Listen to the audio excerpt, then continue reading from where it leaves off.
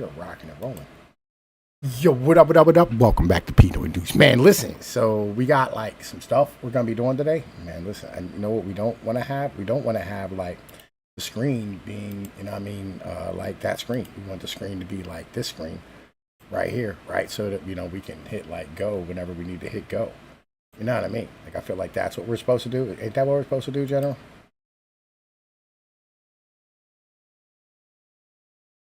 Jenzing, say hi. We are here in the ideological playground, motherfucking like Discord server. This is a Jenzing server, and like I put a link in the description for anybody who wants to join. He's gonna be setting up some like crazy new type of Discord. It's gonna be all types of bananas and stuff, where you're gonna have different like communities and like different type of things, and so like you can ban people out of communities, and it's gonna be a whole different animal. It's gonna be like a Discord inside of a Discord. It's gonna be pretty cool. I'm kind of excited to see how it turns out. But we wanted to sit here and like react to like this, Trump or this debate that happened in, that happened earlier tonight between Kamala Harris and Donald Trump, right? Because I think like it was absolutely bananas. You know what I mean?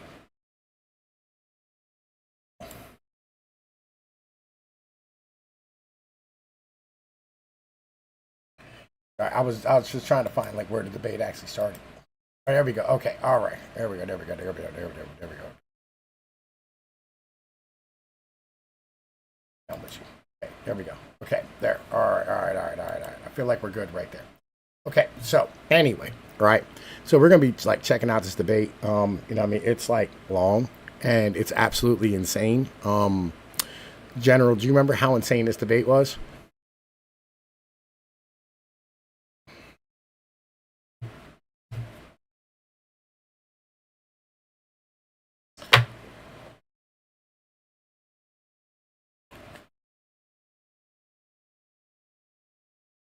I feel like if anybody who thinks somebody won this debate, I'd like to meet that person because I don't think anybody actually won this fucking debate.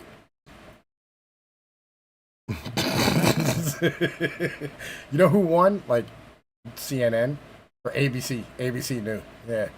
So we're watching it on the CNN channel because, this is the first one I came across, and I just hit a button because that's what I do. But in the meantime, we're gonna get to it. Let's watch.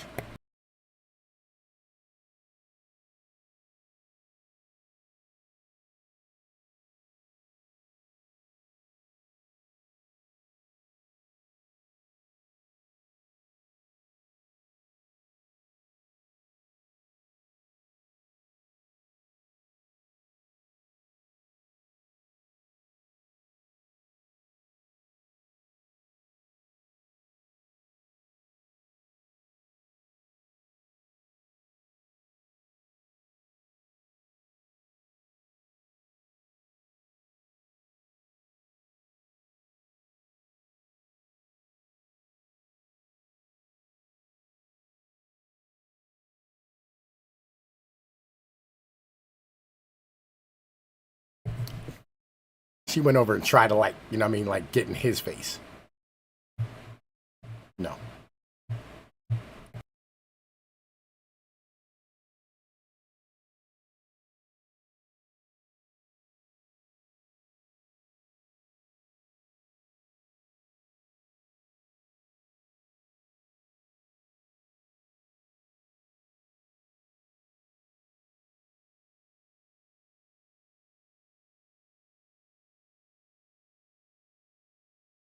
So no.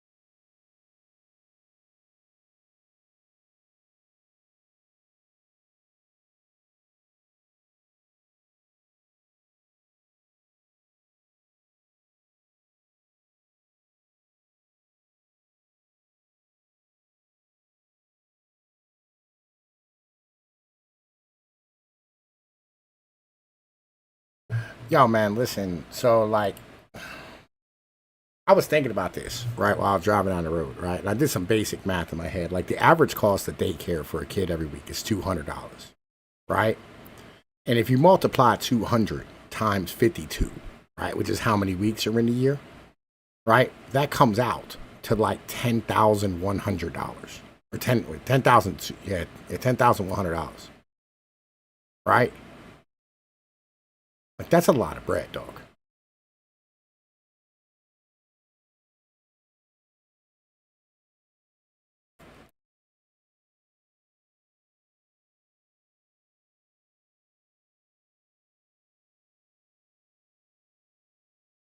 No, no, no, no, no. It's the whole family. You're getting a $6,000 credit for a family.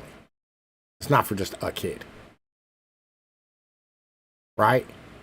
Like, and this is the fucking problem, right? It's like, again, this is not helping. Like, how about, and this is a crazy, crazy concept, right? And I was thinking about this the other day. What if, you know what I'm saying? Like, oh, we eliminate child support, so you stop penalizing dudes for making babies, and maybe more dudes will make babies. You know what I mean? Because like it requires like two parts. Now, because we help women to death. You know what I mean? Like women can get like 60 grand from the government for free, right? If they have a kid. You know what I mean? But like a dude, you know what I mean, just gets like a penalty. So like all of a sudden now, no dudes want to impregnate a female, and every female now sees this because like they follow what dudes do, and dudes go like, oh, this is like a terrible option for me. And I mean, maybe it's on the other side. Maybe we should like stop penalizing men.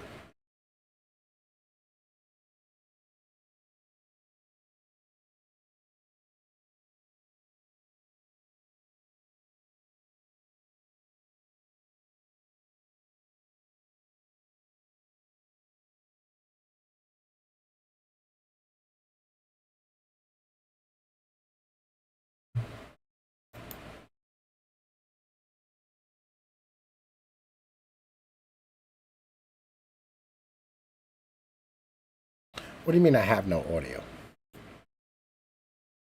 Oh, I have. Oh, bro, yeah, that would probably make sense. Hang on a minute. Properties. Oh, yeah, that would probably make sense. Can I send you a link to remote to your computer real quick? Wait, hang on 1 second. 1 second, yo. Hang on a minute. Wait a minute. Wait a minute. Wait a minute. Wait a minute. Wait a minute. I have been talking live, but the rest of y'all, nobody can hear y'all. Nobody can hear the fucking stream. Right. Hang on 1 second. Y'all the streaming. And then, okay. Boom. All right. Wow, we should be right back on motherfucking track and shit. And then. All right. Mic Bada check bing, 1 2. Bada bing, bada bing, bada bing. Yeah, we're good. We're good. We're good. We're good. We're good. We're good. Okay. There we go. Yeah, I think the debate was a dumpster fire too, Enclave. You know what I'm saying? Keeping this 100% honest with you. All right. Now, all right. So now we do have audio, right? And I mean, and then let me double check. The only other motherfucking issue I stream. can see is the stream aspect ratio being really stretched out. Yeah, it's cool. Don't worry about that. Is to give a Wait, let me double check this $50,000 here. tax deduction to start up small we're good. businesses, Okay. knowing they are part of the backbone of America's economy. My opponent, on the other hand, his plan is to do what he has done before. Anyway, right? So like, yeah, back to what we were discussing in the first place, right? Like they're gonna give like parents a $6,000, right? And they're not even gonna give it to them. What they're gonna do is a tax credit, which basically means you get to keep more of your own money, right? Which is complete and utter nonsense. You know what I mean? Like we should never be on that level where it's like you're giving me my money back, right? We could just stop taxing parents. This might help a little bit. I actually I kind of like Kamala's plan. Like if you do it $6,000 like per kid, then like I don't know, let's say you have 4 kids, then I mean that's $24,000 worth of tax credit, and then basically for a lot of families they just wouldn't be taxed. Just that doesn't sound bad. I mean, there's no way that she can possibly implement this. Like it's a fucking pie in the sky, like it's never gonna fucking happen, but you know, it sounds nice. Yeah, I like mean, things that sound nice. Yeah, basically, like it'll just nobody will be fucking taxed who has children, and still nobody will have kids because it's still too fucking expensive. Mm. You know what I'm saying? Like this is all kind of fucking retarded. Like this is all just playing with math, bro. Like how about you just stop taxing people just altogether, bro? We can move to like a sales tax model and just make way more fucking sense. Well, how are we supposed to pay all the very, very, very important government employees that their jobs are probably important? I mean, again, we could do like, a sales tax model. You know what I mean? And it'll just make way more sense. And you could stop, like taking people's fucking money. I mean, it makes more sense. And then you could save businesses a lot of money in like HR from like having to deal with tax nonsense. But what about the being able to bomb the brown children? Again, you have sales tax to do that with. True. Or we could just print more money like we always do. Yeah, I mean, that's only going to work for a little bit. Like, that doesn't work anymore. Like, we're noticing that it works as long as we're the global power. I mean, it works as long as, I think it stopped working here recently, to be honest with you. Okay, here's my, here's my genuine solution. You don't tax people at all. You just completely get rid of tax. And in order to fund the government, they just print the money to fund the government.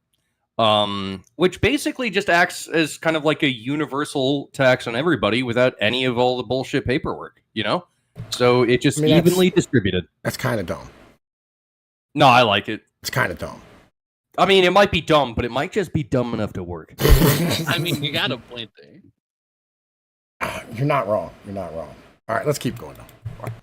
Which is to provide a tax cut for billionaires and big corporations, which will result in $5 trillion to America's deficit.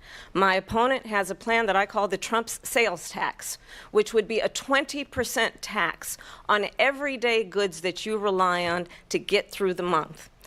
Economists have said that Trump sales tax would actually result for middle-class families in about $4,000 more a year because of his policies and his ideas about what should be the backs of middle-class people paying for tax cuts for billionaires. President Trump, I'll give you 2 minutes. First of all, I have no sales tax. That's an incorrect statement. She knows that. We're doing tariffs on other countries. Other countries are going to finally, after 75 years, pay us back for all that we've done for the world. And the tariff will be substantial. That's a big thing right there that he just said. You know that, right? Well, okay. I do want to discuss this, and I think that Trump is right, but just keep playing it for a bit. Okay, all right. In some cases, I took in billions and billions of dollars, as you know, from China. In fact, they never took the tariff off because there was so much money they can't. It would totally destroy everything that they've set out to do. They're taking in billions of dollars from China and other places. They've left the tariffs on. When I had it, I had tariffs, and yet I had no inflation. Look, we've had a terrible economy because inflation which is really known as a country buster. It breaks up countries. We have inflation like very few people have ever seen before, probably the worst in our nation's history. We were at 21%, but that's being generous because many things are 50, 60, 70, and 80% higher than they were just a few years ago. This has been a disaster for people, for the middle class, but for every class. On top of that, we have millions of people pouring into our country from prisons and jails, from mental institutions and insane asylums, and they're coming in and they're taking jobs that are occupied right now by African Americans and Hispanics, and also unions. Unions are going to be affected very soon. And you see what's happening. You see what's happening with towns throughout the United States. You look at Springfield, Ohio. You look at Aurora in Colorado. They are taking over the towns. They're taking over buildings. They're going in violently. These are the people that Xi and Biden led into our country, and they're destroying our country. They're dangerous. They're at the highest level of criminality, and we have to get them out. We have to get them out fast. I created one of the greatest economies in the history of our country. I'll do it again, and even better. We are going to get to immigration and border security during. All right. Listen, there's a lot to address here, right? Like a lot. All right, first off, like the fact that he says you're going to pay us back for what we've done for the past 75 years, I 100% agree with what the fuck he said there. Like 1,000,000%. Like all the fucking military aid and all like the fucking us guarding the world's oceans and like keeping everything open for the commons and, protecting everybody and keeping everybody peaceful and like being the arbitrator of the world and the World fucking Bank and being like all the things. Right, the United Nations, everything. The world owes us for all this shit. They should be paying us back, 1,000,000%. Well, there's I think that throughout this debate, because this is my second watch through of it. I think that Trump is really hammering home like a few key points. And one of the key points is, hey, why are we importing like not just the third world but the worst of the third world? Why do we need all these people? It's a good point. I don't see why we need to be doing this. But I mean, it's fair. And also, yeah, I mean, why is it America's duty to like defend the entire world? Our economy isn't doing great. Like, why is it still our responsibility? A world war is no longer happening. A Cold War, in theory, is no longer happening. Like, why the fuck is it our duty to do any of this shit? We should be looking inwards towards America, building ourselves up. Why the fuck are we funding all these other nations to build them up? This isn't the fucking 70s anymore. This isn't the 1980s. We don't need to be, lending a whole bunch of dollars because, the spread of communism. Like, this is, yeah, I mean, Trump is right on this, but as we will see throughout this debate, Kamala says really nice CNN talking points. So she has that going for her. I mean, look here, right? Like, here's my thing, right? As an in general thing, right? I feel like, if you don't uphold, right, the same rules of the companies that leave your country and go elsewhere to manufacture or gain goods, right? And if you don't make them pay the workers where like they get the goods from the same as they would an American company or an American worker, right? Basically what you're doing is you're like just basically fucking over your own people. And that's like a terrible thing. So I don't think that that's healthy for any nation to continue to allow like just these merchants to be able to just go do and like have whatever the fuck they want. I think that's like a terrible ideology to have. Number one. Then number two, the third world people, right, that are fucking coming here. I don't think it's the worst of the third world. I really don't. I think that's a complete and utter fabrication. Come on. I don't think that's get right. to it. I don't think that's right. Trump will get to it, man. Trump will get to it. I need to inject in one thing. What do you got? The 20% tariff. That's assuming that, Americans are not just going to inherit the extra costs. And Americans will. which will lead to more costs, which will lead to, job impact. It would be higher prices on goods. It'll lead to lower purchasing power for the average American. Like overall, for all imports, pretty bad. Maybe to Chinese imports, sure. No. China's the one that's the problem, right? China's the big one, right? Because here's the thing. Here's the thing. Statement is there's on all imports. All right. Here's the thing, right? Like, I think that like there's no reason to put a tariff on German goods, right? Just as a whole, right? Or at least most European goods, right? Just as an in general. Or like imports on food products, like how we even like Volkswagens. You know what I mean? Like, why would you tariff them? Like, they're literally like you're not helping anybody by doing this. No. This is sensible. I believe this is sensible. Look, yes. If we put a tariff on a whole bunch of cheap goods coming in from, I don't know, China or India or whatever the fuck, then yes, the prices of those goods will rise. I mean, that's inevitable. But if that allows us to create, I guess, more goods in America, then that means that you have more jobs for Americans. There's more kind of like demand for American goods that raises the wages. And I'm kind of in support of like the price of goods going up if it is also like the valuation of labor goes up. Like that seems like a very fair trade to me. Yes, listen.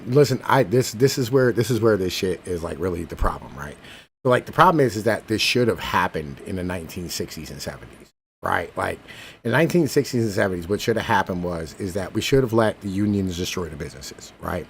And then we should have learned a fucking lesson. And like, and when it collapsed, like, yeah, we probably would have went the other way just a little bit too hard, right? But then it would have corrected the other way again and would have went back. But like, instead of that, what we did is we fucking just moved the fucking whole ass business to China, right? And in doing so, it ended up like just completely destroying all the American labor, right? And all the we have no manufacturing. Yeah. So Okay, now so- when we impose that 20% tariff, it's going to lead to a huge shock, which is going to lead to, wage price spiral. Well, here's the problem, General, right? And Jenzig as well. The Chinese have the worst demography in the fucking world, right? Yeah. Like by far, right? They're Yeah, we literally, can't- they can't we keep can't- manufacturing there. We can't rely on them for that much longer. Their economy is going to collapse. And India is a basket case, right? So like Yeah. you can't like what they did in China with like the command the command economy building that they did with their government, where they said, listen, we're going to build roads and highways and super trains and or like electric trains and fucking we're going to put in transportation and we're going to put in fucking all these fucking coal plants and all this stuff, right? They can't do that in India. Because India is like not one country. India is like fucking 12 different fucking country that speaks like fucking 30 different fucking, or probably, how many languages General speaks and spoken in India?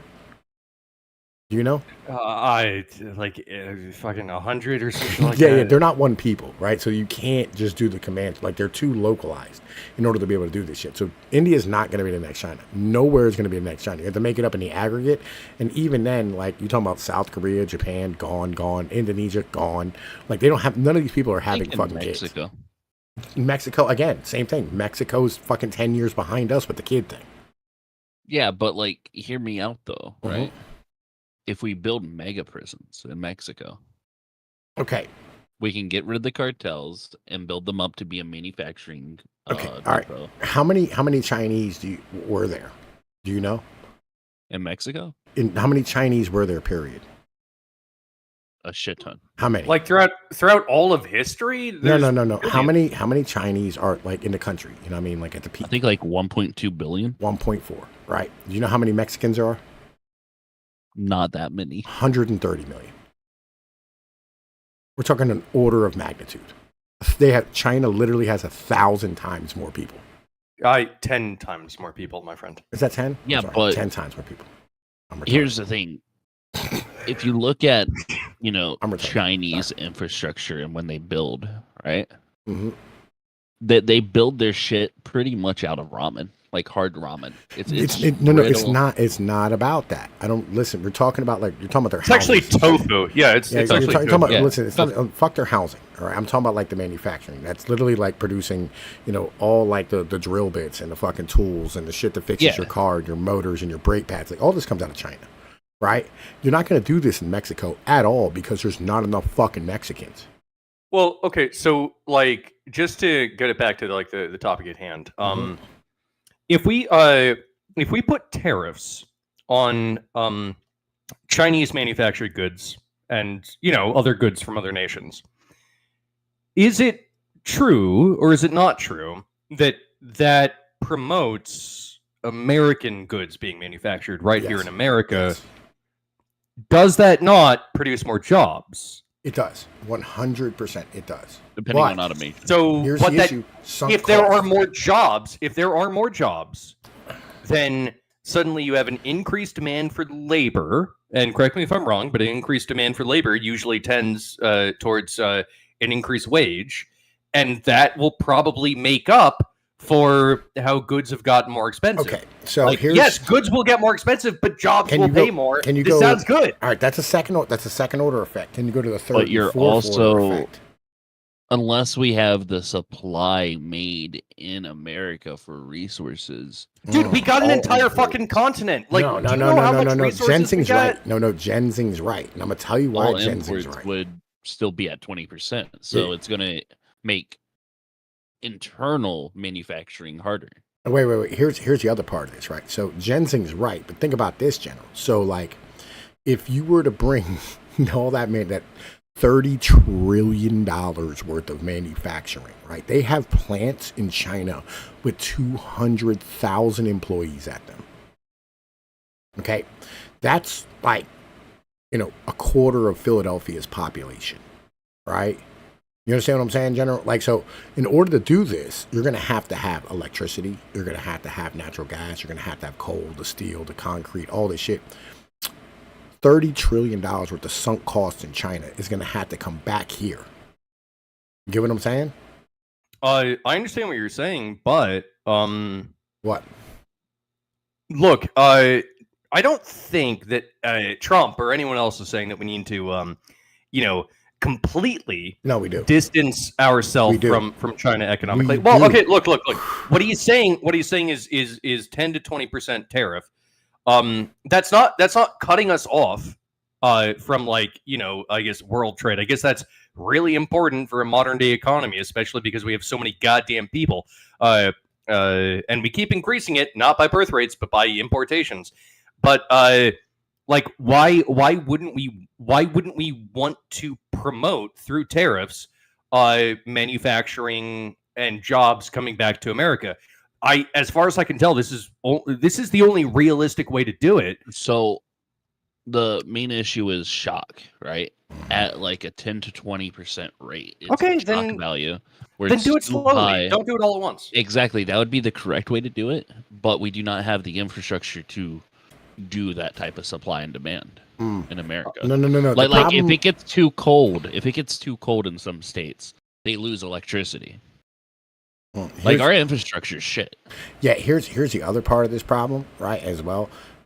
So right now we are having a problem with like gas production, right, and like diesel production and shit. And the reason why like we're having a problem with this is because the government's going, well, we're gonna fucking enforce all these new EPA regulations and we're gonna try and shut you down and all this stuff. So they just basically stopped, right, fucking fixing their shit. And they said, we're not gonna fix our shit until you pay for it. And that's what companies are going to do. They're just going to play chicken with the fucking government. And the government's going to have to sink $30 trillion into manufacturing in order to make all this shit work. And then on top of that, they're probably going to have to sink another fucking 10 trillion, maybe 20 trillion into fucking infrastructure to make any of this shit happen. Wait, whose bright idea was it exactly to sink a whole bunch of American money into China to make them the manufacturing hotspot of the world? Whose bright idea was that? Milton Friedman. Oh, based. So, yeah, I mean, look, like I understand that the I understand that the solution to the problem is going to cause hardships, but continuing with the problem will eventually cause more hardships. Like at some point, a tiny forest fire has to occur. Like there has to be some amount of discomfort so that we can get out of the trap that we're in. Like, I'm sorry to say that, but it seems inevitable. What up, Psycho? Nice to see you out here in Tatsuaki. Motherfucking Damian Young, right? Like, yeah, I mean, like, this whole thing, right, just as an in general thing, is a giant, like, fucking squabble at the moment, right? And it just, nobody really knows how to solve any of this stuff, right? Like, the best we can do is kind of just, like, hope. You know what I mean? Well, except for Kamala, of course. Kamala seems like she's going to solve it. Very bright lady. Right. All right. Let's keep rocking. During this debate, but I would like to let Vice President Harris respond on the economy here. Well, I would love to. Let's talk about what Donald Trump left us. Donald Trump left us the worst unemployment since the Great Depression. Because of COVID. Yeah, because of COVID. Like, I don't understand why she thought that was a really good point to bring up. Like, but COVID wasn't a thing. As long as we don't test for it, the numbers aren't there.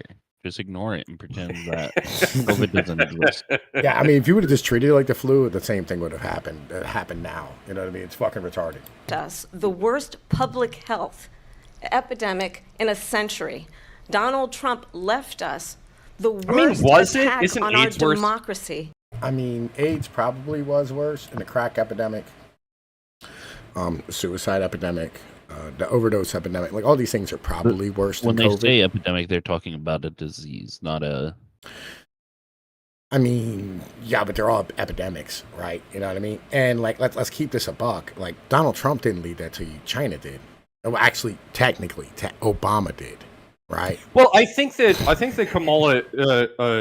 Kamala's main point here is that Trump actually went into the Wuhan laboratory and invented the COVID virus, and this is all his fault. I think that's her major point. Yeah, he had sex. That might be true. Yeah, he had a sex What with Peg. was And a bat, Well- simultaneously. He had a threesome. what was the response like team in the White House dedicated to COVID that was already created and ready and prepared for epidemics that was disbanded right before COVID occurred? Probably the CDC. I don't know. It was in CDC. It was like a task force.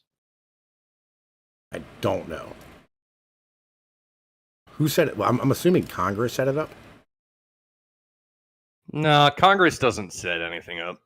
Nah, Congress sets all this shit up, bro. Like they No, really- they do. Okay. Congress goes, hey, I want a fucking rainbow to fly above the congressional building at all times.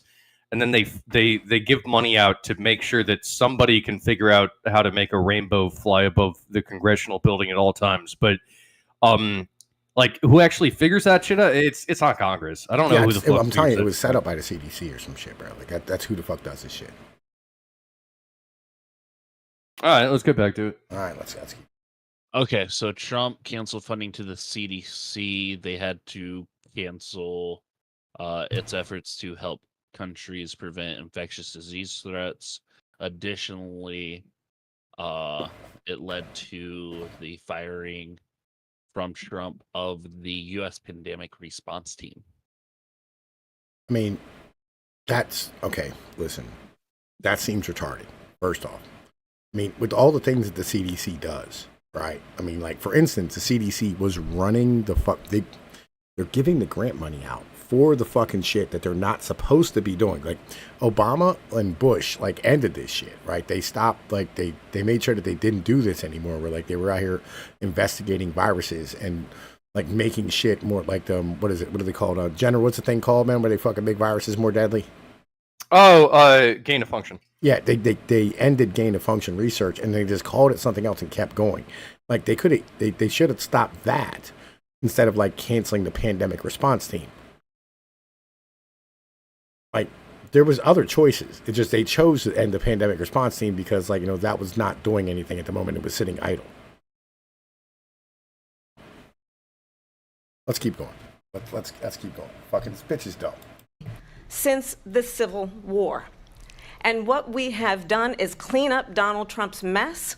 What we have done and what I intend to do is build on what we know are the aspirations and the hopes of the American people. But I'm going to tell you all in this debate tonight, you're going to hear from the same old tired playbook, a bunch of lies, grievances, and name-calling. What you're going to hear Projection! tonight is a detailed and dangerous plan called Project 2025 that the former president intends on implementing if he were elected again. I believe very strongly that the American people want a president who understands the importance of bringing us together, knowing we have so much more in common than what separates us. And I pledge to you to be a president for all Americans. President Trump will give you a minute here to respond. Number one, I have nothing to do, as you know, and as she knows better than anyone, I have nothing to do with Project 2025. That's out there. I haven't read it. I don't want to read it purposely. I'm not going to read it. This was a group of people that got together. They came up with some ideas, I guess some good, some bad, but it makes no difference. I have nothing to do. Everybody knows I'm an open book. Everybody knows what I'm going to do. Cut taxes very substantially and create a great economy like I did before.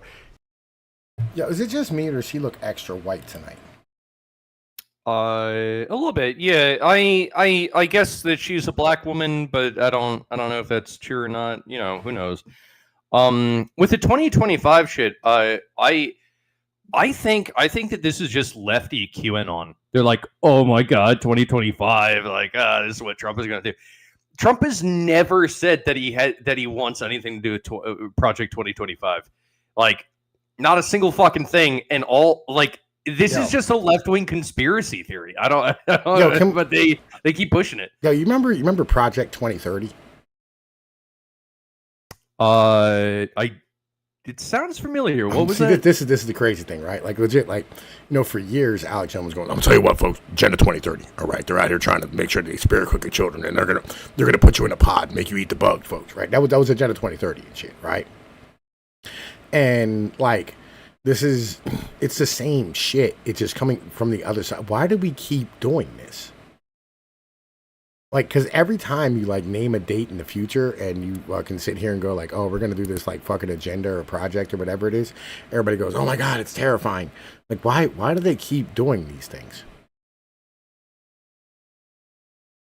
Well, it's a good way to, I guess, people get scared about something that might happen in the future. I mean, I guess it's effective. Like this is where conspiracy theorists get all their shit from, right? It's literally like these people sitting here coming up with like these plans that could happen, that would happen. Like if they go, well, if we were to game it out, I mean, we wanted to be able to solve the problem or whatever it is, or make this shit work this way or whatever, right? They would sit here and they would do this, right? Like this is what we would do. By this time period, we have this many years to do it, and this is how we would implement it, right? Like this is all like like aspirations of these like fucking both sides of the management class, whether it's the super neocons or the neo-libs. Either way it goes. And actually, they're basically the same fucking people with different. So shit, I think I've come up with my own. I call it the Kamala 2025 project, and what it involves is if we get Kamala elected, then she's gonna sell off America to the highest bidder, and she's gonna fuck her country over. That's my conspiracy theory, right? And I just came up with that, so that's probably a valid. It's just as valid as 2025. Let's go.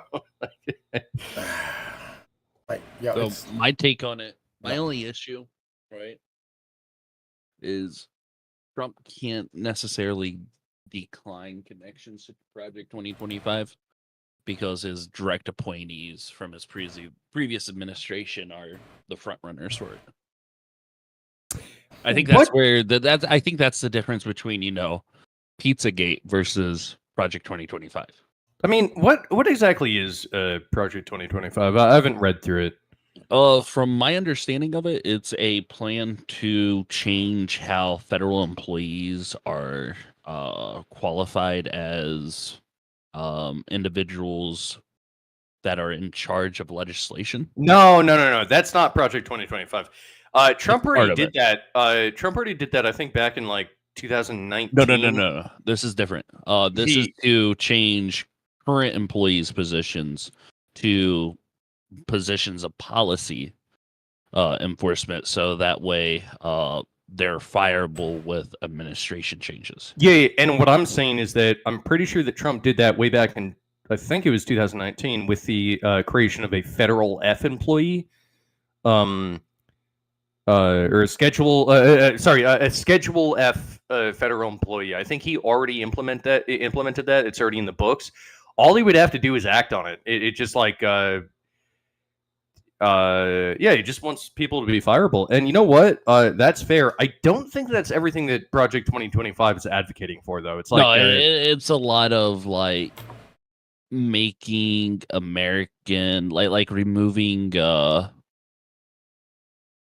Going off the top of my head, I was focused more on the divorce aspect, right? It's removing no fault divorce. It's a lot of freedoms that are being targeted there. Having to like prove, hey, I'm in a shitty relationship because of X, Y, or Z. I need to file for divorce. Right? Another aspect of it was primarily a lot of removal of environmental protections. Okay. And like just deregulation when it comes to big business.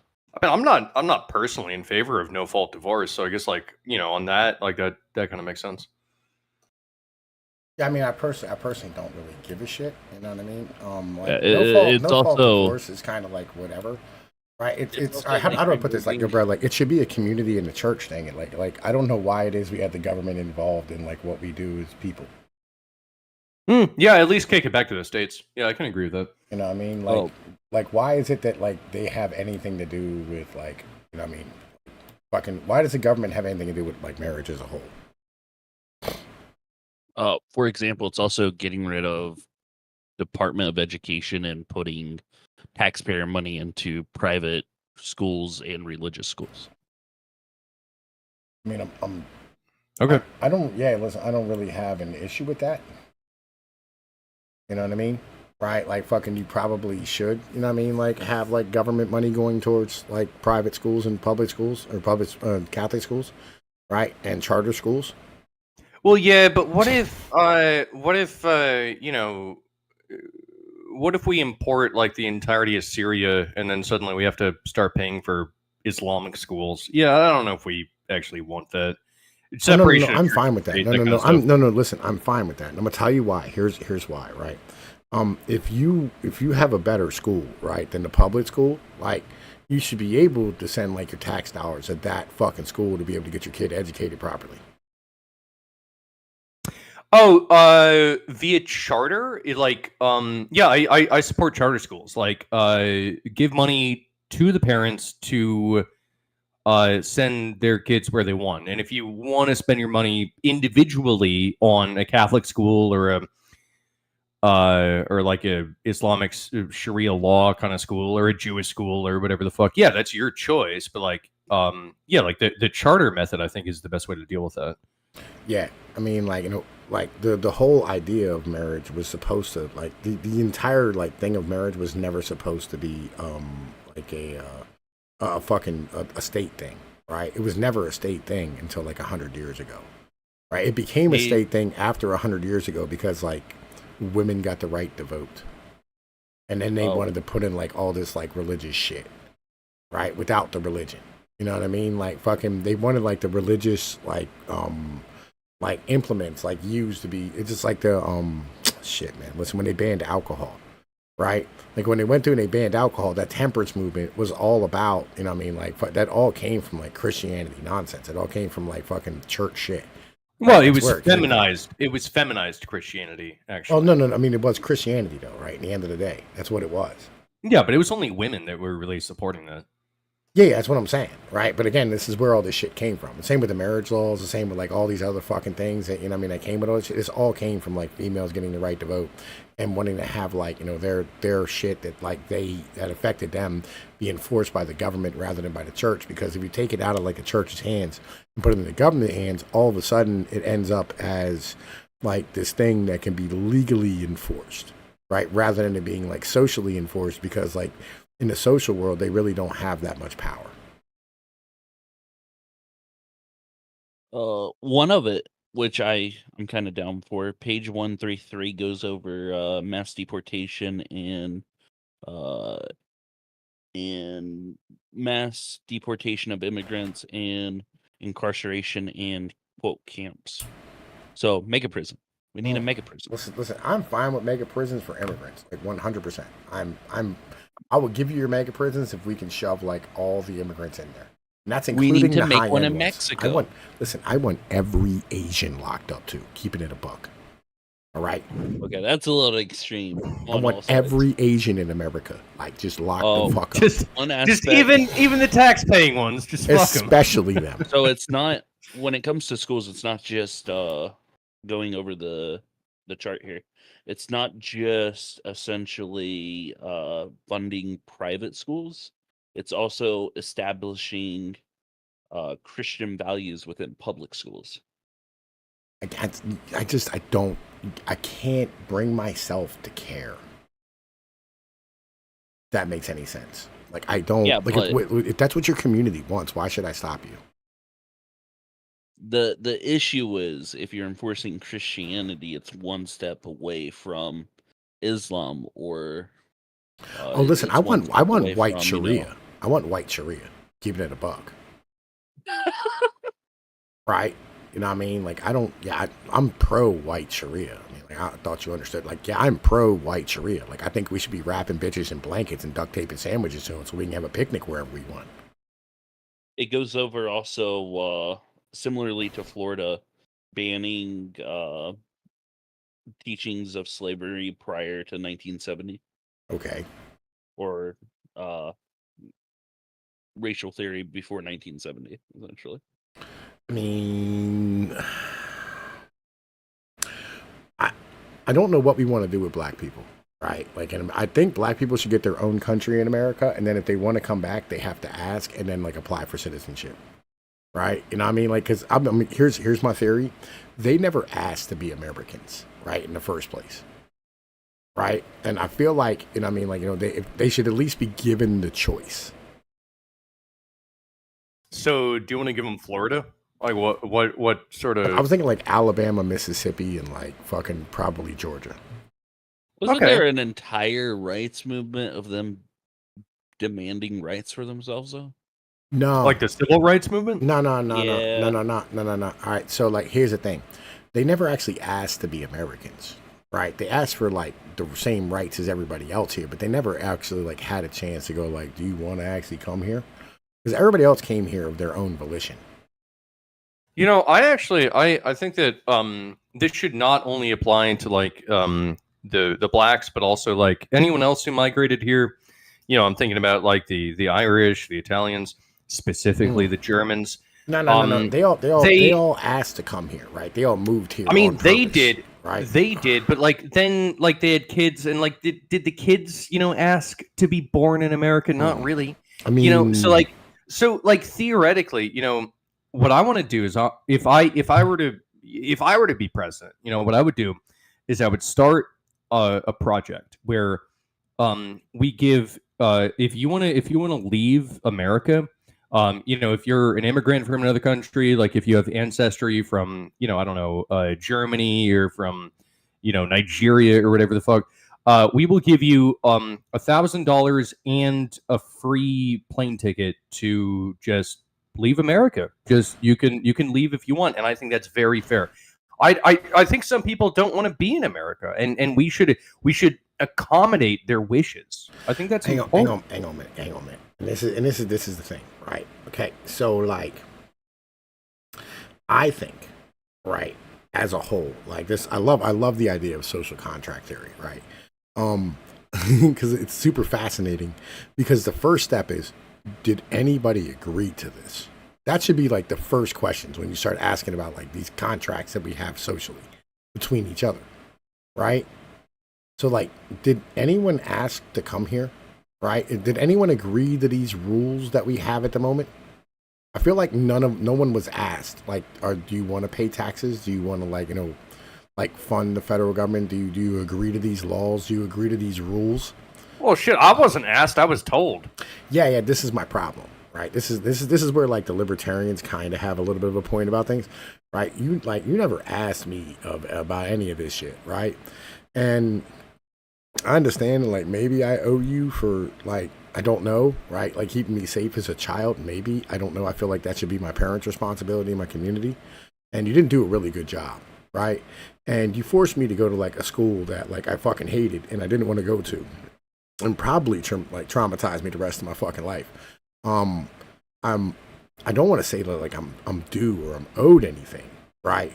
But at minimum, you could have asked. You know what I mean? If like I'm okay with all this shit. Yeah, but you know, public schools nothing like private schools. Like I went to if both. You gotta, I went to both. You went to both. I went to both. What's your take on the difference? I only went to public school, and I can tell you, it's basically a prison for teenagers.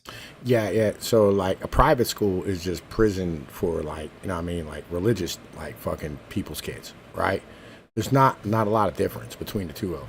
You know what I mean? Like just as a whole, because like I went to Catholic school, right, and then I went to public school, and Catholic school had a strange, like real weird vibe to it, and then the public school had this like you're gonna die at any given moment vibe to it, right? Both of them were terrible, and I fucking hated them with a passion. And if I could have been anywhere the fuck else, I at one point when I got to like high school, I started demanding I be paid to show up.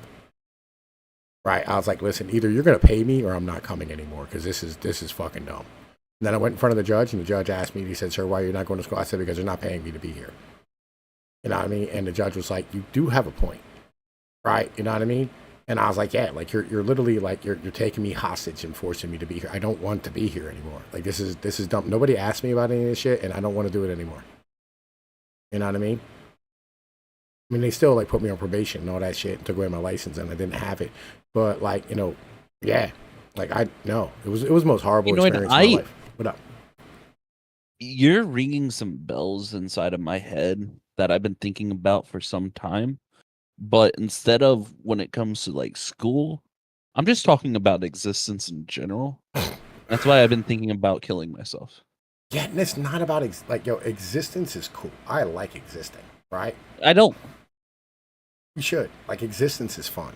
If you're not enjoying yourself, no. Here's the thing: you have to find something in life that you enjoy, right? Existence is painful, but it is what it is. But I didn't ask. And I understand you didn't ask, right? But like, since you're here, you should have fun, right? And you can, and that's the cool thing. It's not like school, right? Where like when you're at school, you can't have any fucking fun. Okay, what about your take on blacks though when it comes to that? Because they didn't ask to be here. They didn't ask to be in the country, right? So like, I mean, they're and I didn't ask to be in the country. I didn't ask to be alive. That's why we should give them the option to receive $1,000 and a free plane ticket back to wherever the fuck they came from. I think that's fair. I mean, listen, I kind of agree with that idea, but I think that just the amount of shit that we did to them and their ancestors, right? Because like we do have like a long-term blood debt paid, right? That's what I wrote about in my last Substack. Is that like you think like we all think we're outside of history and we're not, right? Like this. Like, and we all know. I was told by Fukuyama that history ended a while ago. Yeah, right. Yeah, but like here's the thing: you don't go into black neighborhoods. It's not because like the crime's high. The truth is, you don't go in there. It's because like all of a sudden you could immediately be drugged, and like history can reach up and motherfucking mug you at any given time. You know what I'm saying?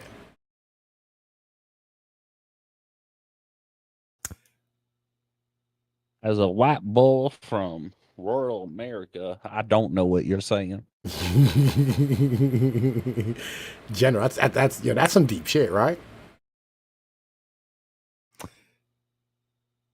I suppose, like, I mean, I guess that what we're talking about, right, is does it like if your ancestors agreed to terms and conditions, and like those terms and conditions obviously have changed. If you were born to those ancestors, are you still beholden to those terms and conditions? I'm not actually. I don't know. Well, this is the thing about a nation, right? Like there is no you do nation. have the ability to migrate elsewhere. Sort of. No one's Sort of. here. No. You sort of do. Like if you don't have the finances, you don't really have the ability. Yeah, that's your own personal issue, though. That's no. We're a nation, right? So like we're a group, right? And it's just like so with the Japanese and the Koreans, What right? are we? Yes, right. So but we didn't agree to be part of this group. I mean, but we are, right? So like with the Japanese and the Koreans, right? There's an inherent understanding that like there's a long-term blood debt between the two of them. Right, that's natural for every other fucking people in the world, right? Mexicans and Puerto Ricans, I don't know, like fucking the French and the fucking English, right? The Germans and fucking everybody else in Europe and the Polish, right? The Ukrainians and the Russians and the Ukrainians. yeah, right. Like there's these long-term blood debts, right? that are due back and forth. Right. And, so like there's a reason why they don't live in each other's countries. And when they do, they end up having massive amounts of fucking problems. There is, by the way, I just want to point this out. There is no shot that we're making it through this entire debate. I feel where you are. These are like. What was the original topic again? Why Kamala Harris looks extra white right now. Yeah, she does. let's that was like the third subtopic. Yeah, let's keep going. We had the greatest economy. We got hit with a pandemic. And the pandemic was not since 1917, where 100 million people died, has there been anything like it. We did a phenomenal job with the pandemic. We handed them over a country where the economy... No, this is very important. Yeah, what do you got? All I remember from the pandemic times was him arguing how there wasn't a pandemic. That's a major backtrack of history. That's not what I remember. Wait, what? how there wasn't a pandemic. Yeah, how it was all like lies, and if we quit testing, the pandemic goes away. Oh, were you watching a whole bunch of CNN back then? So I remember Trump going, "Hey, COVID might be a serious issue. We should probably close our borders to China."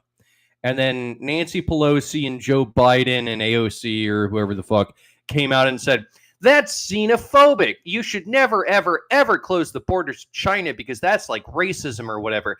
And then Nancy Pelosi came out and she was like, everyone should just like hang out in Chinatown to, fight this horrible xenophobia that Trump is trying to spread. Meanwhile, Trump was like, "Yo, all the virus is currently in China. We should probably close the borders to China." And I think they like blocked him from doing so or some shit. And then we got hit really hard with COVID, which was like just the most fucking genius shit on behalf of the Democrats, Yeah, and then, I remember like he started this thing called Project Warp Speed, and like he also forced like Ford and GM to make like ventilators and shit, right, and fucking masks, right. He like instilled like wartime acts. Which, in retrospect, was perhaps not the best decision. But it was what it is. I was over at the farm show where like he was at like the other day, right? And they had an entire building, right, like a whole warehouse full of nothing but like N95 masks and gloves and shit, and like fucking fucking hand sanitizers that they used. No. Okay, so he ramped up production a lot of these things, and like, if COVID was actually based off of like if the way to solve COVID would have been based off of like ventilators and Project Warp Speed, which developed the miracle vaccine, then it would have worked out really well. Unfortunately, ventilators turned out to not really be that important for COVID. I mean, ventilators turned out to be like dangerous. It turned out to not work out. And also, kind of same goes with the vaccine. It's like, it kind of didn't work out. In fact, it seems as though we paid a whole bunch of pharmaceutical companies to create a completely rushed thing that might have actually potentially done more harm than good. But, this is all in retrospect. Donald Trump was trying, and I do respect him trying, even if it was... I feel you. Right. Yeah. All right. Let's keep rocking. And where the stock market was higher than it was before the pandemic came in. Nobody's ever seen anything like it. We made ventilators for the entire world. We got gowns, we got masks, we did things that nobody thought possible.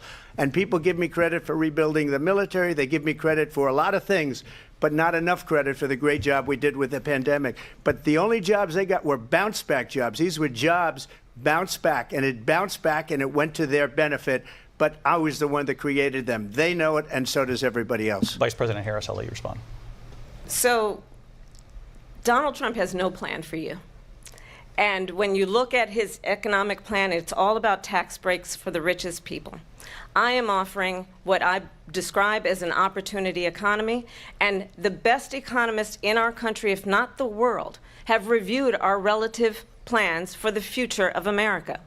What Goldman Sachs has said is that Donald Trump's plan would make the economy worse. Mine would strengthen the economy. Why the fuck are we Wharton trusting School has Goldman said is Sachs? Donald Trump's plan would actually explode the deficit. 16 Nobel laureates have described his economic... I don't trust these motherfucking experts. She's like, oh, well, Goldman Sachs and some Nobel laureates said that actually my plan is bad. Fuck your experts. Oh, remember, the experts keep sucking at their fucking expert jobs. Yo, listen, Paul Krugman, probably told her that the plan would work. You know what I'm saying? Dude, I just, look, I understand that, like, a lot of Americans, they probably still think that, like, oh, Goldman Sachs, oh, the experts from the economic institutions, oh, they're probably trustworthy, but, like, they're not. They never have been. Why? I agree. They're, like, she's basically saying, like, hey, here are some institutions that you probably shouldn't trust, but they said that you should trust me. So trust me. Like, that's all she's saying. This is the kind of shit that like sounds good when like you're doing a debate, or like if you have like a sound bite or whatever the fuck. Like, Kamala is basically saying nothing but like what CNN has been, repeating for the last 6 months. Like, that's all she has to say. But if you actually look at it, it's bullshit. All this is bullshit. She's not saying anything here. The Democrats always talk about like how bad the deficit is going to get. No, wait, strike that. It's the opposite. Yo, listen. I can't with these motherfuckers. I fucking can't, bro. Like, a deficit's gonna explode no matter what the fuck we do. I mean, again, this country's fucking doomed. I just wish we'd come up with a better plan. You know what I mean? But nobody wants to like admit any of these things. We'd probably be better off if we got rid of the immigrants and then at least let us have some money before everything collapsed. Well, if we, honestly, if we blame all the faults on the boomers, they're actually a really good scapegoat because they're all going to die soon. So then everything, like, the boomers are actually the ultimate scapegoat. They're going to go away soon. Just blame it on them. And then no one else is at fault. Only authority match responsibility, son. Let's keep going. Plan as something that would increase inflation and by the middle of next year would invite a recession. You just have to look at where we are. We're already in a recession. And where we stand on the issues. And I'd invite you to know that Donald Trump actually has no plan for you because he is more interested in defending himself than he is in looking out for you. That's just a soundbite. They gave her that to say. Look, I went to the Wharton School of Finance, and many of those professors, the top professors, think my plan is a brilliant plan. It's a great plan. It's a plan that's going to bring up our worth, our value as a country. It's going to make people want to be able to go and work and create jobs and create a lot of good, solid money for our country. And just to finish off, she doesn't have a plan. She copied Biden's plan, and it's like 4 sentences. Like run, spot, run. 4 sentences that are just, we'll try and lower taxes. She doesn't have a plan. Take a look at her plan. She doesn't have a plan. Mr. President, I do want to drill down on something you both brought up. The Vice President brought up your tariffs. You responded, and let's drill down on this because. Yeah, actually, he probably should have listed those 4 sentences. If it was really simple, he should have just listed them. Well, so I do want to, shit, man. I want to point this out. You guys ever noticed how there's not a lot of politics in math? Yeah, there is a lot of politics in math. Well, I mean, I guess there's some, but there's not a lot. Like, if you can prove something, then it's like, well, you win because everyone can look at the proof. I mean, mathematicians. No. The problem is so what are your variables, right? That's the politics in math. And what are the variables? Well, okay, look, when it comes to math, we're not talking about physics here, right? I'm talking specifically about math. Yeah. If you can prove something mathematically, then there's the proof. It's tough to argue with it if you can fucking understand the mathematical proof, right? And then when you get beyond that, you can start getting into how that kind of math intersects with reality, and that's how you get physics. I mean, how does physics, intersect with molecules? You get chemistry, all that kind of shit. No.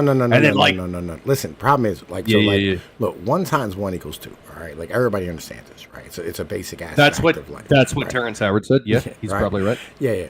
But the thing is that right? The thing is that it doesn't matter if 1 times 1 equals 2. If there's fucking 75 other ones out there that need to be multiplied into this or added into it or fucking divided by or whatever the case is. Yeah. Right? Get what I'm saying? But what I'm trying to say is, Kamala Harris is she's stepping up here and she's trying to say, oh, well, I have a number of Nobel laureates behind me and I know how to fix the economy. I mean, number one, no, you don't, bitch, because if you really knew how to fix the economy, you had the last 3.5 years to do that. Number two, no, you don't, bitch. You seem dumb. And then number three, there is no consensus on how it is that we're supposed to run something as complex as a human civilization, interacting with other human civilizations on a global level at this scale. There is no mathematics behind any of this. You you can say, oh well, some Nobel laureate economists actually support me via some like gay ass models that they made. But like, no. None of this is actually figure outable by just like pure like science and mathematics. Honestly, a lot of this is that's what I started with. Isn't that what I started with, Gen Z? I'm pretty sure that's what I started with, right? There's a particular word that comes from the French you language. said 1 times 1 times 1 repeating, right? There's a particular word from the French language. There's too many variables. That's what it's at. Get down, Pnoid. Get down. Hide. There's a particular word from the French language called pistache, and I think that it applies here. When it comes to dealing with problems of this scale that are modelable because the system is simply too complex, I think that you have to go at it with a bit of pistache, and you can't just go, oh well, actually, some economists had a model. No, you gotta have pistache for this kind of shit. I believe. Hear me out, right? What up? Hear me out. Eventually, we're gonna have the technology, right, to be able to live render the economy of the United States. No, you won't. No, you won't. Yeah, we will. No, you won't. No, you won't. Yeah, we will. No, you won't. Yeah, we will. Oh, okay. No, sorry. Actually, the third time you said it, it convinced me. Right? Yeah, you won't. You won't ever be able to. No, it's possible. It's possible. You have to have a lot of data. It's completely impossible. Mm-hmm. There's too many variables. On which aspect? Well, look, if you can create. Okay, wait. I can explain. This is really simple, right?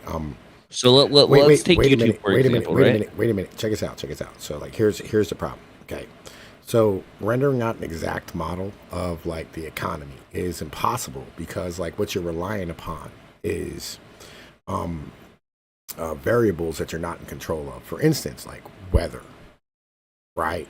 You know what I mean? Like, so you can't predict like when that fucking, that bomb cyclone's gonna hit Iowa, or when, that fucking that blizzard's gonna motherfucking shut down the fucking rail and fucking. Well, Nebraska, you also right. You also can't account for the fact that some people aren't perfectly economically rational. Sometimes they just want to buy a lottery ticket. How do you account for that? Yeah. Like that, whether or not the Powerball's won in PA or like fucking Wisconsin is not something that's like, computable. So, right. Hear me out. Okay.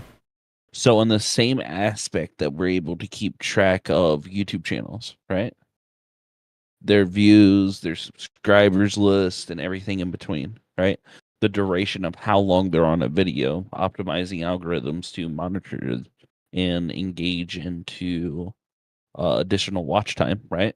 Oh, evil shit. Yeah. Okay. Yeah, I know about people's consumption of time, right?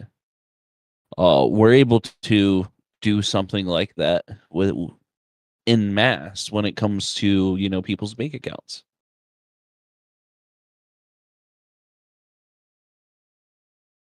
You're never going to be able to like fucking variable this shit the fuck out. You're just not.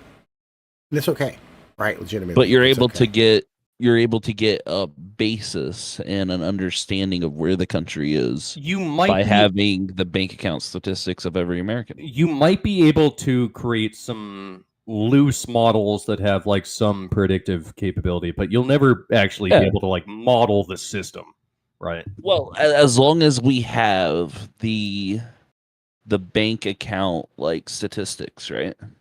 Do you know what a black swan scenario is? Never heard of it.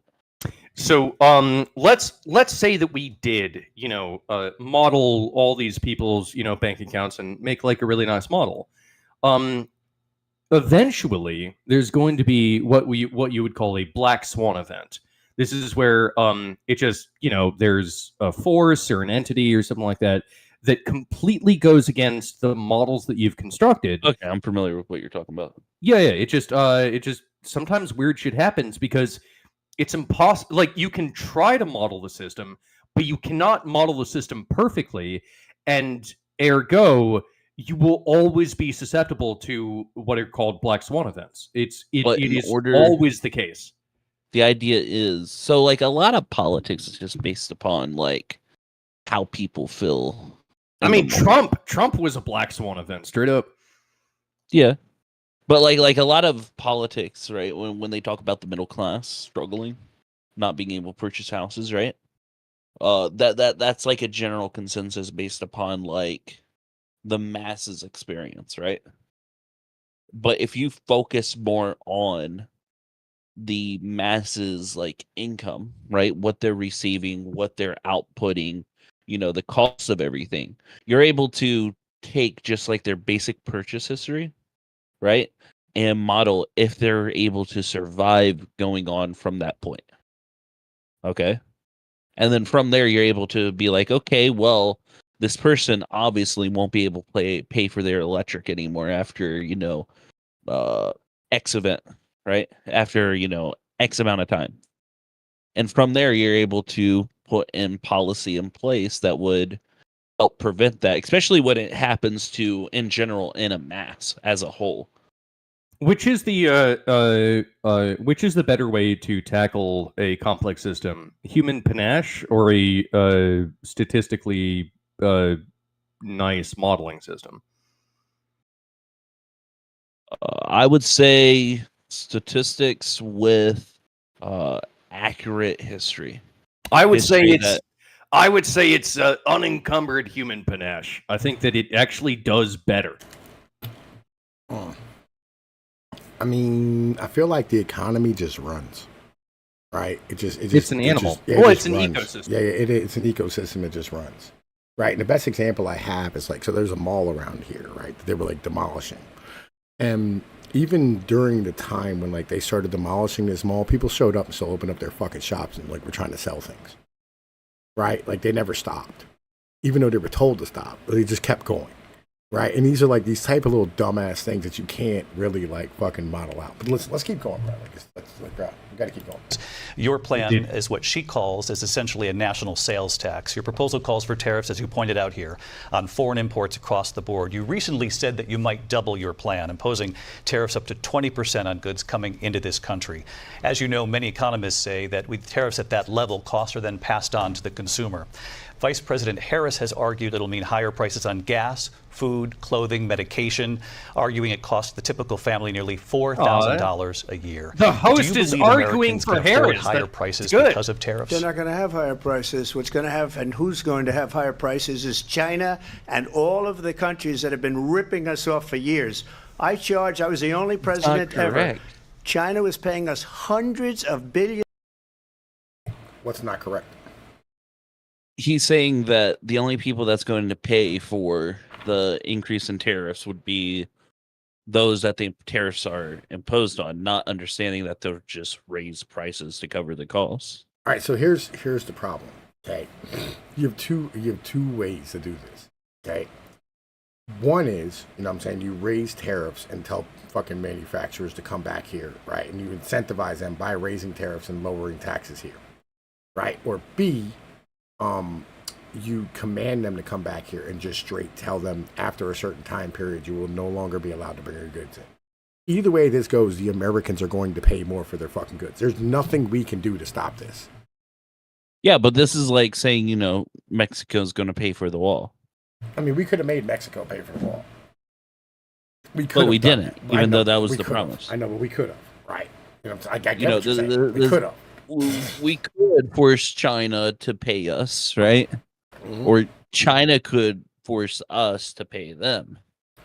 I mean, how do you do that when you have the consumers reliant on the goods that they produce, because the goods they can't produce themselves because they don't have the infrastructure. Listen, all right, here's the thing. Trump's inherently right, okay, in what he's doing. Right, long term, his ideas are sound.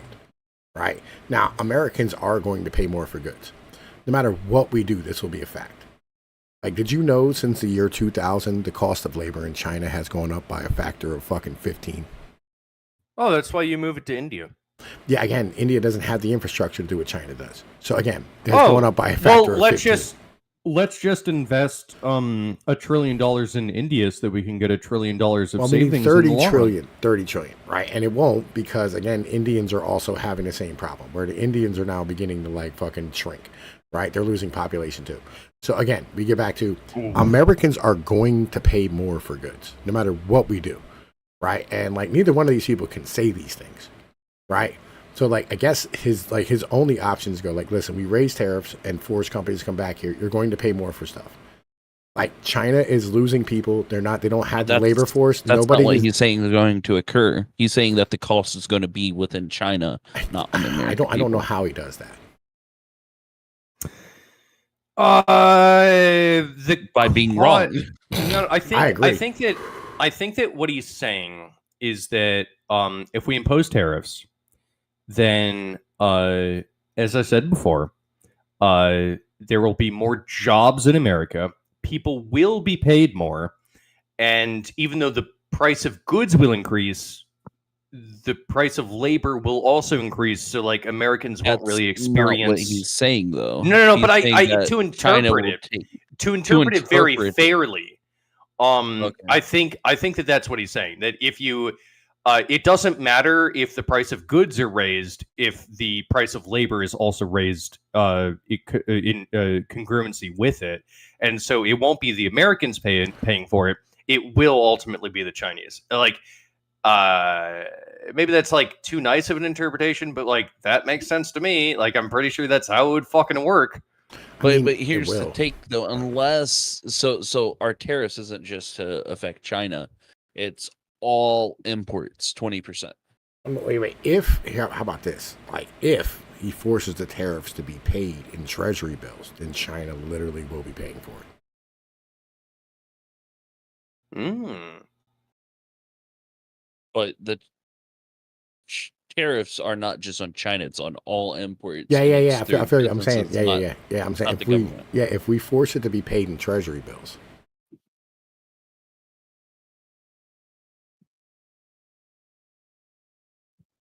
Then they still increase the costs to cover the purchase of the treasury bill. Yeah, but if we use that money to lower taxes, then like Americans are actually not paying anymore. Also, we'll be able to pay for, like, it's kind of like taking out your left pocket, put it in your right. But like on the other hand, like, you know, if we use this to fund things like Social Security and Medicare, you can drop the taxes for these things, and all of a sudden, like, now they are paying for it. Pnoid, it's like I have $10, right? I'm giving. I owe you $10. You owe Nice $10. He owes me $10. It's just passing it around. It doesn't actually do anything. I mean, it kind of does things, right? You know what I mean? Because, all right, it's taking the stressor from one area and multiplying it in another, and you know, condensing it into that area. Why did we, General, you're right. Why did we do this? Like, why did we bring all our manufacturing over to China? I don't understand why we did this shit. Right. So it was cheap. Well, because economic. Because we wanted to become as fake and gay as possible, and we were looking at the fastest avenue to do that. Now, so honestly, why did we want to become fake and gay? I don't know, but we did. I think for this to work, because it's not just us that's reliant on Chinese manufacturing, it's also a lot of the Western societies that are. I get where you're going with this. I like it. So either way, us doing this just pushes us. All we're doing is fucking ourselves over instead of utilizing the cheap manufacturing. I have a better idea. What if we park like 2 aircraft carrier battle groups on the end of the Suez Canal by Egypt, right?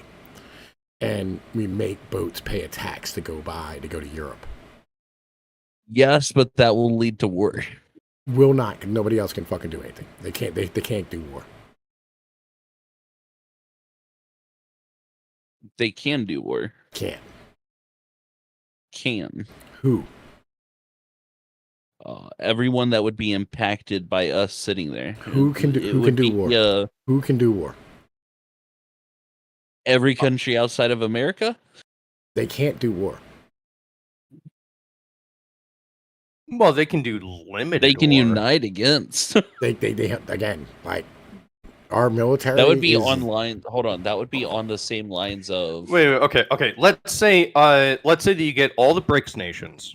So that's Brazil, India, Russia, China. China, Saudi and Arabia. South Africa.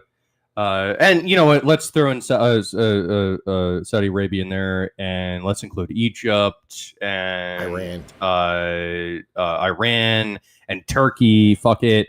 Let's take all of those nations together. Who has more aircraft carriers? That block or us? Us. Okay, so wait, General, I have a question for you. Right, do you know who the world's largest air force is? America.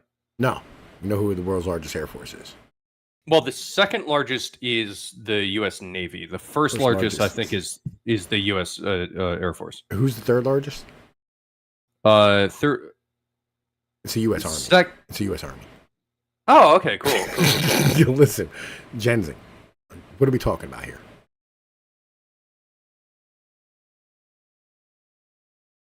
We're talking about us becoming the big bad that the world unites against.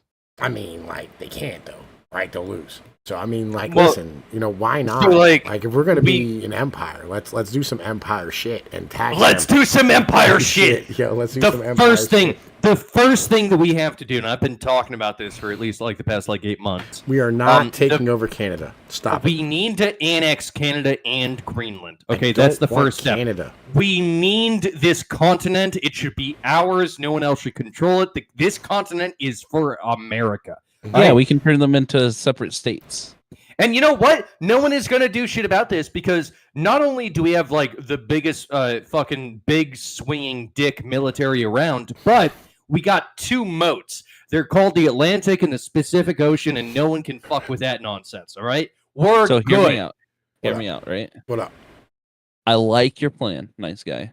But Canada makes a good hat. They're like a beaver pelt. They sit up top, you know. They do their own thing. I think they're good. Okay.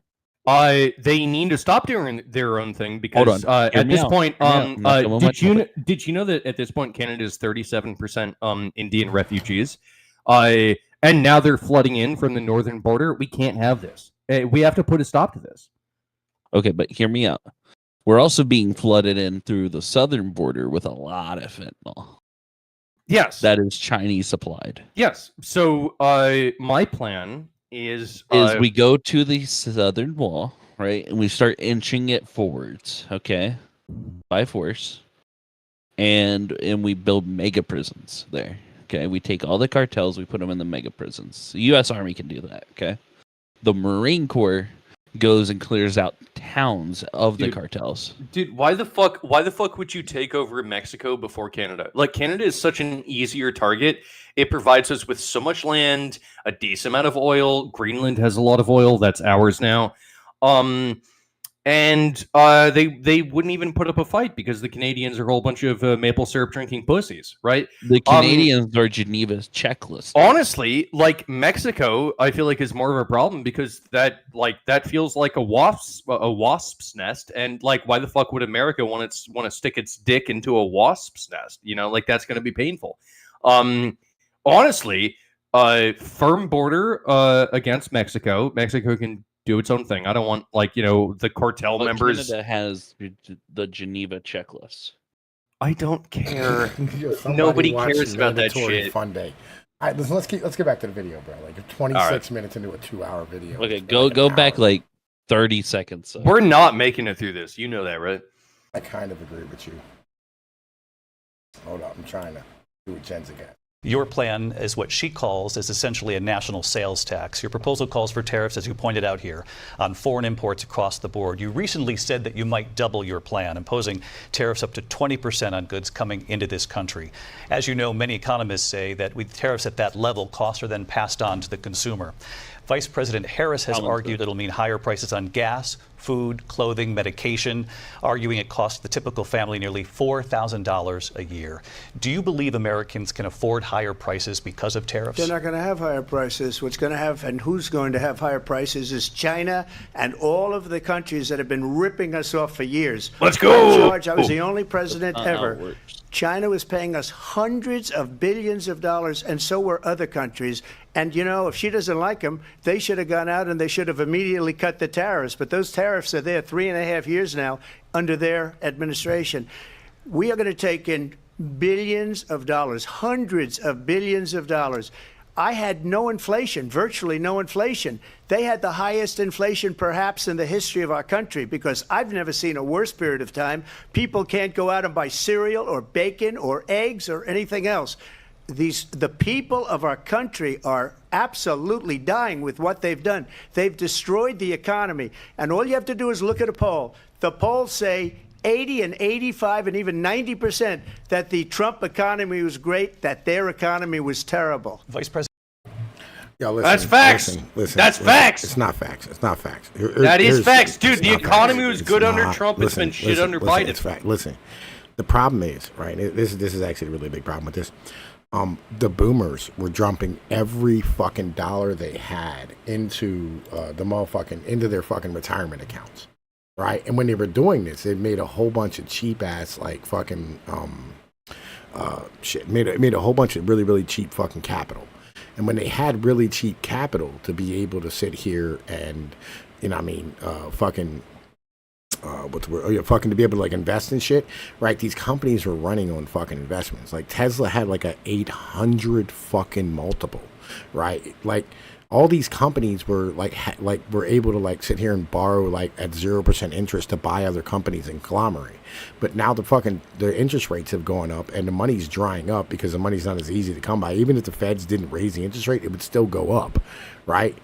And this would have been a problem anyway. Inflation was coming. It was going to happen. It's going to keep happening forever because like we have like less motherfucking people dumping into the system and more people pulling out of it.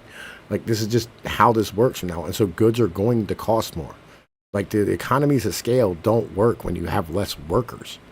Like this is just how this operates. Okay, but if the economy is an ecosystem, then theoretically there are things that you can do to the economy to either make the ecosystem flounder or make the ecosystem thrive. I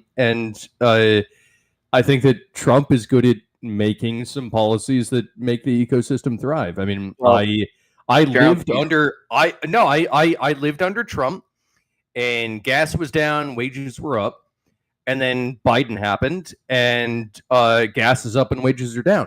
Like that's. Maybe that's like a super fucking stupid way to analyze it, but like all I can look at is like my own experience. Like that's how it played out. Well, look, we all know that biodiversity is great for the ecosystem. Okay, so of course Kamala knows what she's doing. A very fair point. Yes.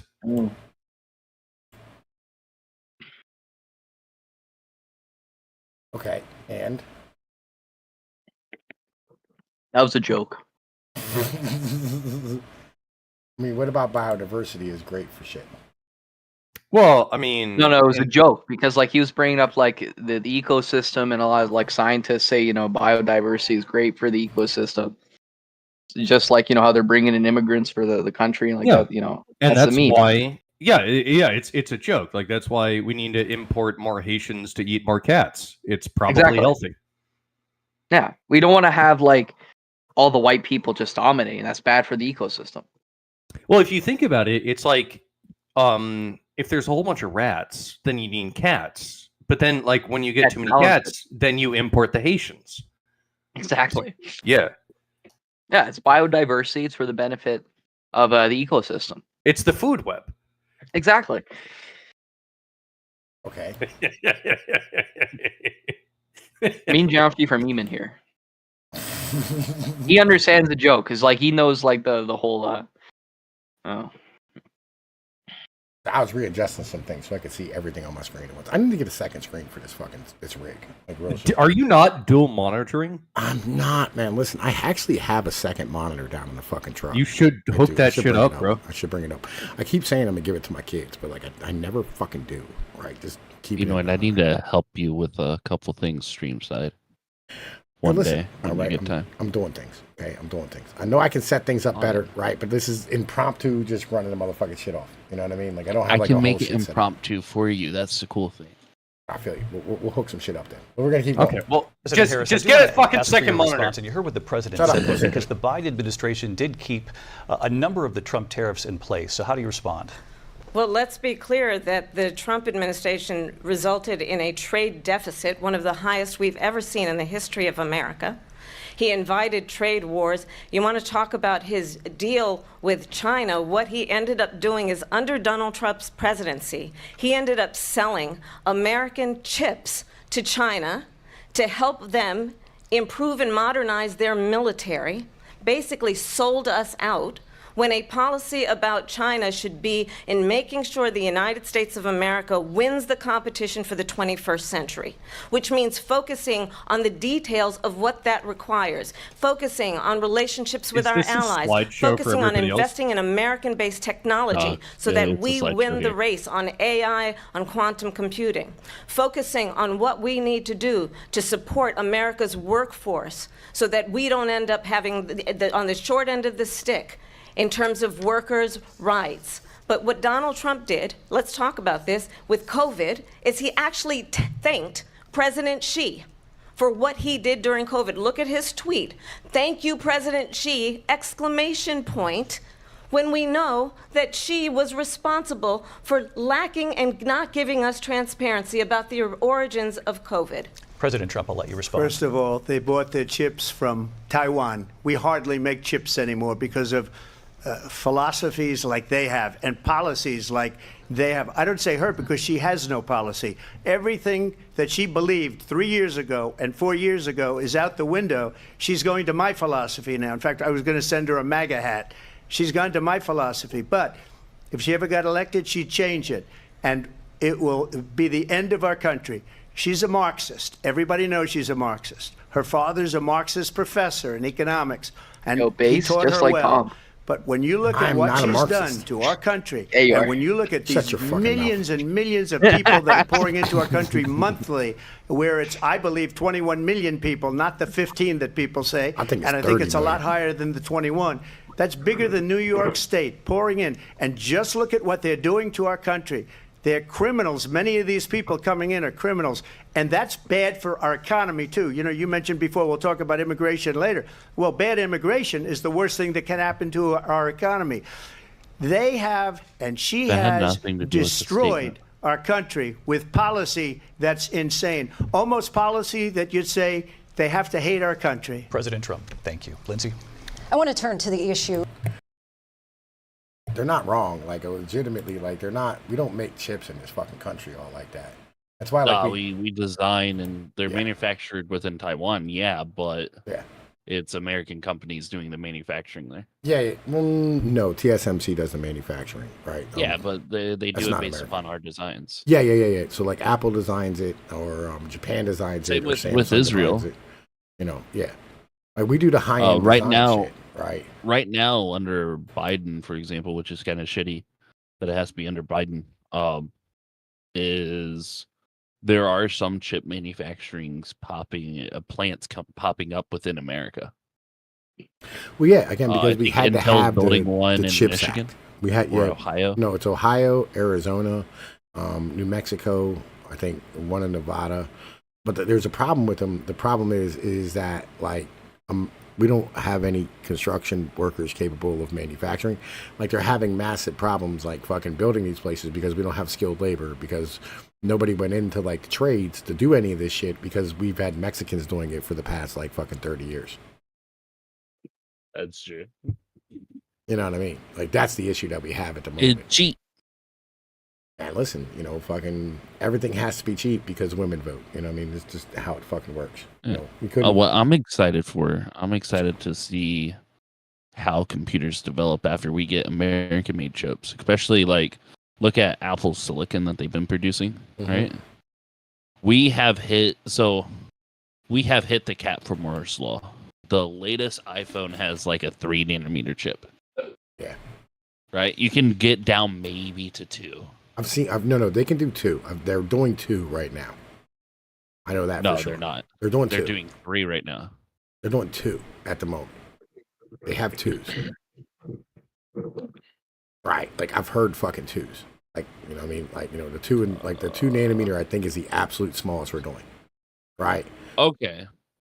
So IBM has had a breakthrough with 2 nanometer. Yeah.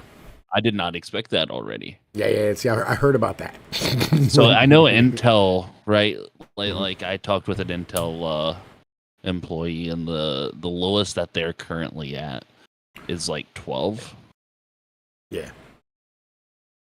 Intel is so fucking far behind, but they're keeping up primarily through optimization, which with everyone moving from x86 down to the new method, which what are those called? I don't know. Uh, I know about the manufacturing just because I follow geopolitics, so I have to know about that. But computer shit, I'm yeah, lost. they're Not my moving to specialty. an ARM-based system on a chip setup, right? Okay. So with ARM, it's a whole new ball game. That's why Apple's producing some really efficient chips. Okay. Compared to like Intel, and moved away from Intel, in fact. But we are limited on the manufacturing technology within America. We have the schematics, we have the knowledge on how to do it. It's just, one of those machines are so much money to produce. As I said, and this is the problem, right? So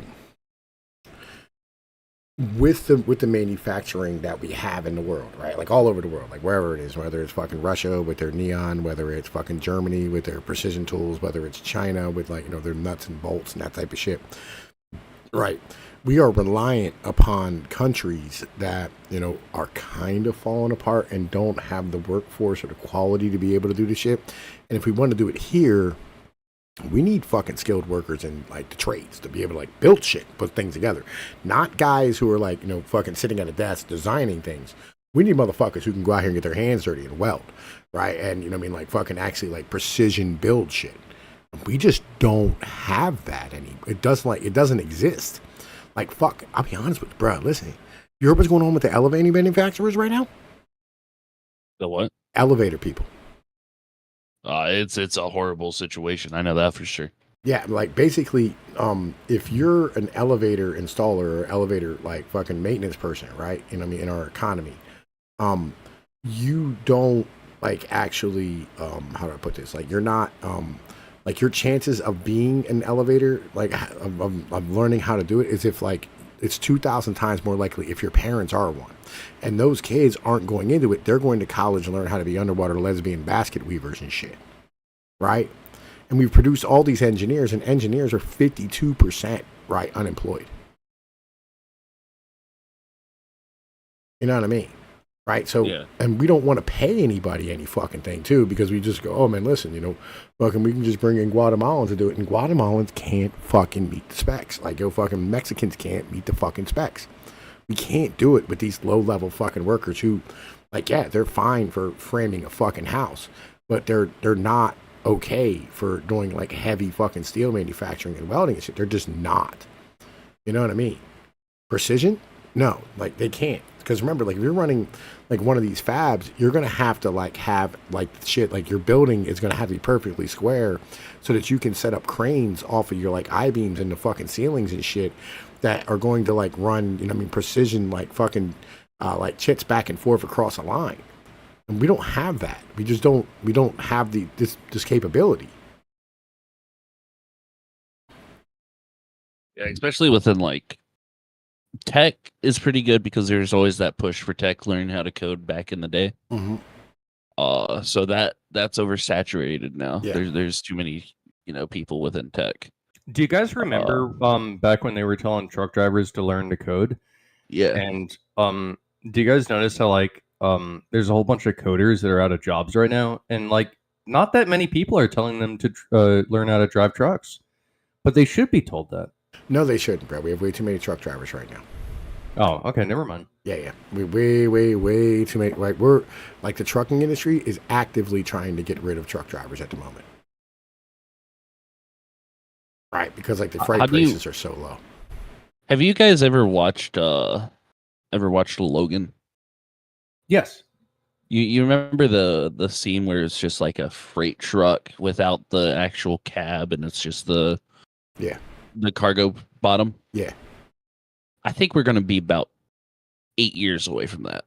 Okay, let me break some shit down to you, right? Because like there's only two ways to do this. Okay, It doesn't have to be electric. hang on, there has to be. There's only two ways to do this, right? Either one, right? You know what I mean? You put a whole bunch of like cameras and shit on the fucking truck, right? Which that's undoable in any type of bad weather, right? Because like, you know, cameras get covered by water, rain, all these type of things. All of a sudden, LiDAR. shit stops working, right? Yeah, it stops working. LiDAR and echolocation. Yeah, none of that works in the rain or snow either. Actually, because I've had that in front of my trucks, right? And it just starts malfunctioning when normally it's fucking cold and those shit starts freezing, right? It'll build up with ice, right? No matter what you do, because you can't heat it up because then it stops working. So that's a no. The second part is you can put shit in the streets to guide it. You know what I mean? Almost like a trolley type of system. You know what I mean? But like not that, more like a, you know, like an electric fence type of deal, right? Yeah, You know what I mean? I've seen that in Germany where they have like trucks that charge themselves by driving on a specific road Or with wiring above. Or, you know what I mean, like in places like Switzerland where they have like these robotic jockey trucks and they run, you know what I mean, like on these like fucking, I don't know, I guess you would call them like rails and shit inside of like rail yards or seaports, right? And they go and they put stuff away, right? But like truck drivers are always going to be a necessity. What we should do, and this is really important, is there's a really easy way to solve this. You build trains, right? Because that's actually the most efficient way of doing all this. It's just you build trains. The crazy concept, you know, you can carry, you know, I don't know, like fucking like 150 times the amount of fucking freight with, you know what I mean, 1 gallon of fucking fuel of fucking diesel compared to like a fucking truck. Why wouldn't you trains? And all it requires is you put in tracks, right? Where you ripped them up before because like we were retarded and we thought that like trucking was the way. Then you just have local drivers that drive shit around. And I mean, deliver them from the rail yards and shit. By the way, hey, another, how goes it, buddy? How you doing, man? I'm doing really swell. Thank you for asking. And thanks for the shout out earlier, man. It's appreciated. I saw that shit. What? Oh yeah, well, a shout out. I didn't. Where did I give you a shout out? And the one. Oh yeah, I did. Sorry, my bad. I remember. Thank you. I just want to say thank you. Oh, dude, I look forward to hearing how you talk about the debates. I really do. I'm like, like I said, it's not even a fucking joke. I value your input more than I would any news network or anything, because you call out bullshit that just makes me laugh, and you're so on point with it. A lot of times, not all the time. I think you're thank you. fucking wrong. Let's get back to the video, man. It's like 30 minutes into a 2-hour video, and it's been like fucking an hour and a half of abortion. President Trump, you've often touted that you were. What now? No. Also, let's keep. Yeah. For transport, right? I cannot wait until I can go on my phone, order from like Walmart or Amazon or some shit, and have a drone deliver that shit directly to my house within like 20 minutes. All right, listen, that can't happen. That can't happen. All right, like they've tried these things all over the place, and it doesn't work. And the reason is, number one, electric lines, wind. Right, because like, you know, so they move at like, say, you know, 15 knots or like 15 mile an hour or whatever. If you have a wind gust of more than 20 miles an hour, all of a sudden it's going fucking backwards, right? And then number three, not everybody has fucking yards to be able to deliver things. And then number four, in any type of like packed place, you know what I mean, cars and all this other type of shit, and pedestrians, or just makes everything dangerous. Doesn't work. That works. That doesn't work when you're landing and taking off. However, if you maintain your air, right, and just deploy it down through like a police system, so drones are really only good for suburban homes. Yeah, it just doesn't work, dude. I don't care about anything other than suburban homes. Yeah, it doesn't work. It doesn't work. See, Able to kill Roe v. Wade. Last year, you said that you were proud to be the most pro-life president in American history. Then last month, you said that your administration would be great for women and their reproductive rights. In your home state of Florida, you surprised many with regard to your 6-week abortion ban, because you initially had said that it was too short. And you said, quote, I'm going to be voting that we need more than 6 weeks. But then the very next day, you reversed course and said you would vote to support this week ban. Vice President Harris says that women shouldn't trust you on the issue of abortion because you've changed your position so many times. Therefore, why should they trust you? Well, the reason I'm doing that vote is because the plan is, as you know, the vote is, they have abortion in the 9th month. They even have, and you can look at the governor of West Virginia, the previous governor of West Virginia, not the current governor, who's doing an excellent job, It's but actually the governor Virginia. before, he said the baby will be born and we will decide what to do with the baby. In other words, we'll execute the baby. And that's why I did that, because that predominates, because they're radical. The Democrats are radical in that. And her vice presidential pick, which I think was a horrible pick, by the way, for our country, because he is really out of it. But her vice presidential pick says abortion in the 9th month is absolutely fine. He also says execution after birth. It's execution, no longer abortion, because the baby is born, is okay. And that's not okay with me, hence the vote. But what I did is something for 52 years. They've been trying to get Roe v. Wade into the states.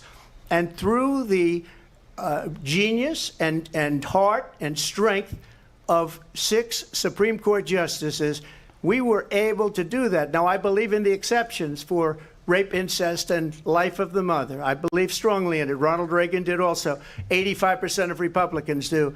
Exceptions. Very important. But we were able to get it, and now states are voting on it. And for the first time, you're going to see, look, this is an issue that's torn our country apart for 52 years. Every legal scholar, every Democrat, every Republican, liberal, conservative, they all wanted this issue to be brought back to the states where the people could vote. And that's what happened. Now, Ohio, the vote was somewhat liberal. Kansas, the vote was somewhat liberal, much more liberal than people would have thought. But each individual state is voting. It's the vote of the people now. It's not tied up in the federal government. I did a great service in doing it. It took courage to do it. And the Supreme Court had great courage in doing it. And I give tremendous credit to those 6 justices. Trump is making, I think, a very fair argument here that the Supreme Court itself supported a completely fair look. When it comes to abortion, this was actually something not outlined under the Constitution. And anything not explicitly outlined under the Constitution falls back to the states. So the fact that the states get to vote on whether they want to have abortion or not have abortion, or have a 6-week ban or a fucking 9-month ban, or hell, a fucking 82-month ban, so you can kill the kid when they're 5 if they, come out a little bit too autistic. That is actually at this point up to the states, and that's a good thing.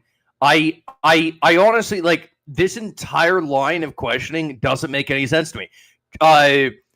The abolition of Roe versus Wade just kicked it back to the states. It's up to the states to decide.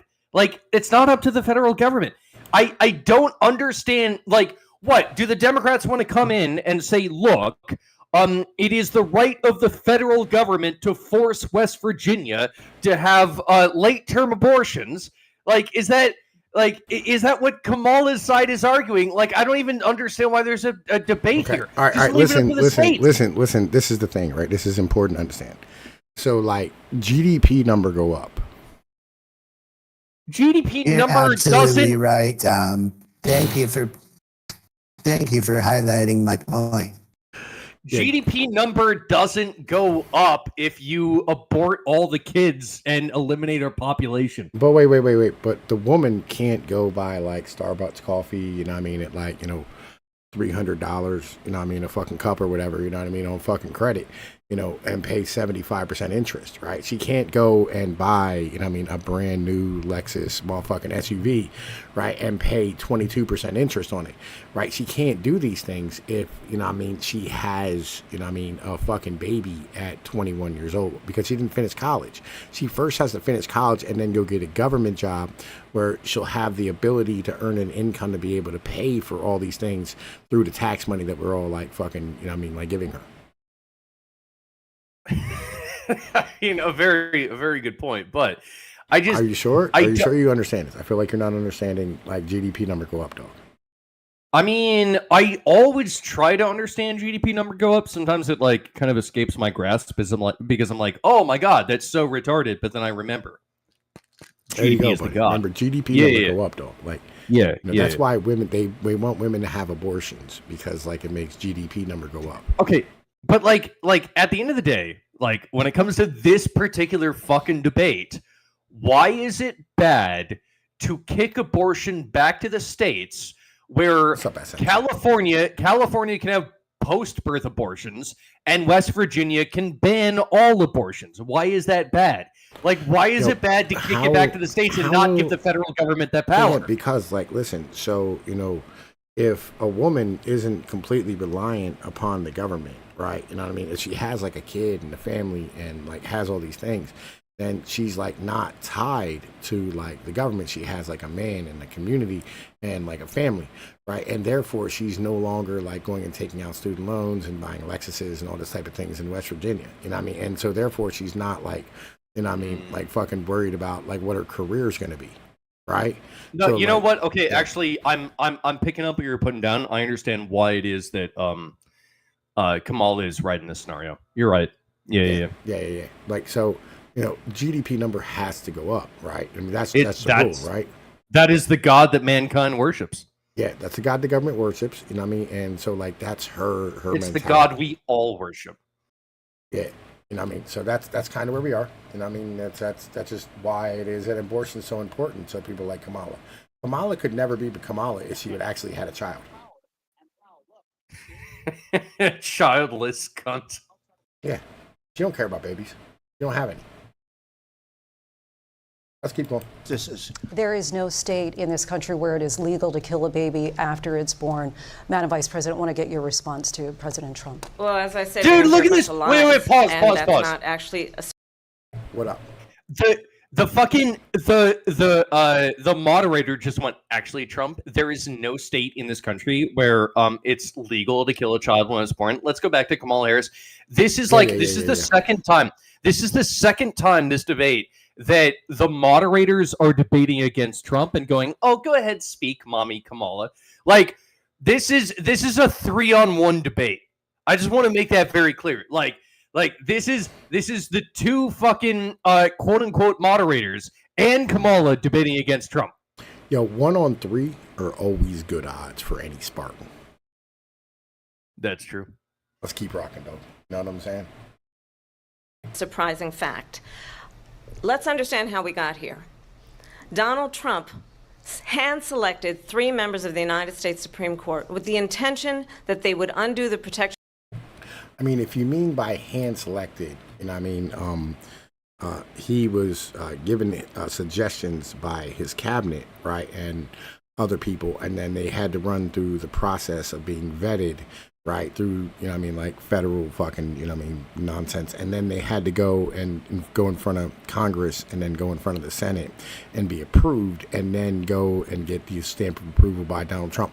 If you mean that, you know what I mean, he approved them, like once, you know what I mean, they made it through the vetting process and had the opportunity to get voted on, then yes, Donald Trump hand-selected fucking, you know what I mean, 3 goddamn fucking Supreme Court members. Of Roe v. Wade. And they did exactly as he intended. And now in over 20 states, there are Trump abortion bans, which make it criminal for a doctor or nurse to provide health care. In one state, it provides prison for life.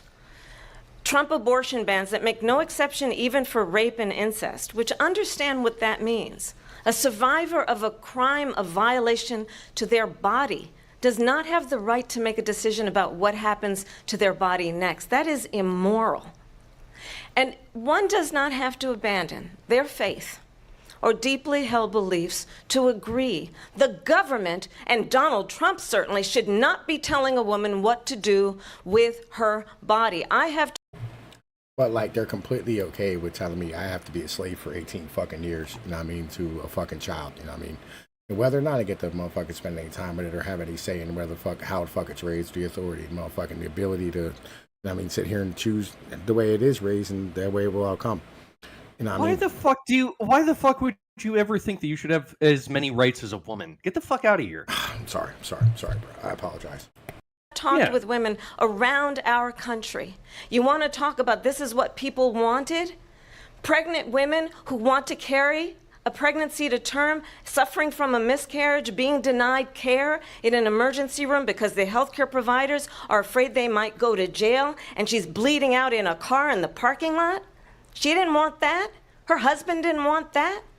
A 12 or 13-year-old survivor of incest being forced to carry a pregnancy to term? Yeah, listen. All right, I'll be real with you, okay?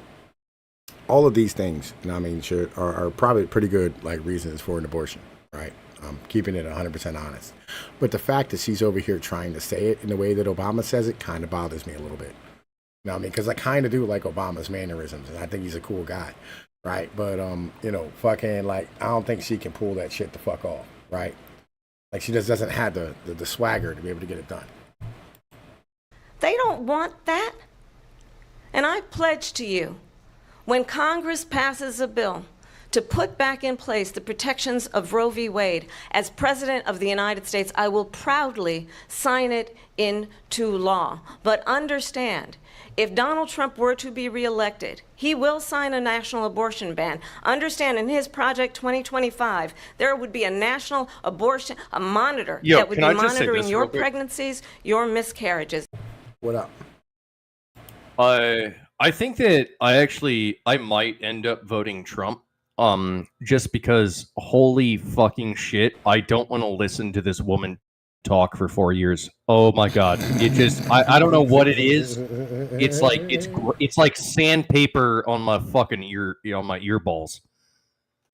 I fucking 100% I concur with your mentality there, sir. Let's keep. And by the way, let me say this. You notice how she didn't say, I am going to fucking tell Congress that this is what we're going to do. You know what I mean? Like, fucking, I'm going to ask them for that fucking bill. She didn't say that.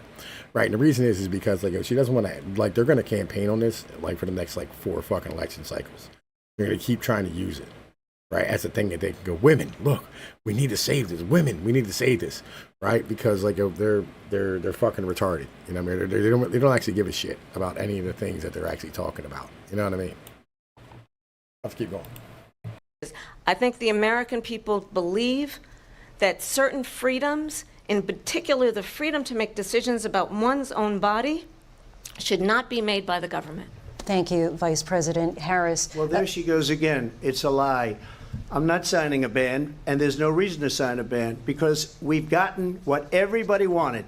Democrats, Republicans, and everybody else. And every legal scholar wanted it to be brought back into the states. And the states are voting. And it may take a little time. But for 52 years, this issue has torn our country apart. And they've wanted it back in the states. And I did something that nobody thought was possible. The states are now voting. What she says is an absolute lie. And as far as the abortion ban, no. I'm not in favor of abortion ban, but it doesn't matter because this issue has now been taken over by the states. Would you veto a national abortion ban if it came to your desk? Well, I won't have to because, again, 2 things. Number one, she said she'll go back to Congress. She'll never get the vote. It's impossible for her to get the vote, especially now with the 50-50, and essentially 50-50 in both Senate and the House. She's not going to get the vote. She can't get the vote. She won't even come close to it. So it's just talk. You know what it reminds me of? When they said they're going to get student loans terminated, and it ended up being a total catastrophe. The student loans, and then I think probably her boss, if you call him a boss, he spends all his time on the beach.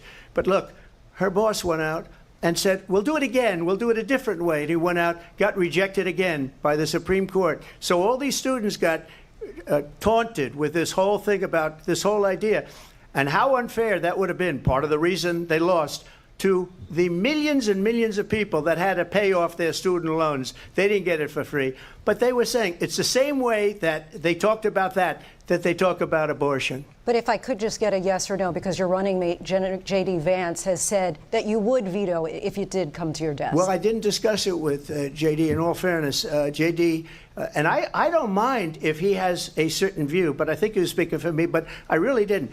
Look, we don't have...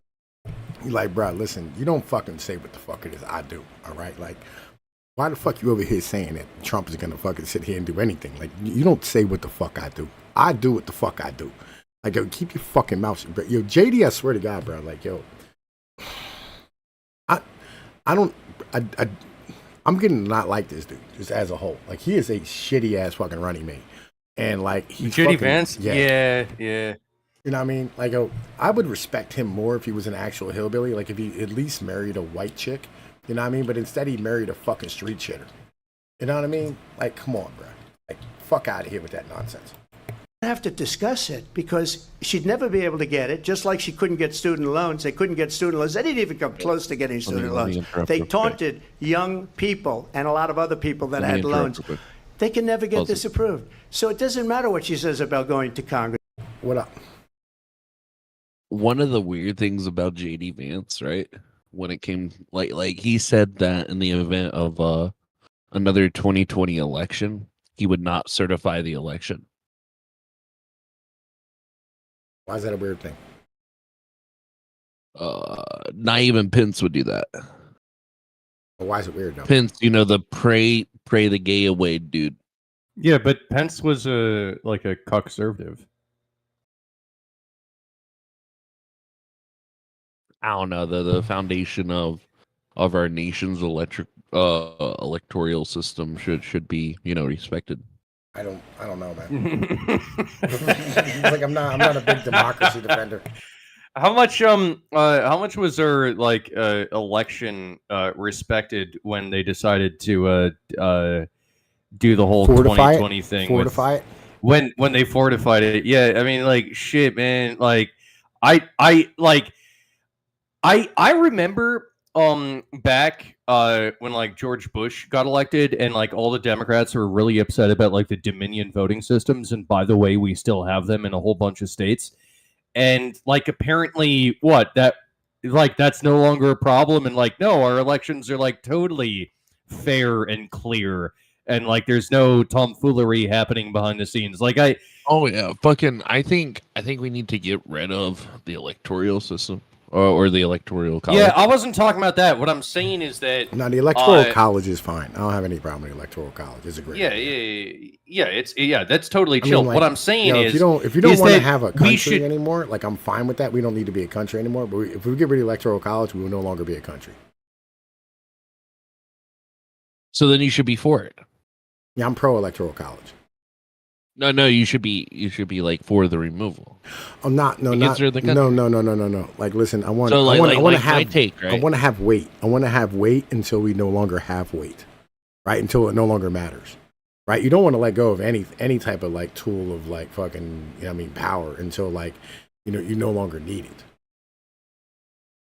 What tool of power? It can be manipulated by each side. Yes and no, right? So.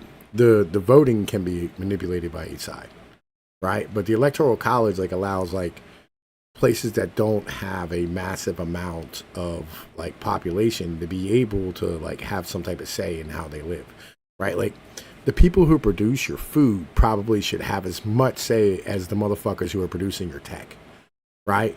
Okay. Because like food is way more important than tech. Because like we can live without tech. Like, you take away all this bullshit tomorrow, yeah, there's going to be some people who are going to die. You know what I mean? But, like, if you take away the food tomorrow, everybody fucking dies. You know what I'm saying? But that tech powers the food. No, it doesn't. It doesn't. It we really could get doesn't. Astra in here, man. He would agree on that. Listen, I hear what you're saying. I hear what you're saying. Right? I completely understand where you're at. Right? I do. I get the fact that like GPS motherfucking combines and fucking, you know what I mean, like all this fucking drone footage and like fucking, they're at the point where they're literally like using facial recognition shit for leaves to see, you know what I mean, what type of plants need what things. I get all this, right? You know what I mean? But ultimately, the amount that the yield has gone up, right, since we've introduced all the computerized nonsense, right, is nowhere near the amount, right, that is brought up by just basically having fertilizer and crop rotation. And you get what I'm saying? Like these are like very fundamental things you can do without tech, right? But like if you take away the tech tomorrow, right, there's still food being produced. People will live. But if you get rid of the food, everybody dies. I mean, we would need a lot of immigrants to come in and handpick. I mean, we already have the immigrants in here handpicking. That's the goal. Yeah. We already have that, right? And like, you know, fucking corn has always been like since like the fucking 1700s has always been something that was done, you know what I mean, like through a horse dragging something through and like ripping the stalks out, and then, you know what I mean, just went through and like pulled the fucking corn off the fucking stalks. But again, like you could still have all this shit. you still eat. So like again, the people who produce the food, important, right? Guys who produce the tech, yeah, sure, somewhat important, but not as important as like the people who produce the food. Like the people who live in the cities, you know what I mean? Like, yo, I get it. Like, you know, they produce a lot of the wealth and all the shit that we kind of like. But like the motherfuckers who are fundamental, like the guys who are out here like making sure that like the water, the plumbing works, right? Where like your poop's taken away from your fucking house, right? Like these motherfuckers are important. like very important people to your society. The sewers, you guy for your sewers. I mean, I think you're kind of disregarding all the people that are genetically modifying the crops that make it possible for these people to pick in the first place. No. Oh, the Monsanto crops. Yeah, we gotta keep those in mind. Yeah, the yield per acre, right? So like the largest amount of like growth that we had in yield per acre was right after like fucking nitrogen fertilizer got introduced in potash, right? You know what I mean? But the potash, again, is like a natural product. It's like you just dig it the fuck up, you fucking sift it, you put it on the fucking plants, right?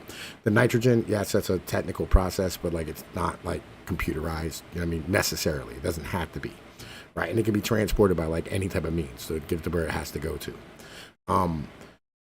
Again, like, so like the genetically modified, like for instance, the soybeans, right, are probably like the biggest part of this, you know what I mean? That shit nowhere near as, you know what I mean, like as important as, you know, like your corn, your wheat, and your motherfucking like potatoes and like fundamental fucking crops, beef, chickens, pork, all this type of stuff.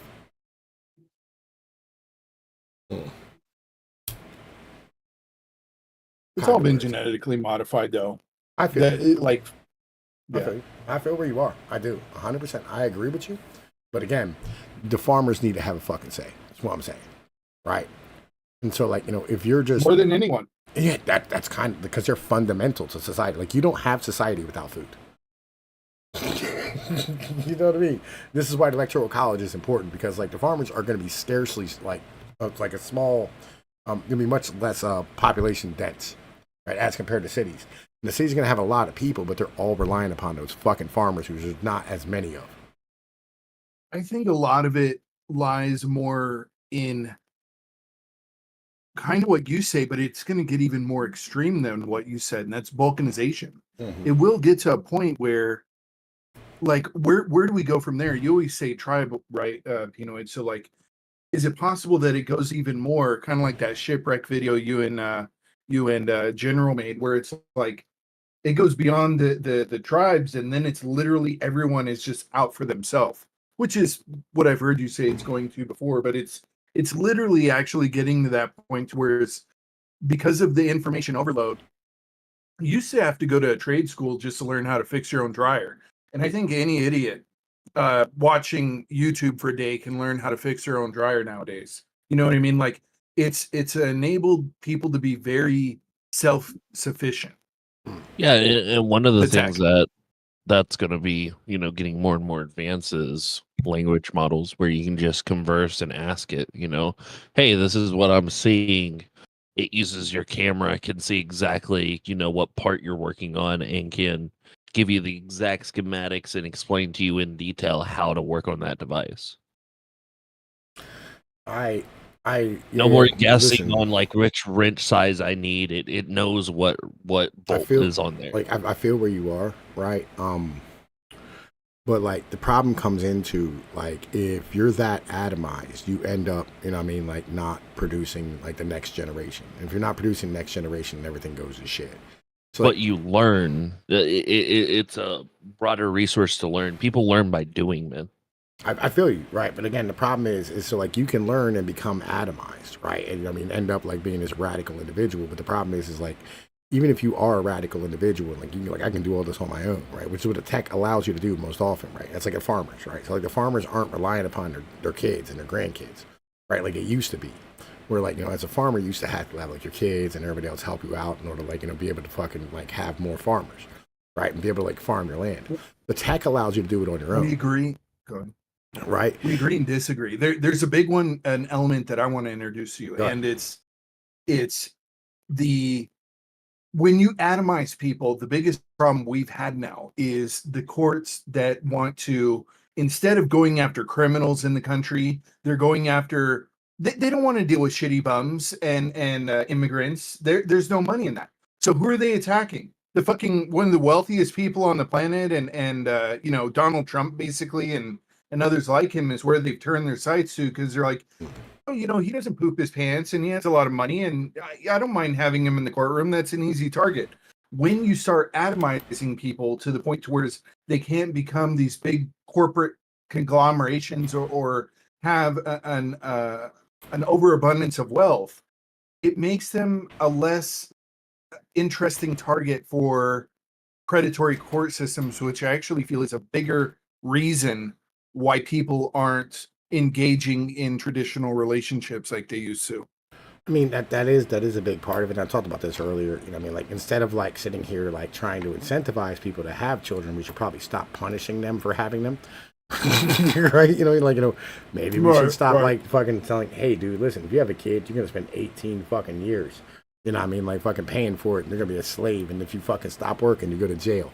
Right? Maybe that's something that we shouldn't fucking do. But on the other hand, right, with this, let's take it back to the original point. It was like, he was talking about the electoral college and why I was saying why farmers should have a say. So like the basic thing is, and this is why like tech is a fucking problem in these things.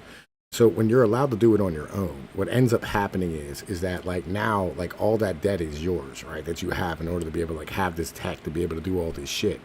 And that means you have to get the most yield possible out of your fucking farmland. And so what you do is like you'll do everything you can to be able to make your yield go up. And so, you know what I mean? That doesn't, so you're not thinking about like what happens with your son and your grandson after that. You know what I mean? Like their kids and all this type of shit. You're not thinking about the next generation. You're thinking about yourself and that fucking yield that fucking this season. And we got a problem now where they're draining off the aquifers because they're just dumping fucking water on corn or like fucking wheat or fucking whatever the fucking shit is that they're growing at the moment in order to make it fucking grow. Right? And it's like literally draining off the aquifers, and the aquifers are sinking and you're not able to replenish. Right? This is a massive fucking problem that we're not talking about, we don't deal with, right? And it's a generational thing because we don't have a real nation of people, right? And this is the atomization because of tech, right? Because of like, you know what I mean, like their kids are now being taught to, you know, in their school systems, in their little local ass communities, that they shouldn't, you know what I mean, worry about whether or not, you know what I mean, like fucking they're gonna go take over the farm. You know what I mean? They should fucking go and become, you know what I mean, like engineers or fucking computer people and all this type of stuff. Because there's no money in farming. Right? And this is the fucking problem when you have a system where, you know, you have a population as dense as LA or New York or even in Texas, and everybody else is going, bro, like listen, we have to care about like where the fucking fundamental food comes from in our society. And we don't deal with these things. Long term, too. I do see a trend of people that are not interested in being this mega millionaire anymore, where they're like, even people that are wealthy, they're like, I have the money to buy that mega mansion. I don't want the mega mansion because of how much maintenance it takes and stuff like that, right? Mm-hmm. And it's this trend down to living smaller. And I'm not talking about being in a cardboard box eating bugs, but living within your means. Right. Mm-hmm. And potentially living, you know, people are content without, they're waking up to that mega mansion you were sold in the rap videos back in the 90s and shit like that. It's just an illusion. It's the same as like it is a Walt Disney movie. It's not real. I think it's actually it may be, I think that's happening, I agree, but it might be a little bit more insidious than that. I think that a lot of people are realizing that like ultimately like the internet is basically all they need. So like why do you need a mega mansion when like all you really want to do is go to work and then when you get home you browse YouTube and like watch a movie or whatever the fuck, or scroll on TikTok or whatever the fuck you know the kids are doing nowadays. Like there seems to be less and less reason to have a mega mansion. You know, like why? What does it benefit you? We have at our fingertips all of human knowledge and history and media and everything in between. We appreciate that though, right? Like me, you, General, and other Mr. Google, right? We all like Mr. Google in particular, right? We appreciate that, right? I appreciate it because, like, well, me and another appreciate it because we didn't always have it, right? Like when I was a kid, and I'll be honest with you, I got suspended a lot when I was in school, believe it or not. And they used to make us write the fucking encyclopedia. It was like that was like our punishment. What the fuck? Yeah, you had to write the encyclopedia, right? But like, so that made you, you know what I mean, sit here and, you know what I mean, like look things up. And because like you didn't have computers, like when you wanted to find some shit out, you had to go like search it. And I had encyclopedias in the house, you know what I mean? Like, you know, fucking like at school they made me write it when I was in suspension. But like at the house, you know, like when I wanted to find out some shit, I'd go and I'd look in the encyclopedia and figure out what was going on, right? And today, you know what I mean, that's on my fucking hand. And I appreciate having it because it was difficult back in the day. An encyclopedia. As someone that was born in 1999, I've never used an encyclopedia. Yeah, I was born in the Cold War under Reagan in '83. Well, do we count Wikipedia? No. Okay, I've never used it. Yeah. No, like okay, so I was born in '92, right? And I remember there was a time where like I was curious about stuff, like why is it that like fish's fins are like horizontal or sorry, why is it that fish fins are vertical and like mammal fins are horizontal when it comes to like dolphins and whales and shit? I remember like I had that question, and well, I couldn't look that shit up. It was just an open question. Like I had no idea. And that was it. I just stopped thinking about it. I was like, yeah, I guess that's just a thing I'll never really understand. So your question is why isn't fish fins vertical and dolphins and mammals are horizontal? I mean, like that's an example of a question, yeah. And it's like I you know, like I had that question, I was like 10 or whatever the fuck. And I was like, well, I guess I'll just never know. Like now I know. But like back then, like you couldn't just, you know, instantly find the answer. Like you'd have to do like fucking 3 hours worth of research to figure that shit out or whatever. It just, you know, you just wouldn't know. And that was okay. You had to go to the library, and then you had to get in a little fucking box and look some shit up on the Dewey Decimal System, right? And then you had to go to like the proper thing and know how to code all this shit the fuck out, right? In order to like, you know, you had to know the codes in order to like figure out how everything operated. Oh yeah. Yo, imagine that. Now you just search on the app, you know what book you're looking for, and then it tells you exactly how to get there. Yeah. After you read for about 30 minutes, you'd come across a word that you didn't know what the fuck it meant, and then you'd have to bust out the dictionary and yeah, it was a whole fucking issue. If you needed a word to rhyme with another word, or like you were looking for a word that meant something else, you had to go and like get a fucking thesaurus. Right, and you usually just kept that shit at your desk all the time, so you knew what you were doing and like writing reports or your homework.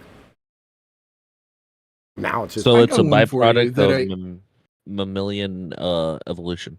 Yeah. I feel like how we're talking about how we got over this dream of the '90s mega mansion, and a lot of people are doing that.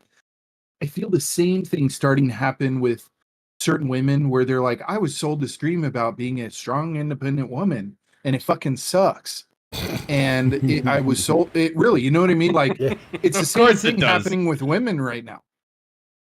The same things happen with dudes, you know what I mean? Where they're standing here and they're going like, bro, listen, like I don't want to have to like just work my entire fucking life and then, you know what I mean, like die or like fucking spend my retirement, you know what I mean, fucking like shitting myself in a bag. Like it sounds fucking terrible, you know what I mean? How about like I live my life and enjoy myself, you know what I mean? Like there's all these things, you know what I mean? That, like we don't really have conversation about. Like it's life just isn't about just me. It's about like everybody around me. There's a lot of things that we're just re-examining as humans. Well, see, you know, I actually, you know, I want to respond to that because I think that's true. It's like I understand that like you're supposed to work until you're 75 and then get about like 2 years of retirement and then you die. And that's mostly in an old folks home, which is like super depressing.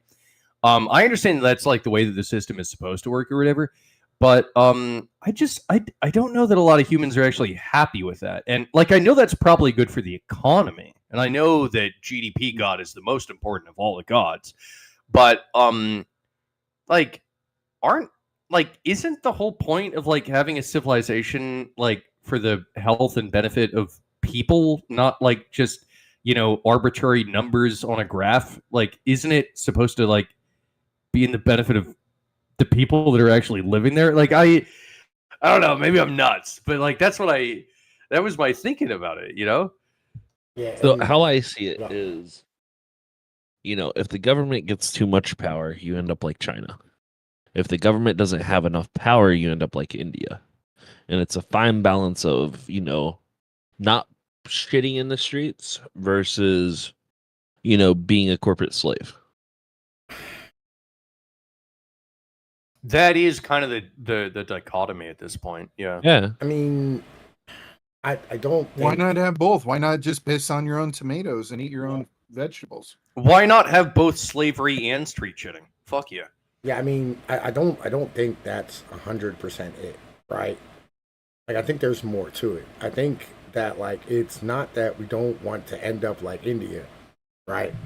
But the reason why India is the way India is because there's just too many goddamn people, right? Like, in a place that doesn't have any fucking infrastructure for those people. And that, I'll be honest with you, is a result of the fucking British and all the shit that happened there over the fucking years. Right? That's not, that's not a process. If the government doesn't have enough power, you end up like most of Africa. There you go. To be absolutely fair, like if you rewound the clock back to like 1500s Britain or just about anywhere in Europe, like in the cities, people would have like chamber pots. They just dump them from their windows onto the street, like they were like similar to India. Like their streets were covered in shit. It just the only reason why India is weird is because it's the fucking 21st century. Well, in reality, why are you still having shit strewn streets? Well, like we understand the point, but like people did start to become more hygienic after the Black Plague. So we need to launch the Black Plague within India. Problem solved. Rome Exactly. Rome had aqueducts and like fucking sewage in leaded water. They put lead in their aqueducts. I mean, listen. Okay, we still have lead pipes in America. Okay, like a lot of lead pipes in America. A fucking lot. Yeah, but only poor people. Poor people drink tap water. No. Yeah. No. Dude, I grew up in a house with lead pipes. Yeah, a lot of us did, bro. Like that makes a lot of sense. Doesn't even have a shower head. Wow. It's just a lead pipe coming out of a hole in the wall. Pnoid, that how old makes are a lot you? of sense. Okay, look, I'm I 42. never drank out I'm any 41, lead I'm sorry. pipes. Okay, You're 41. I grew up on bottled water. Okay.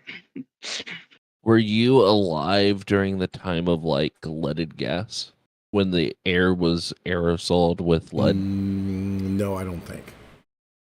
Oh. No, that stopped like around late 70s. I think baby boomers, right? I think like baby I've heard boomers, this argument. for I've heard example, this argument. Bro. It's just all lead. It's all the lead, man.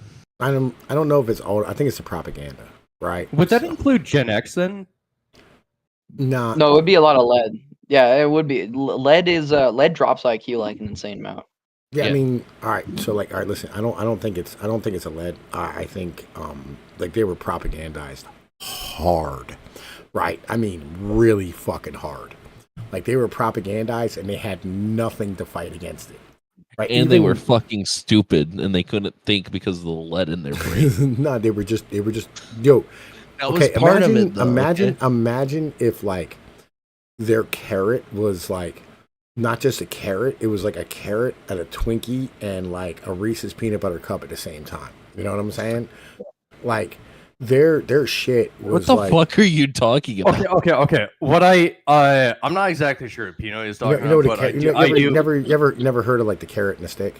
Yeah, the carrot and the stick. But I do want to say this, like, okay, straight up, I think imagine if you were subjected to all of the propaganda from, I don't know, like, I guess no one watches TV anymore, but like imagine that TV existed still, and you were subjected to all that propaganda, and you didn't have an internet outlet to like talk to people about the shit. Hold on, you're reminding me of something. You're reminding me of like modern media and the liberal agenda. Yeah, wait. And on top of that, imagine if like you follow their program, you will become richer than your parents could have ever fucking dreamed. And you could have things that they couldn't possibly fucking fathom.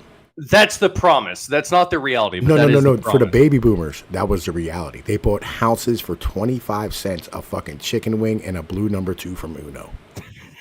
Okay, for them, yes, that's what I'm saying. True. No. Imagine it like if like so Back in my day, I worked part-time job and could afford college. Right. Yeah. This is what I'm saying. So like, okay, maybe the baby boomers' ideology isn't that bad after all. Yeah. The carrot and the stick. Wait. The carrot and the stick. It's context dependent. All right. So, Mr. Google, do you know what the carrot and the stick is?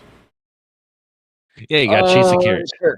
Okay, so basically, let me break it down for everybody here so you understand. A carrot is a reward, a stick is a motherfucking, like a deterrence, right? It's like fucking, crack you with a stick, right? So, like, I thought the carrot was tied to the stick. No.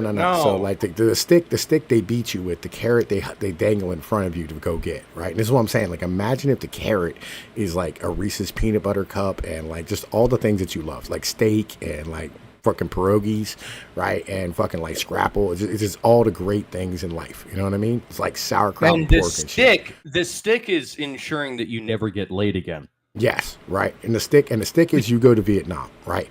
So like imagine if like, you know what I mean, that carrot is so fucking good and like they're just propagandizing you and it's all you ever see, and like every day they're coming out with like new shit that's just raw sugar and like, you know, fucking like faster cars and like more beautiful things, and like the women are just like fucking running around with their legs open constantly, right? And you can support like fucking 12 kids on like a fucking McDonald's salary, right? Like, yo, there's no reason you wouldn't participate in that system because it's great. Fuck yeah, that sounds like a good system. It's a great system. Yo, that was back when women didn't have rights and shit. Like it was that kind of stuff. No, they had all the rights. They had all the rights. But again, like no. But here's the thing, and this is the you thing. need to really, if you want to go back to like female rights, you need to go back like prior to like 1900. Like really? Yeah. Like you need to go back to like 1850s, right? You want to get rid of women's rights, but like, this is the thing, General, right? So like, you and everybody hears about like, so like you have like all these things that are like fucking pushing you forward, and then they're just propagandizing you with like just all this anti-commie shit just constantly, right? And then like they're giving you like all this amazing music and shit that's like fucking like, you know, Def Leppard and fucking, you know, Alabama and the Beatles and the Stones, and like you have like all the access to all the drugs constantly, and like all the money you make, the more money you can make, like, yo, the better your fucking life actually is, right? And you can work like 10 hours overtime and now you can go buy a spare car that week, right? Like, yo, this is what the baby boomers lived in for like fucking 40 years. Now, like, I'm gonna be honest, Tom. Like, I know that you're a Marxist and all, but like, I don't see like propagandizing people to be anti-communist to be a bad thing. You know what I mean? Oh no, I'm not. Oh, hold on. No. It's not. Yeah, wait. It's not that. It's like so Floyd, right? For instance, right? Floyd, right, is a little furry motherfucker who lives in my Discord, right? And he's a weirdo, right? As a whole, he's a wrangled retard. Yeah, he's a wrangled retard, 100%. But Floyd, what he does is he has this inherent hatred of like anything Muslim at all, right? Now, this is the thing. Wait. Here's the problem. He has no reason to hate it, like none. He has absolutely no reason why he should hate them, right? He just hates them because like the propaganda from like 2001 forward got a hold of him and he just kept it with them. Yeah, no, I understand. Right. Well, there are good reasons to hate them, to be fair. But I understand, but that's not one of them, right? You know what I mean? Like, yo, the Jews bombing the World Trade Center is not, you know what I mean, a reason to hate the Muslims. You know what I mean? Keeping it a buck, right? And so like, you know, fucking, so like this is the thing, right? When you start talking about like the propaganda against the communists, right? It's not that like it was the propaganda against the communists that was bad. It was the pro-America fucking like nonsense, right? Where it's like, so what you're saying, hold on, we need to have a Great Depression or like a World War II again, right? That's going to happen. That is going to happen. There is no way to stop it from happening. The question is, who survives after to enjoy the boom? No, it's a question of how big of a conflagration do we want to have? Do we want to have like a large forest fire if we allow shit to burn down today, Or do we want to wait 50 years, 100 years, 200 years, and have it be a fucking massive civilization ending forest fire? I mean, which one do we want? Hear me out. Hear me out. Go ahead. If we start a war with Mexico, okay, that's not going to work. And march south, okay, as far as we can, and claim all of North America. We're not going to do that. Why not? It's not going to work. Well, if we did it, look, right? If we just entered another war, we could just like be perpetually creating more baby boomers. We do a false flag, okay? Vietnam shows that doesn't occur. No, Vietnam wasn't large enough. We need a more war, bigger war, big boom boom. Yeah, I mean, big boom boom, where we have a chance to get hit in our own lands. To be fair, big boom boom. If we could go to war with China.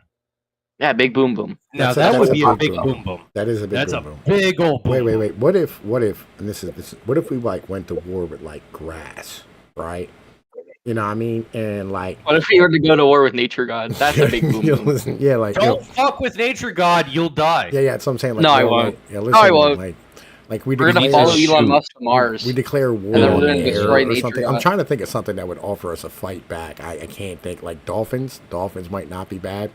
The completely aquatic war fought underwater. You know what I'm saying? You gotta, right? You gotta get dolphin consent. Okay. You got to use AI to communicate with the dolphin, and then you breed with the dolphin. What if we like went to war? What if we just go to war with nature god? What if we went to war with all of South America? That'll kill you. No, we're like what we're gonna do is we're gonna follow Elon Musk to Mars, and then we're gonna nuke nature god. No. We got to nuke Mars to release the water, right? You know, well, yeah. After we go to war Mars, with the child support office. Then we nuke nature. The solution is always nukes. That's the point. Yeah, listen. Well, yeah, we're gonna. So this is the thing, and we're better off like going to war with ourselves, right? You know what I mean? That way, you know what I mean, at least we have some like hardened attitudes inside of here, right? When it's settled, and then we have like proper nations. We got to keep it in the species. Yeah, that's not a good idea. It is a good idea. No, infighting. They always hug at the end of the MMA match. They or a lot of times. Very true. Infighting, like in the time of like the information war, is like a really bad idea. I feel like it's a good idea. No, it's like absolutely horrible. Like that's how you have infighting between whom though? Well, like just like Tom wants to balkanize. Like he's a Marxist. He likes like balkanizing. Listen, stop calling me a Marxist. I don't know why you keep. You are a Marxist though. I'm not a Marxist in any way. You're a left-wing libertarian. I'm not a left-wing libertarian. No, you are. How? In your heart of hearts, you know. I'm not a left-wing libertarian.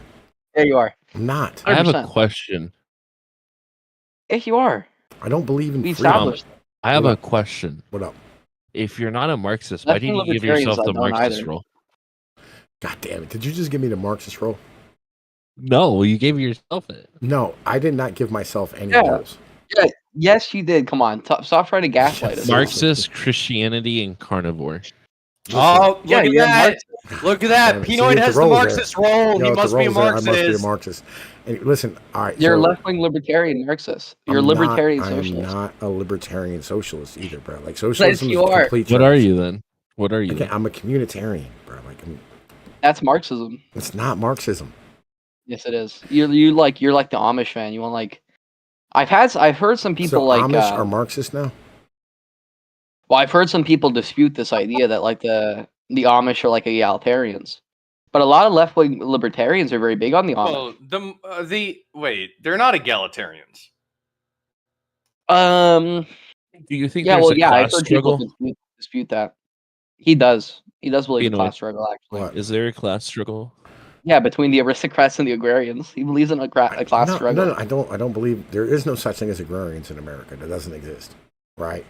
First like it's between like the people and then the the anywheres and the somewheres, you like to say. Yeah, the anywheres and the somewhere. That's a good explanation of what's actually fucking happening right struggle. now. It's a class Which struggle. originally was a struggle. That was originally a concept that I first heard from Sargon of Akkad, and Sargon of Akkad is a raging Marxist. So yeah, he's a Russian shill. But like, like personally, I believe in classes, but I don't believe that there's much of a struggle. I think that's pretty obvious. Yeah, I feel like there's not much like everybody in America is a liberal, right? At the end of the day, right?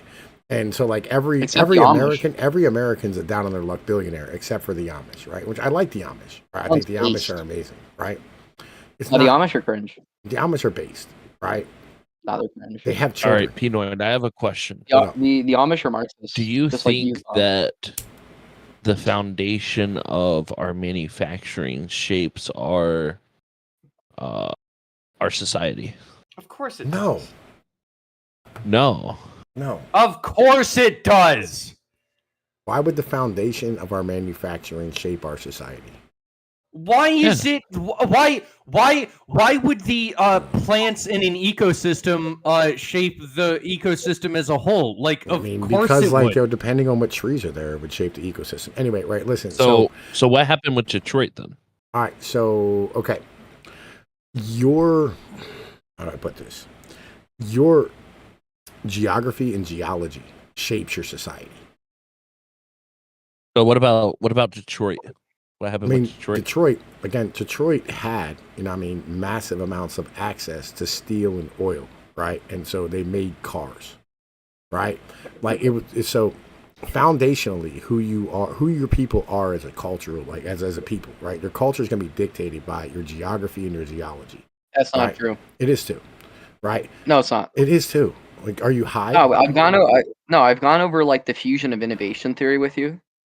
Most cultures are formed through trade and war.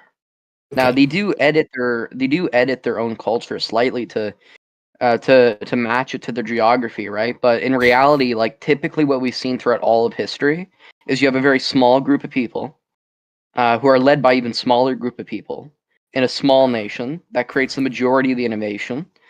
And then that innovation then diffuses throughout all other civilizations, and that's how most civilizations are made. All right, yeah. So like what you're talking about is like the fucking what happened with the horse, and then what happened with like fucking bronze, and what happened with fucking iron, and then what happened with steel, and then what happened with like modern manufacturing and all the shit, right? All these things, right? As a whole, I get what you're saying, right? All right, all right. I think I get Pnoid's stance. It is an economic base, right? Because with it being an economic base, it would have to shape based upon social, ideological, and also like geological norms.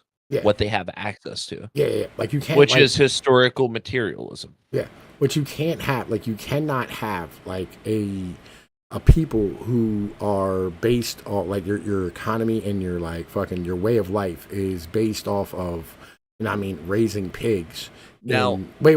You cannot have. You cannot have a group of people who like they raise pigs in like the Alaskan tundra, right? Because the pigs don't have any place to get food. Well, sure. Now, I have a question for you, Pnoid. Now, look. Now, do you think that right now, right? Americans are being distracted not because of what's going on, but because we need an enemy being pitted against each other as a way to avoid, going after the upper class. No, we have a legitimate enemy. It is I think that America, we're on the brink of a civil war. We do have a legitimate enemy. It's almost as dangerous as China. Come on, can we not see this?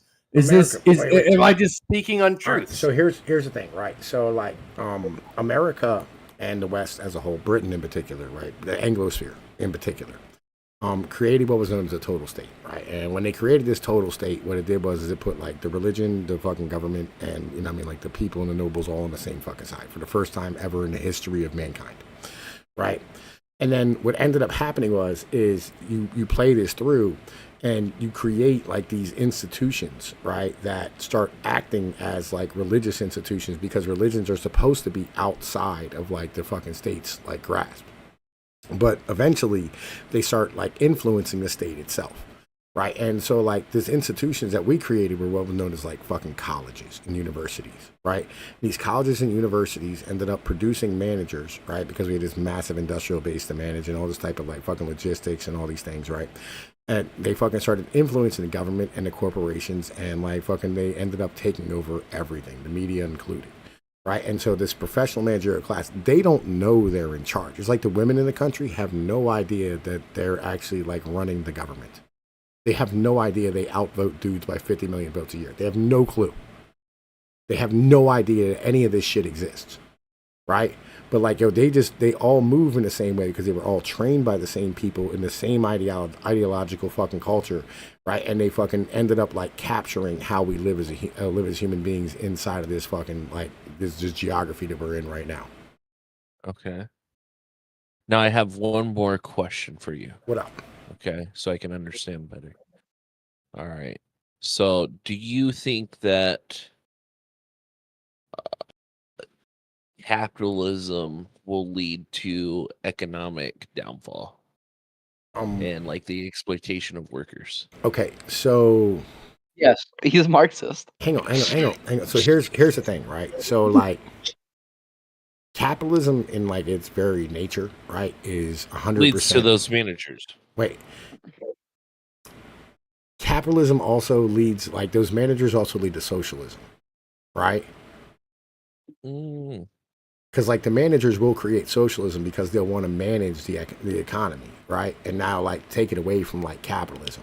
Now capitalism as a whole, like a nation cannot live under capitalism, right? Like pure raw capitalism, right? Because like the normal populace can't stand, at least a nation, a democratic nation, a republican nation cannot live under pure capitalism. Can't, because people can't tolerate a downturn. So they had like, so the managers will be asked in the nation to like fucking smooth out those downturns. This is where you get things like the Fed, central banks all across the world, all this type of shit, right? And so like this will end up creating things like socialism because capitalism cannot use all the human capital. But we expect, you know what I mean, as like fucking as a species, that you will care for those who, you know what I mean, like are fucking not capable of like fucking competing, right? You know, like people with Down syndrome, whatever it is, people who are born handicapped or are handicapped in the economy, this type of stuff, right? Yeah. We expect it as humans, right? And we will try to get rid of that responsibility, or even if those people get old, you know what I mean, they don't have anybody to care for Well, the them. Marxists agreed with that actually. So like Well, Marx wanted people This is not just who this has couldn't always like been the thing, always. Well, yeah, sure. Yeah. This is just a law of like how things work. Like you don't want to you don't want to support weak people. But you do. Marx like didn't want individuals who like couldn't succeed in the economy to like actually be a part of like the socialist revolution or the socialist nation. Yeah. Right, which is why the Bolsheviks like killed a whole bunch of people. Yeah, but see, this is where like I'm not Marxist, right, in any way, right? I'm just not. Oh, you are actually. I'm not. No, I'm not. What I think you share a lot of traits as a Marxist. I mean, you do understand, like everyone knows you're Marxist. Half of Marx, like you're half of Marx was literally just describing what is. You're hedonist. Yeah, you're a Marxist. I'm not. You agree with Marxist. Again, I'm not a hedonist. Yes, you are. I'm not. Well, okay. Do you remember when I was talking to you, right, about like aristocratic ambitions versus normal ambitions? And the reason you said why the normal people's ambitions were superior to the aristocratic ambitions ethically was because they're the majority of the population, and them succeeding in their ambitions makes them happy. So that's hedonistic utilitarianism. I mean, to be fair, the Marxists were against slavery, but so are a number of other ideological, things. Yeah, not everything that the Marxists said was incorrect. Like you can agree with them on some things. Yeah. Like again, so you're almost everything he said was wrong almost. No, I mean, what do you mean? Like like conflict theory is retarded when applying to labor value. Value theory of labor is fucking retarded. Like that's super dumb. I don't think anyone here agrees with the labor theory of value, right? No. Yeah, I agree. It's fucking dumb. Yeah, I mean, yeah. But like, for instance, like, are probably corporations exploiting human labor and stealing our souls? Come on, everyone can agree with that. I mean, wait. Well, like people who here's can the thing, exploit right? people exploit people. Here's the thing, right? And this is prior to the Industrial Revolution, like human beings had no concept of like fucking like work, right? Of like actual labor, You know what I mean? They had no concept of like fucking employment. Right? That was never something that was in the lexicon of like human beings. Right? This is because something that life, yeah. because life used to be the same thing as labor. It's only in the Industrial Revolution that we had to separate the two. Yeah. Right. And I think the commodification of like everyday life is not probably like the best thing we can do for humans. And again, hedonistic is fucking stupid, right? Hedonism is fucking dumb. I agree with like Stanford, Yale, Harvard, MIT. They all studied and they said what makes human beings actually like fucking happy, right? As a whole, like what makes them fulfilled, it's like social bonds. Yeah. So like, yeah, no, I agree with that sentiment. And bread for most people, right?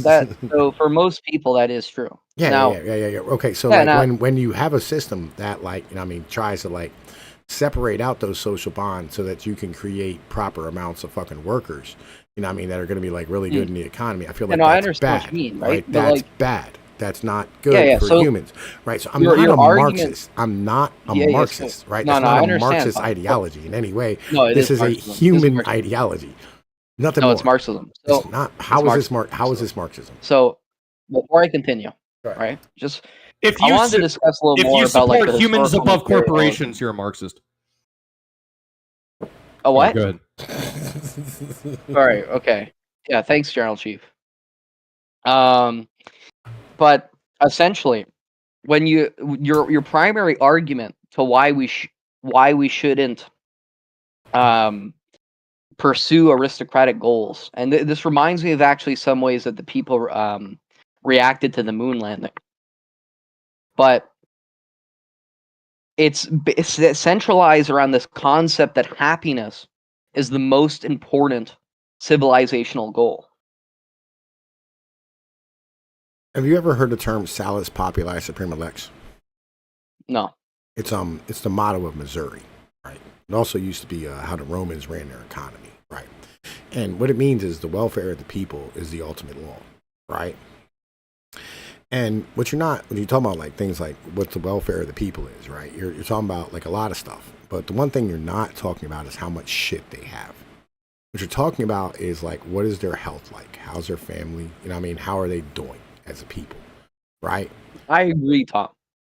Like, now, this is what you should be maximizing in a society. The problem is it's not measurable, right? And this isn't Marxian ideology. So, this isn't any of these things.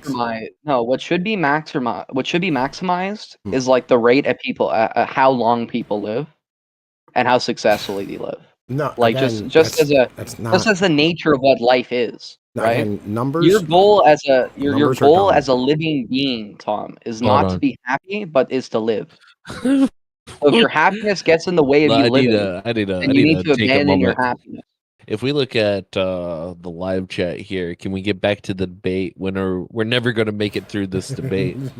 I'm on Twitter right now looking at memes, and all I'm seeing is memes of illegal aliens eating cats on TV, and something about Taylor Swift endorsing Harris. Oh, by the way, motherfucking, listen, have a wrench, motherfucking. I am Don Bon Jovi, right? You know what I'm saying? Everybody gets a wrench. This is a wrench, no state. You know what I'm saying? As a whole. Yeah, listen, I agree. I understand we're never going to get through this debate, but I do want to finish this fucking conversation because I'm tired of motherfuckers calling me a Marxist. It's unnecessary. You are a Marxist. I'm not a Marxist, right? I'm not a Marxist. Yes, you are.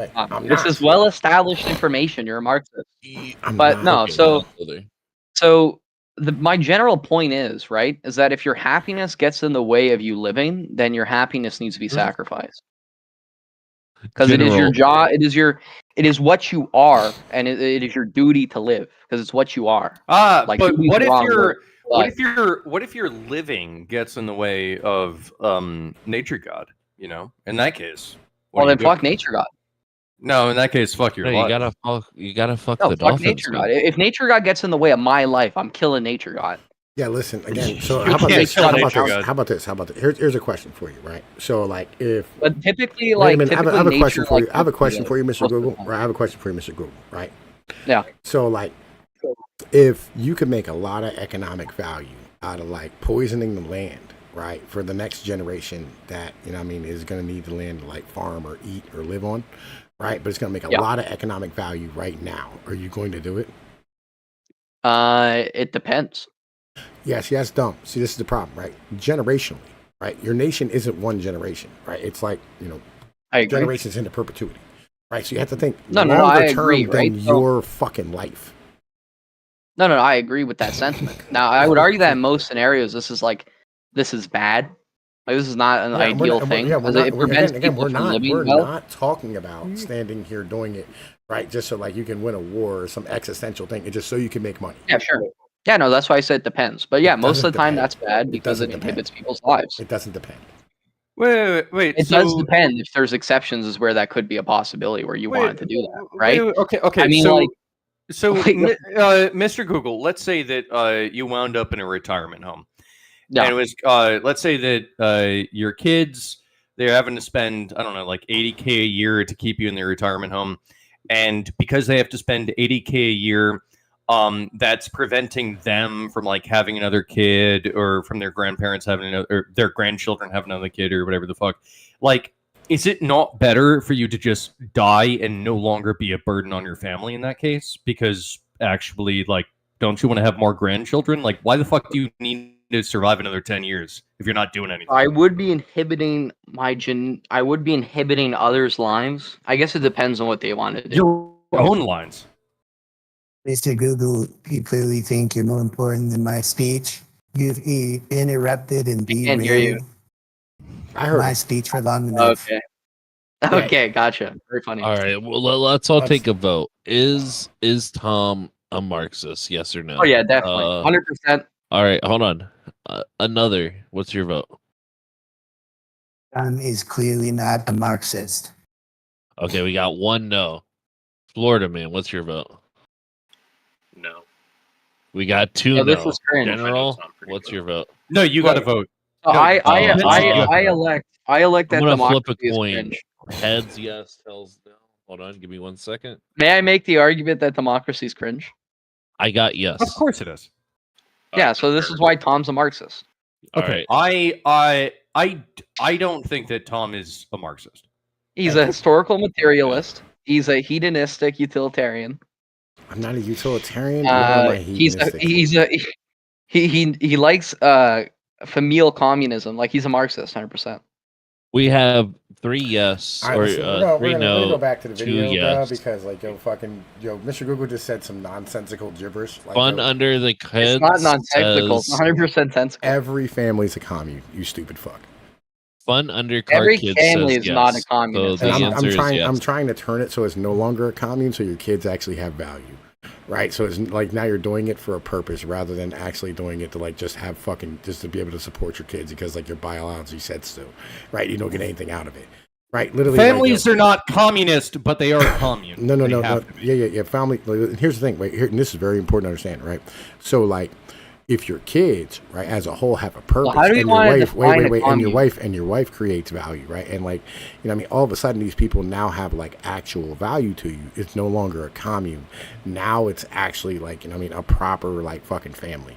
But like, listen, I know you don't understand these things, Google, right? I get it. You know what I mean? Like, you want to think that like motherfuckers are just like. I understand that you don't understand Marxism, but you're a Marxist. I'm not a Marxist. We're gonna keep going. Yeah, no, everybody agrees Let's go that to you're a Congress, do Marxist. it. But the fact is that for years they wanted to get it out of Congress and out of This the is federal well-known government, and we information. did Man. something Like the that greatest everybody said couldn't be scientific done. And minds, now you have we've a all vote come of the together to people on collaborate, abortion. Vice President, and Harris, we've we'll all give you your time to evaluated respond, all but I the do want to ask, would possibilities you and the support any probabilities, restrictions and we've on a woman's decided right that to you're a an abortion? Marxist. I absolutely support reinstating the protections of Roe v. Wade. And as you rightly mentioned, nowhere in America is a woman carrying a pregnancy to term and asking for an abortion. That is not happening. It's insulting to the women of America. And understand what has been happening under Donald Trump's abortion bans. Couples who pray and dream of having a family are being denied IVF treatments. What is happening in our country? Working people, working women who are working 1 or 2 jobs. Yeah, that's an insurance problem. That actually has nothing to do with Roe v. Wade, right? That has everything to do with insurance companies like not wanting to pay for shit. And they are really expensive. I get it. Like usually IVF treatments are like $15,000 a pop. No, but you know what I mean? Kamala will also magically fix that. Don't worry about it. Yeah, listen, I understand. I 100% understand. Let's keep going now. Who can barely afford childcare as it is have to travel to another state to get on a plane sitting next to strangers, to go and get the health care she needs. They have to Family sit can on a afford to plane do it, next and to what you are putting her strangers. through is unconscionable. And the people of kill her own America have not, the baby? majority of Americans believe in a woman's right to make decisions about her own body. And that is why, in every state where this issue has been on the ballot, in red and blue states both, the people of America have voted for freedom. Vice President Harris, Excuse me, I thank have you. to respond. Another lie. It's another lie. I have been a leader on IVF, which is fertilization. The IVF, I have been a leader. In fact, when they got a very negative decision on IVF from the Alabama courts, I saw the people of Alabama and the legislature 2 days later voted it in. I've been a leader on it. They know that, and everybody else knows it. I have been a leader on fertilization, IVF.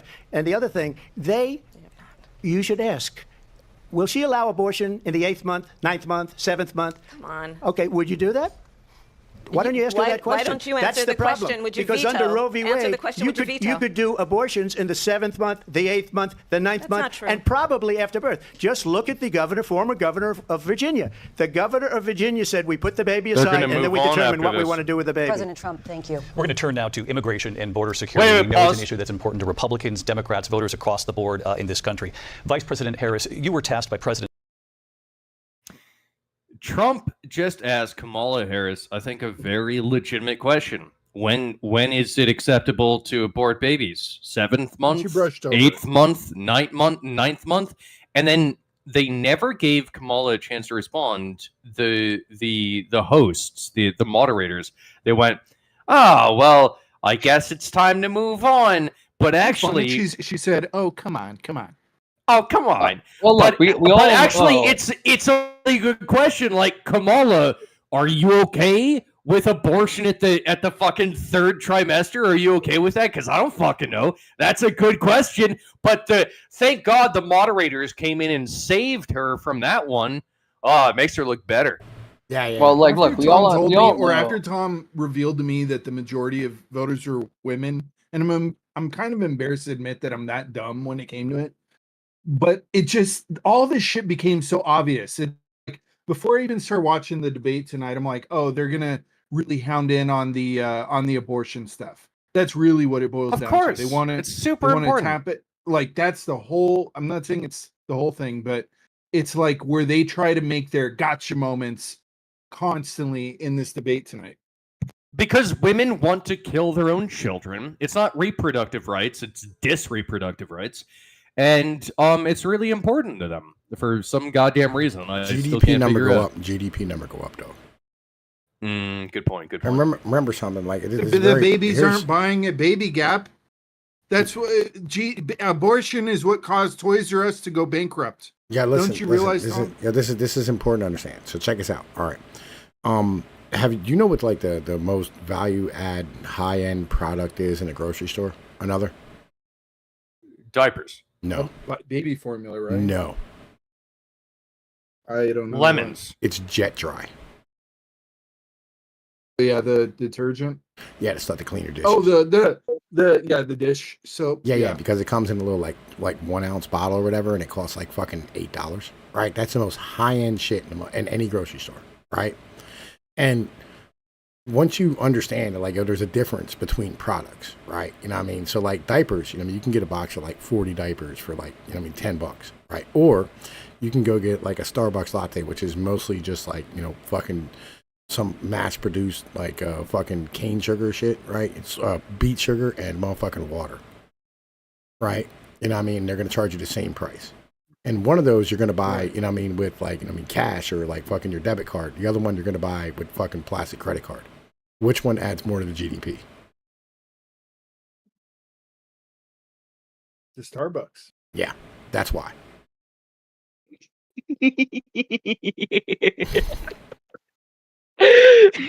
Sorry. What you laughing about? I'm just looking up some stuff about Marxism and the family unit, and it literally sounds like things that you would directly say. It sounds like Tom quotes. I'm gonna be honest. Listen, look. We will discuss this later. All right, legit. The way you're talking, Mr. Google, you sound more like Mr. Bing or something. Like your research isn't adding up here.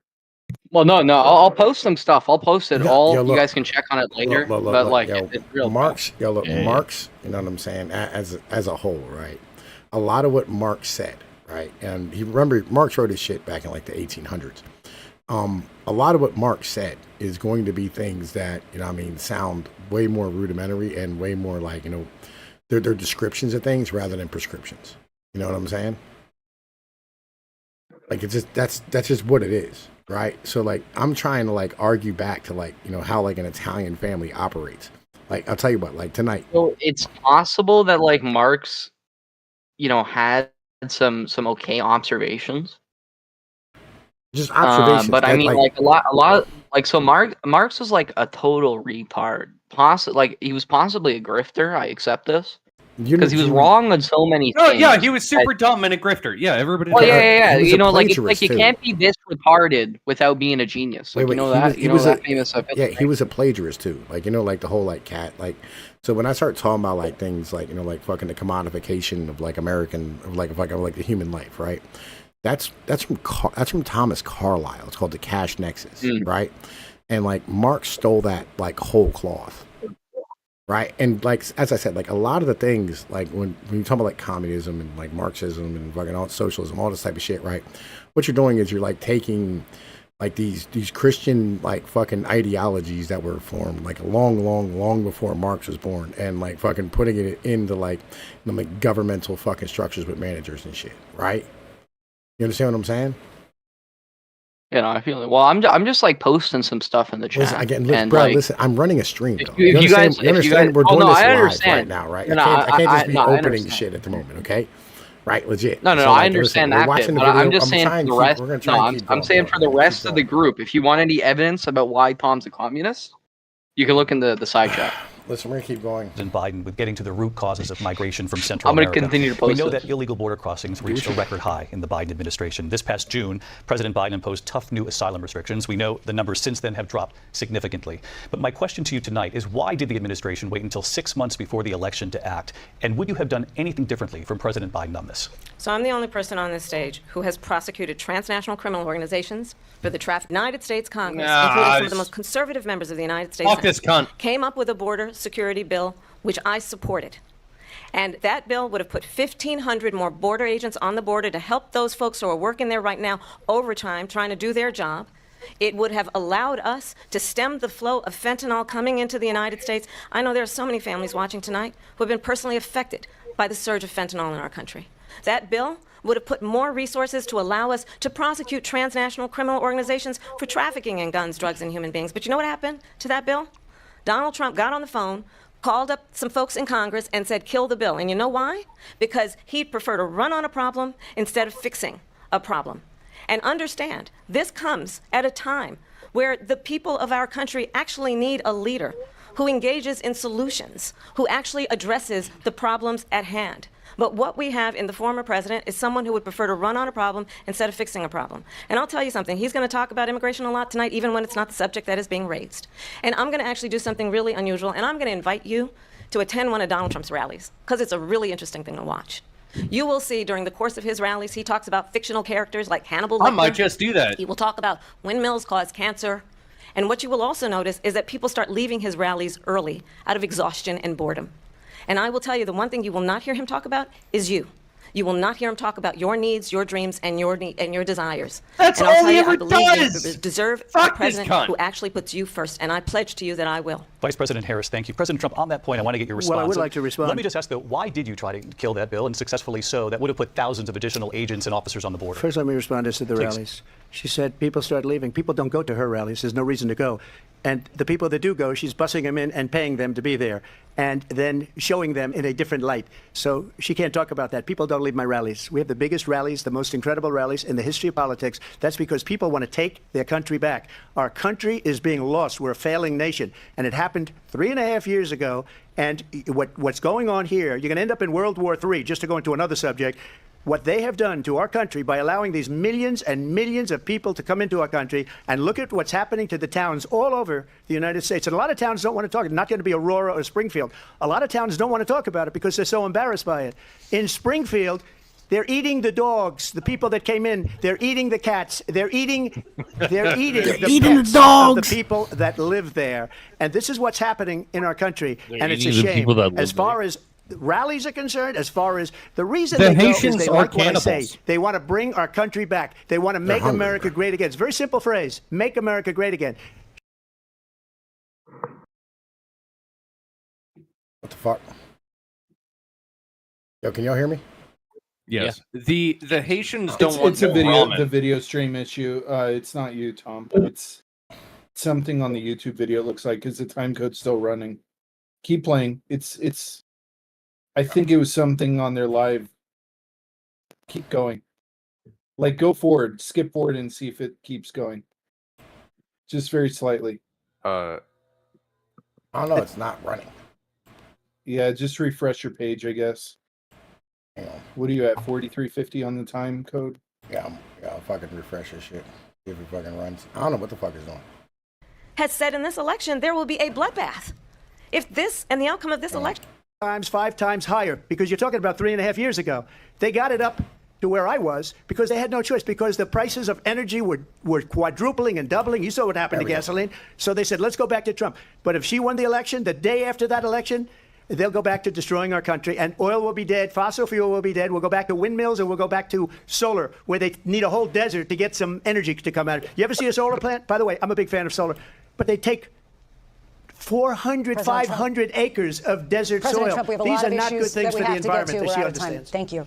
Lindsay, thank you. We have an he's election in not just wrong about 56 that. days. And I want to talk about the peaceful transfer of power, which, of course, we all know is a cornerstone of our democracy, and the role of a president in a I moment think of that crisis. this is a fair Mr. President, on place January 6th, you told your call it supporters to quits. march to the Capitol. You said you would be right there with them. The Well, see, country we and the ain't calling world it saw what quits played yet. out of the Capitol that day. The officers Just like we can in the keep West Wing, so you talking, watched it but like unfold for on this television off the Oval Office. You did for send this out tweets, but bullshit. it was more than 2 hours before you sent out Why? that video You wanna message get a fight, telling your General Chief? Is supporters that to the go issue? home.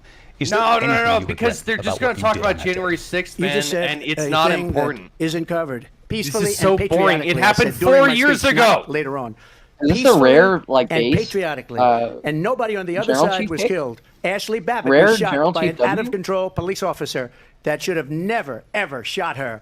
It's a disgrace. Yo, listen, bro. Like Trump standing here, like literally saying the police are out of fucking control and shot a fucking unarmed female. That's pretty base. That is one of the most base things I've ever heard Trump say. That was the lady is that pretty was going through a window into Ashley like. Babbitt. Okay, yeah, that I don't see why she wouldn't have not gotten shot. To be honest, There was one person killed on January 6th, and she was part of the right, Ashley Babbitt. And she was kind of hot, too, which sucks. It's all Gerald yeah, Chief but that's cares kind of about. like Darwinism, to be fair. And I thought it was 7. Gerald Chief's a big Darwin fan, but I don't really understand why, because like urbanites tend to have the most babies, but whatever. Urbanites don't have the most. That's what? I That's think not- like- there's only one that was shot by. Wait, hang on a minute. Hang on.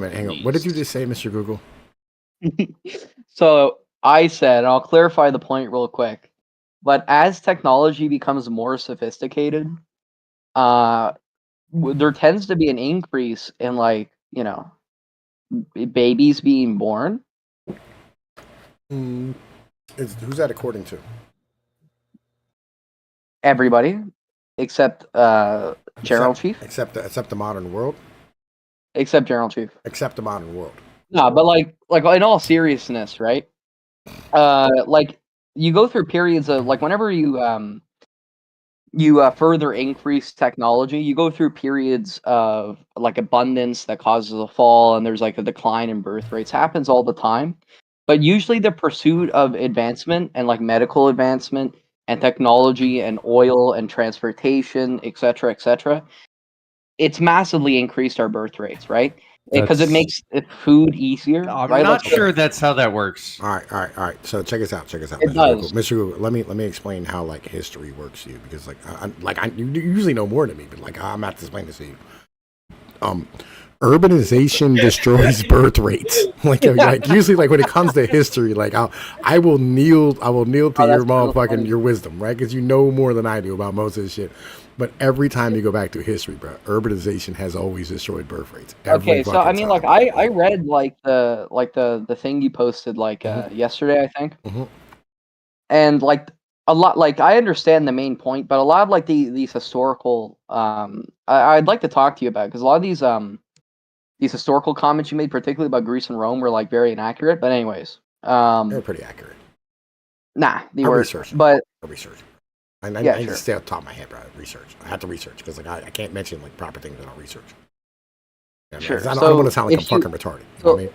like in this, yeah, of course, but like in this document, right? Like you directly make the claim that like oil and the world's oil production, right. right, which is a consequence of technology, of course, massively It's increased 3 the a.m. population. I gotta go. All right, buddy. See, You Nice. guys- Fair enough. Hey, good run. Yeah. Yeah. so I would assume that this is like on brand with like what you were saying in this article that you made, because you directly make the claim that like the technology of oil, right, which you can't harvest oil as a primitive, like as a hunter gatherer, of course, right? Yeah. And typically, like if you look throughout society, except like for certain periods of time, like typically as technology increases, birth rates increase and a child's survivability. Okay. No. You All know, right. children You're mortality confusing. rates You're confusing two things. All right. So like these two things are separate, right? So birth rates remain like high, right? You know what I mean, throughout all history up until now. But and this is important. Child mortality was also high. So like half of kids just straight didn't make it, or probably more than that, right? You know what I mean? Okay, well, sure, I'd agree with that. Sure. Right. You know what I mean? So Yeah, this no, I would is agree this with is that. yeah, this is the thing, right? And on top of that, like your chances of like even if you did make it through childbirth, right? You know what I mean? Like the chances of you making it to like 10 years old was kind of slim, right? Did you cut out? Yo, can you hear me? Oh, there you go. Can you I've hear been me? able. All right, I've here we been go. able to hear you fine, man. Yeah. Here we go. I went down like no bars or whatever, right? So like the chances of like you surviving until you were like 10 years old was like low, right? You know what I mean? Even if you made it through birth rate, right? And this is why like if you look back through history, like you can see people like, you know, you can see like, you know, John Smith were born to John Smith, right? You know what I mean? And the reason is because he kept naming his fucking kid John until one lived. You know what I'm saying? Yeah, no, gotcha. So like now, like General Chief has like stated like many a times, right? And maybe I'm misremembering, like theoretically, that you know, the purpose of like a biological life form, according to nature God, whatever nature God is, but according to nature God, is To the make copies of reproduction of their themselves. to make copies of themselves, right? So if you're making a copy of yourself and it's like immediately dying, like that's sort of like an inefficient way to do things. Well, that's why you If got to just make wanna 8 of them. Well, that's why, right? But like, what if theoretically we could invent technology that allowed us to make, you know, babies survive, and then that massively increased the amount of Yeah, that's copies called of modern our- medicine. Yeah. Yeah. So like, technology can like massively increase birth rates, right? And like, obviously, like, Yeah, the but we prisons will also like tend people. to educate women while we do that, and Wait a minute. Okay, so like this is where like, you know, like the whole, this is why you think I'm a Marxian, right? And I'm not, right? You are a Marxist. Hang on, shh, stop saying these words, please. All right, so like, But you are a Marxist. Stop saying these words. Okay, hang on, wait. All right, check I this out. posted evidence. All right, stop. So like, You are a Marxist. if you don't fucking stop, bro, like real shit. Anyway, fucking. Well, like, so we like, can like play a little game. Like, is this a Marx quote or is this a no. quote? Like human beings are transactional, right? You know what I mean? Like this is how we operate as creatures, right? Like everything we do is a transaction. And it's due to like the fact that like, you know, we don't have like the abilities to like fucking like be actual predators and all these type of things, right? And so like us being transactional, right, what happens is like we have children because like children help us like fucking be able to feed ourselves or take care of ourselves later, right? And if you no longer like have that transaction between like you and your fucking child, right, the birth rate's going to drop, right? Because like all of a sudden you'll stop fucking having kids, right? And Yeah, whether okay, or not, no, I whether or not, understand wait, that bit, whether or right? not, whether or not you have birth control, right? Like, because like, believe it or not, the pull-out method has existed since time immemorial, right? That's why like in like fucking, you know, like I think it's, shit, man, listen, it's the Old Testament. I want to say it was like Abraham or something, right? But they said like it's better for your seed to fall in the belly of a whore than on the ground, right? Because that was something that was a problem where motherfuckers were just not shooting inside of broads. And they wanted them to make more copies of themselves so they can grow their nation and become stronger. The pull-up method is I actually understand. very So, effective. Now, but like, so if you look throughout, now obviously, right, if you look throughout like the increase of technology, and if you look, and if you look at the increase of birth rates, like they line up fairly evenly.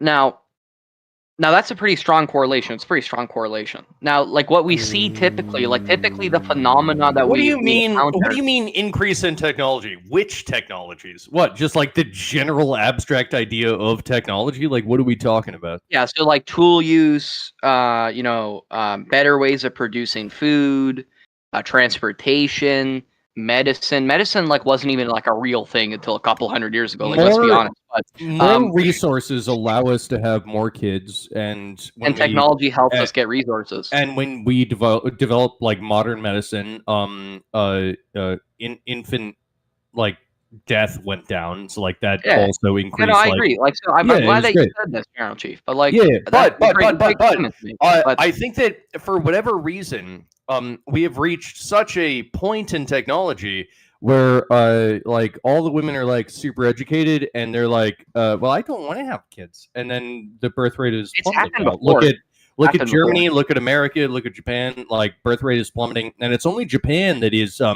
unwilling to import the third world to fix this, and that's why Japan is so backwards.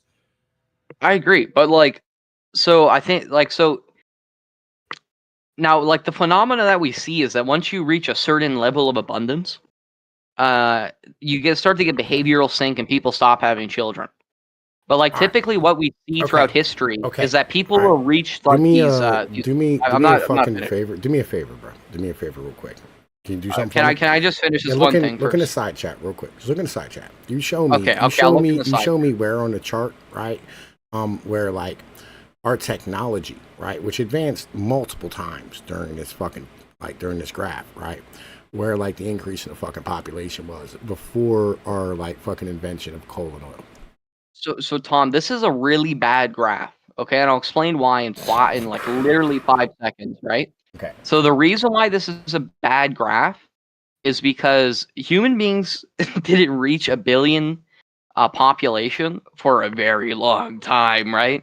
And it's called a logarithmic curve. It takes a while for it to get off the ground. It takes a while. Yeah, it takes a while to get off the ground, and that's the same for technology as well, right? Like it's called the floodgate effect, right? But the point is that it doesn't show that in between like all this time between like 800 and 100,000, there was massive increases in technology compared to the previous years. Like the population at 800 was like thousands of percentage over the population in 100,000 BC.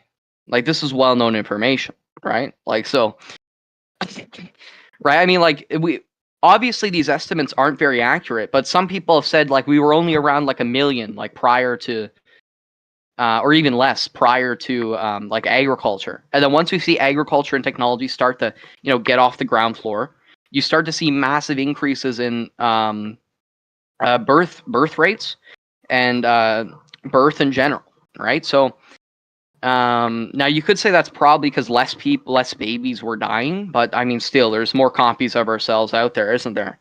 Now what we see is that typically after you get to abundance, you start to see a decline after that. But historically, we've gone through many periods of decline from abundance, like the Bronze Age collapse, like the Roman Empire and like the Dark Ages. But typically we become even massively more successful than we were after this Dark Age period. Have you ever looked at because actually biologists have studied this different they've looked at like population curves in a number of species. Are you aware of this at all? Pardon me, sorry, I was looking at Tom's screen. Sorry about that. Yeah, go ahead.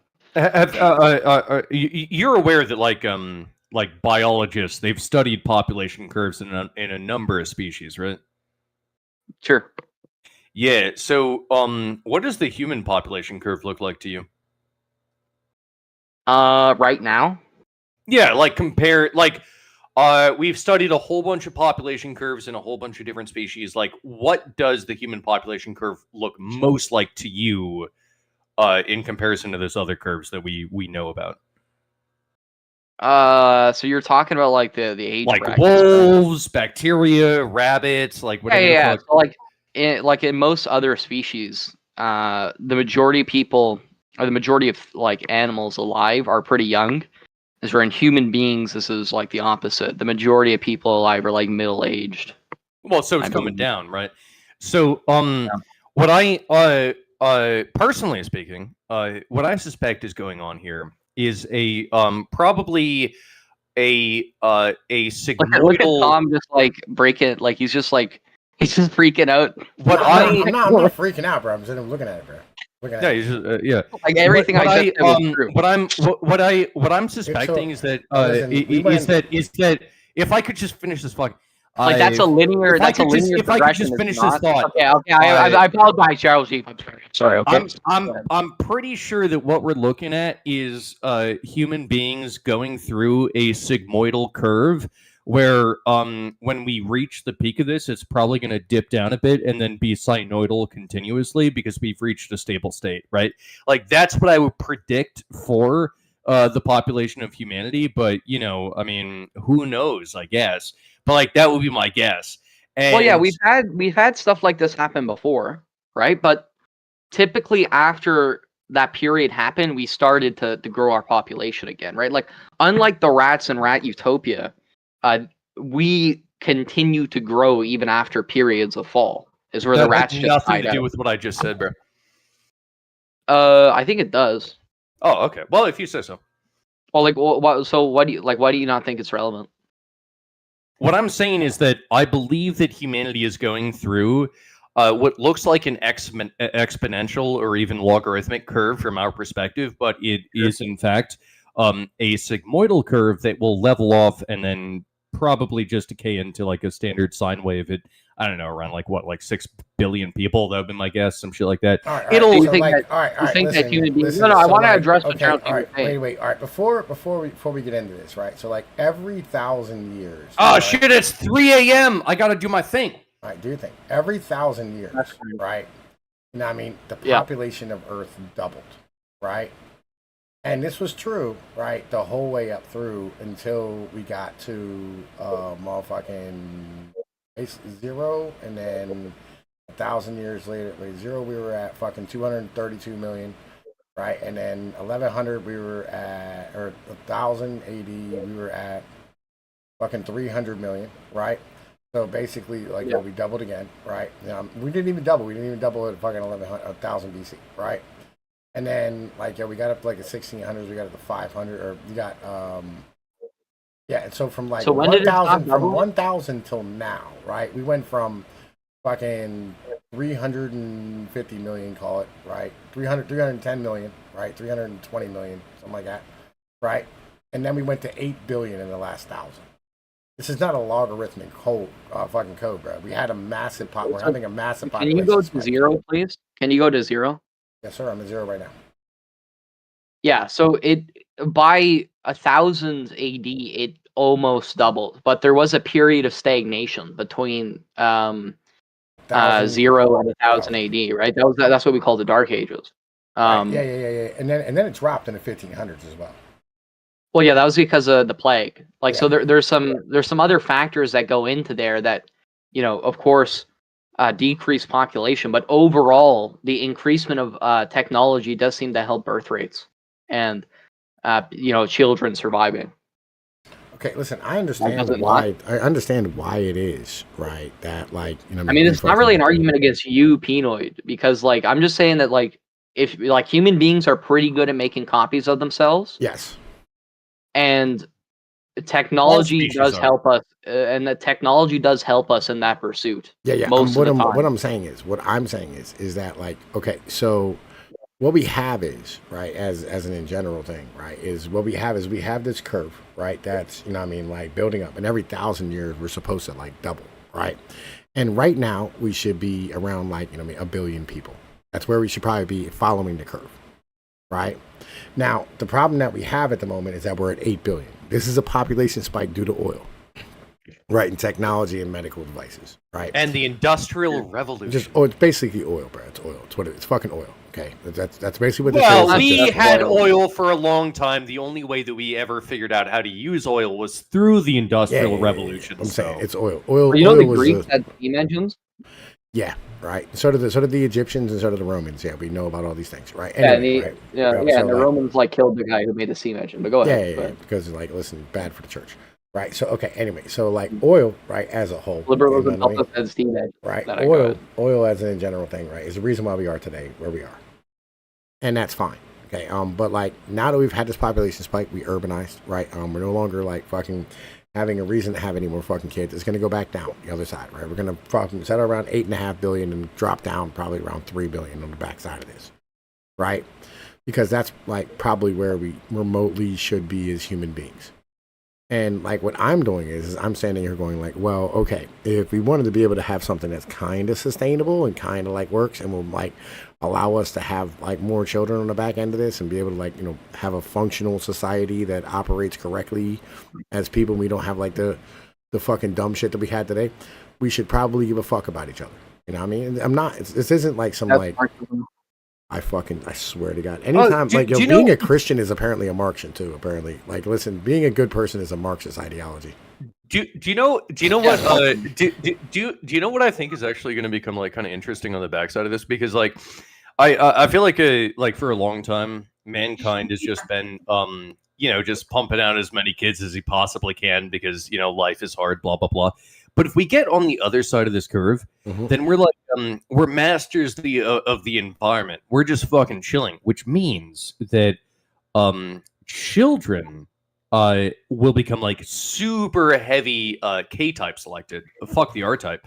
Like everyone will want to have like 2 kids, and they'll be super high quality, just the fucking best little kids that you could have. Man, that's going to be like, if we could actually just achieve that and like keep the technological singularity from eating us, I feel like that would be a great future for humanity. And imagine those kids, right? Instead of, and I mean, they just go, oh, you'll be whatever you're going to be. You go, man, listen, like, yo, fucking, you can take over, like, what we do as a family and like be, like good humans, right? And I mean, that's like, Marxism. That's what? What's that?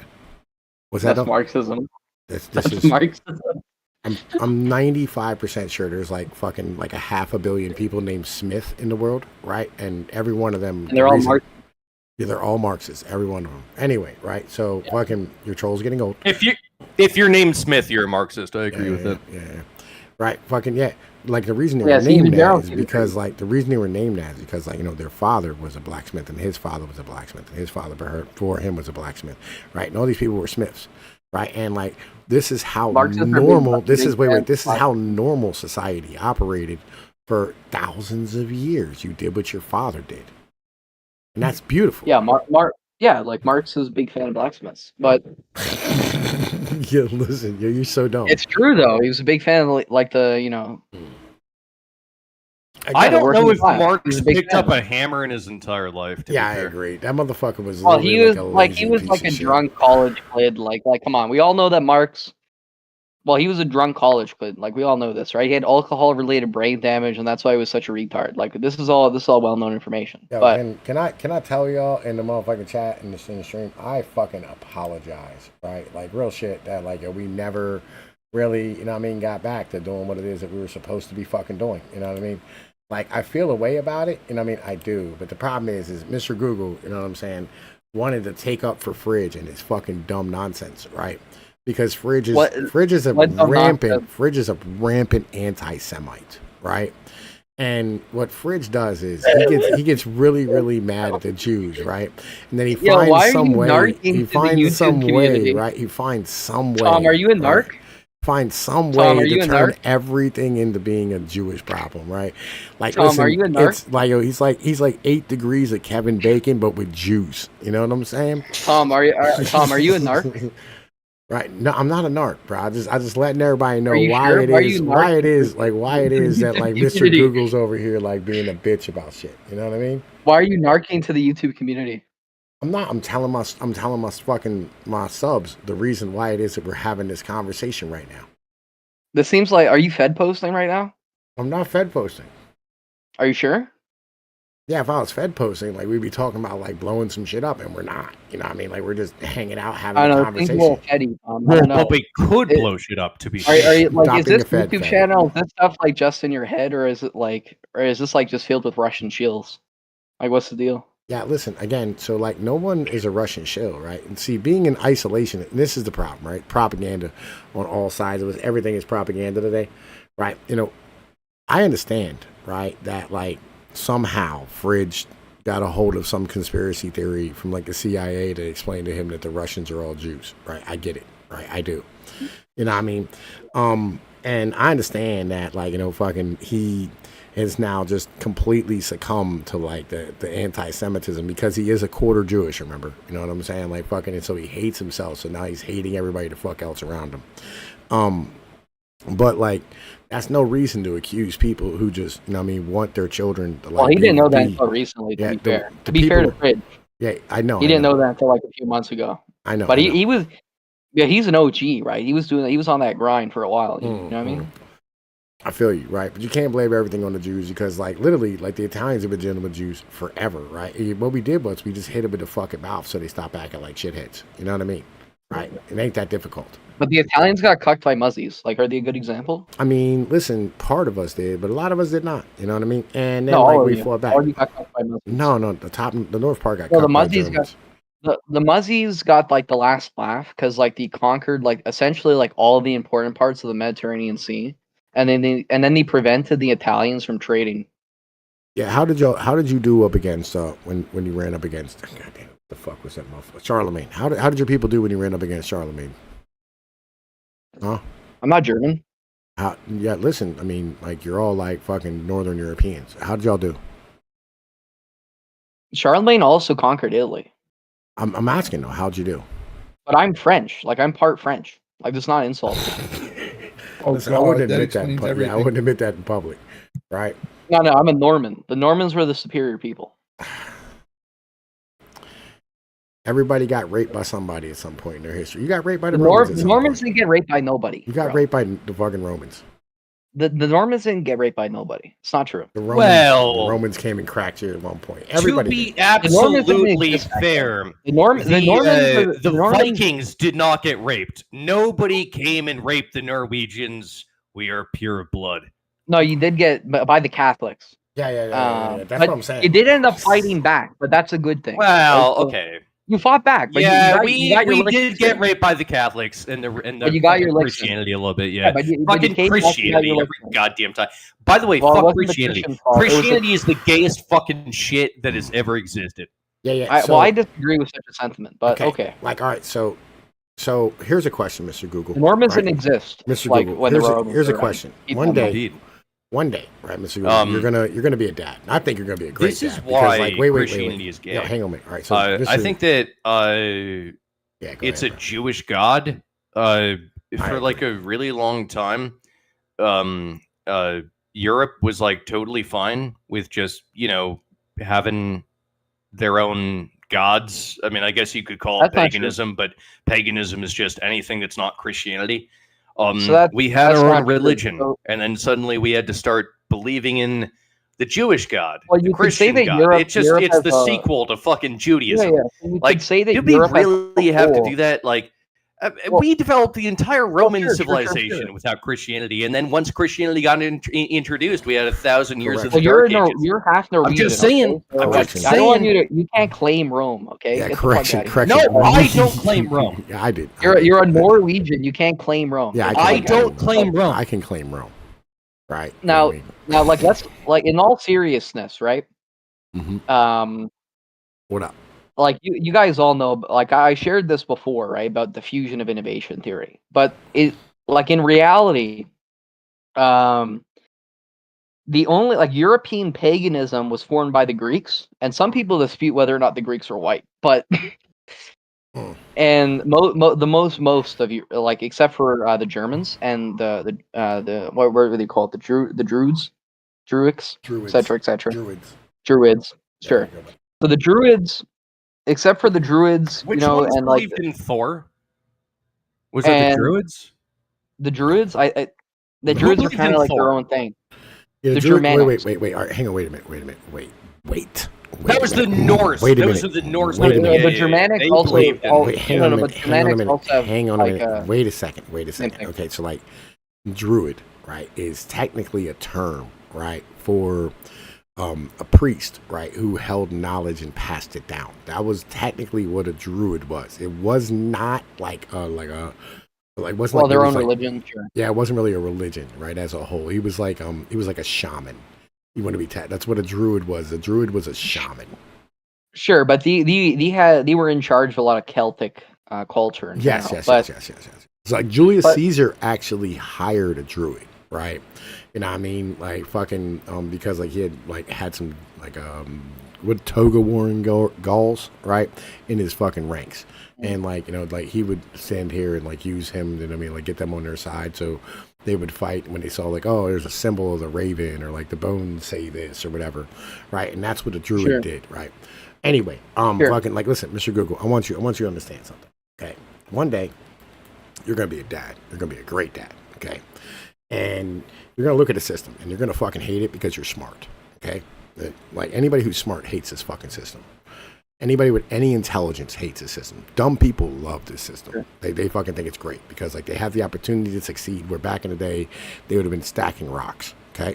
That's democracy. Nah, let it go. Right. No, no. Hang on. So and this is the thing. You're gonna look at your child, right? And your child's gonna come up to you and gonna say some smart shit. Okay.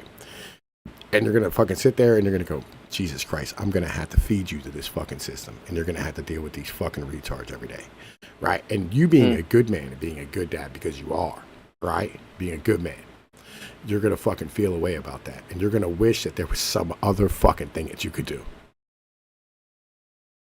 Yeah, no, I gotcha. But like, like you understand this, right? I Like, listen, agree. yo, and this is not something that comes out of like some like spite for something or some crazy thing. It's because like, yo, you love those around you. You go, I wish that like I could make the world better for them, right? And it's not that like I don't want to have control over like the system or the government or anything. Like, I want control over my family so I can make my family better and make everybody around me better because they make really dumb decisions, right? Because women are whoever had terrible. control. But like, if we look at this from an historical perspective, whoever had control over their family. Oh, everybody did. Like, if you had a family, you had control over. That was the rule under Rome. Is, you know what I'm saying, like fucking paternal, whatever, right? You know what I'm saying?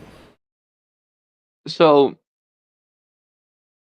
maybe Rome. Yes. I'm not too sure. About Yeah, that 100%, 100%. Like, yo, you're as a man, you had control over your household, right? And then the same thing where like the government dealt with you, not your household. Like, if your wife fucking did some shit, your kid did some shit, they came to you.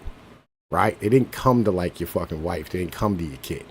Right? You know what I'm saying? Like so the lower class Romans, and I say lower class, right? Because we have to understand that for the majority of history, lower class people were the majority of people.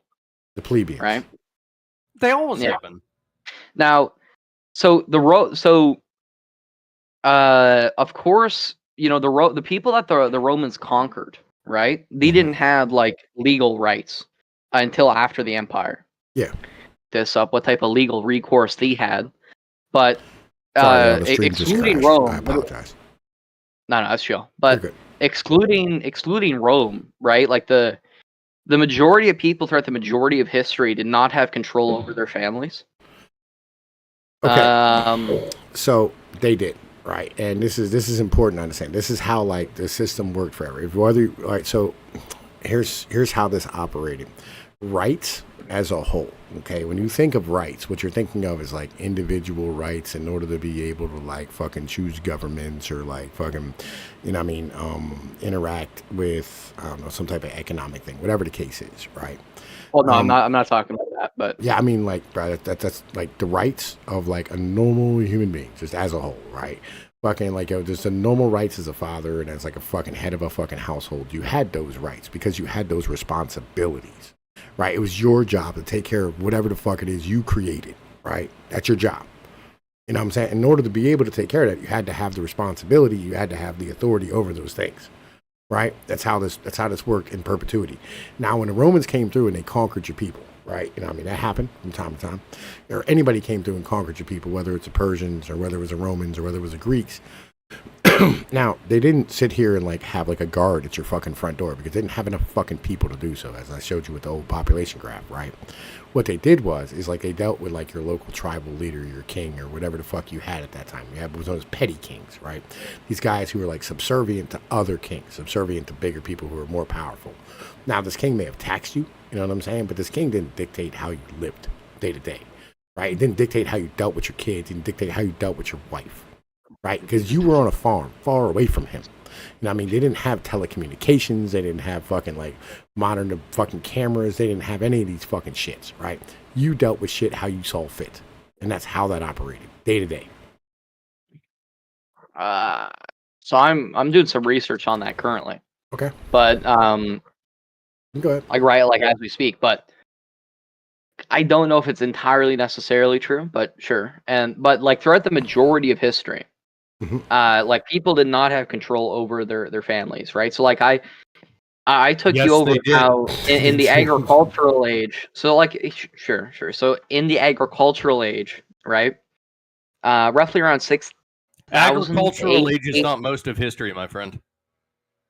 Well, I'm going through the eras, okay? If you let me speak, you retard. Go ahead. Okay, go ahead. But if you look at which in a particular period around the agricultural age, around 8,000-ish, 8,000 BC, the amount of men that reproduced compared to the amount of females was 1 to 17.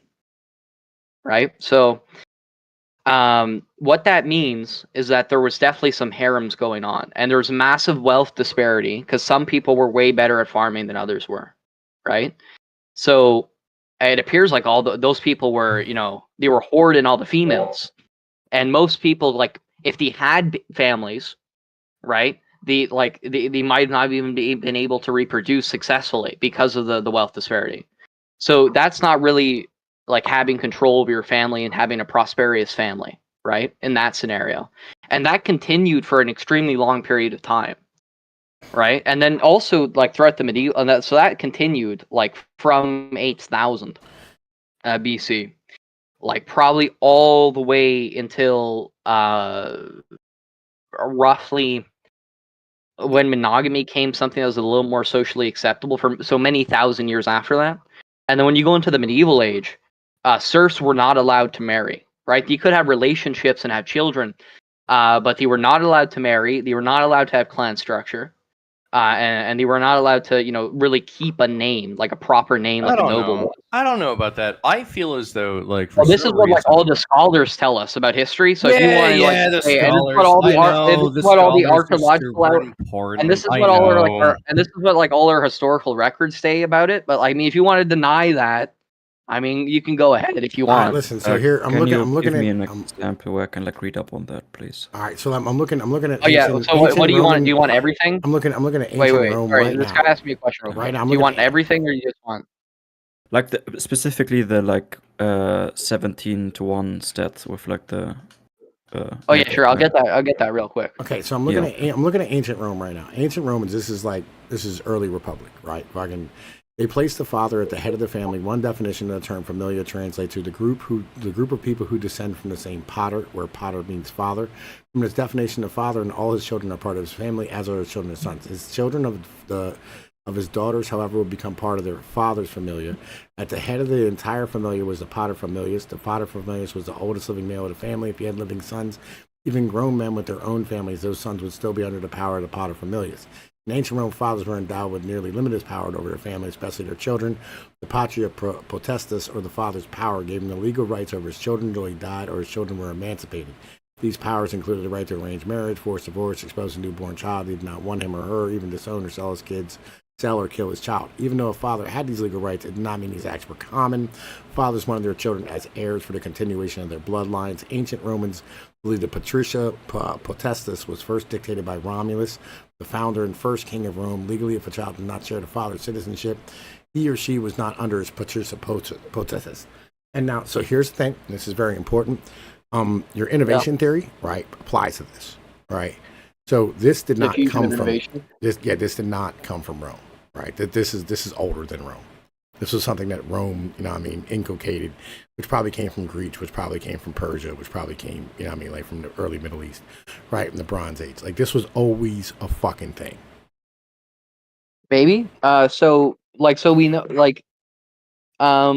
so we have to, of course, mention that Rome, compared to most nations around it, except for maybe the Greeks, who were kind of tied, were more liberal than most people around them.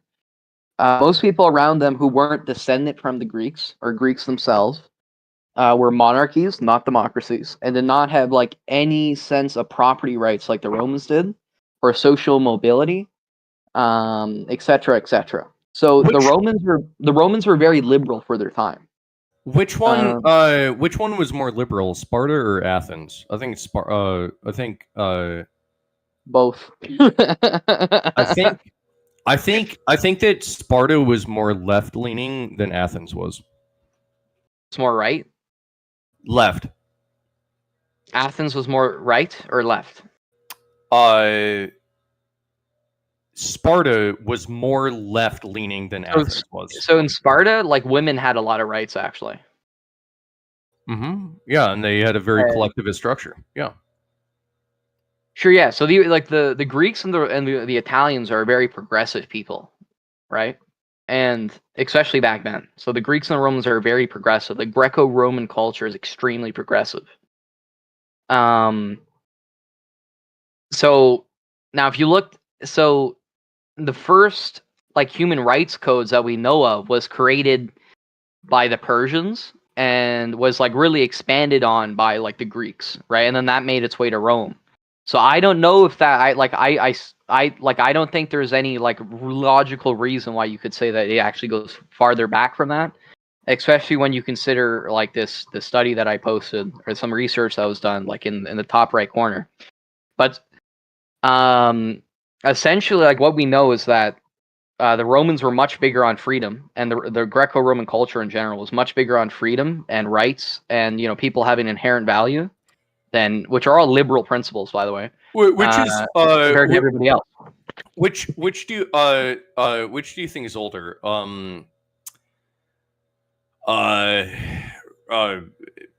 Let's say Rome or the division in humanity between the left and the right. Which do you think is older?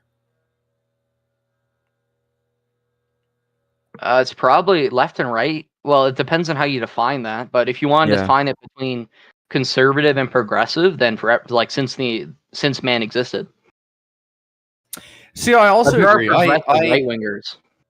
So would you agree that this division that we have between left and right, which I personally suspect is really just a difference between men and women? I disagree. Well, you can. That's totally fair. I was just saying my opinion. Do you think that it's older than agriculture? The progressives and conservatives are definitely older than agriculture is. Yeah, I also agree with that. Yeah. So what do you think it is? I think it's just it's the difference between a civilization run by men versus a civilization run by women. So I disagree with this sentiment, because if you look at it historically, right, like the founding fathers, which are some of the most progressive people on earth, were all young men, right? Pretty much. Yeah, sure. Yeah, they were all like in their 30s. Okay, so here, this is from ancient Egypt, right? Ancient Egypt. This is from ancient Egypt. All right, an ancient Egypt family consisted of a couple, their parents, their grandparents, or children. Sometimes they have brothers and sisters. The couple may also have included in the family unit. The family was a glue holding together ancient Egyptian societies. Egyptians held positive moral values, respecting their elders. The son within the Egyptian family was referred to as the staff of his father's old age, which meant essentially he was due to inherit his father's occupation and the duty for caring of him in the old age. In ancient Egyptian family life, the man was a protector of the whole family. There was many threats in ancient, such as snakes, rats, crocodiles, scorpions, and hippos. And if family member received a snake bite, a scorpion charmer, produce magic, herbs, cure magic was important, blah, blah, blah, blah. Right. So, yeah, like, again, these are all things, right, that existed, like, as a normal part of life forever. Right. And this is. So, post that in the chat, please. Like, post that in side chat. Free, please. Back up. Right. So, you have to understand, like, what I'm fucking, like, rooting for. And these are things that, like, were passed down through like the years and the culture of like my people as a whole. right? And see, you think that like I'm arguing for, you know, what I mean, like, you know, just like, you know, fucking these type of ideologies that come out of. Oh, here you go. Oh yeah, you're arguing for Marxism. You think I am? What I am is I'm arguing for like actual like real morals that make sense for like normal human beings and not like people who give a fuck about like finance. So, what up? I like to call I those was looking at the preferences, and That's Marxism. Jokes aside. No, I don't know if you're memeing right now, but like that's clearly not Marxism. Well, jokes aside, right? The way Tom argues for a lot of things is like very Marxist related, and he's definitely got some Marxist tinges. Crazy issue. Holy shit. Yo, what up? Yo, what did you say, Cretin or dude, Cratulius? Tom, what the fuck is this website, bro? I'm not 100% with you, bro. I found it on Google. You'd be amazed how hard it is to find like ancient shit. You know what I mean? Like, yo, especially when it still exists. Like, I was looking for ancient Persia and it just kept bringing up Iranian shit constantly, over and over again. Like, new, like today's Iranian shit. Dude, sometimes websites they just go away. Like, there used to be this really cool website. But this is meant for like school children. I don't know, like it's variability, but okay. Here's a website that wasn't meant for school children. There used to be this Across really the cool. There used to be this really cool website. It was talking about Australian Aboriginals and how like if you pour water into a graduated cylinder, like you know, can the children reason that it's the same volume even though it looks taller or some shit like that, and it was this great website. It went through like all of this like fucking late 1800s, early 1900s, like you know, like scientific paper about how like you know the Australian Aboriginals have a very unique IQ to them, and that website doesn't exist anymore. I haven't been able to find it for years, and it sucks. Like, why is it the cool websites like that get taken down? And then we just get more TikTok and shit. God damn it. I fucking right. So it's also important to mention, right, that like harems, like the harem social structure was very common among Egyptian elites. That is well-known information. But what is really funny is that I found a website from, and this is from Fathom Archive, but it says the nuclear family was the core of Egyptian society, and many of the gods were arranged into such groupings. Okay. I don't know if this is actually true or not. I'm not making any claims. My internet is having an issue case. where I sometimes can't hear you. What up? Pardon me, sir? I was saying that my internet is having issues, so sometimes I can't hear you. Oh, okay. So, like any of you. So, yeah. Oh, okay, gotcha. I hope I was the guy you asked. What I mean, so.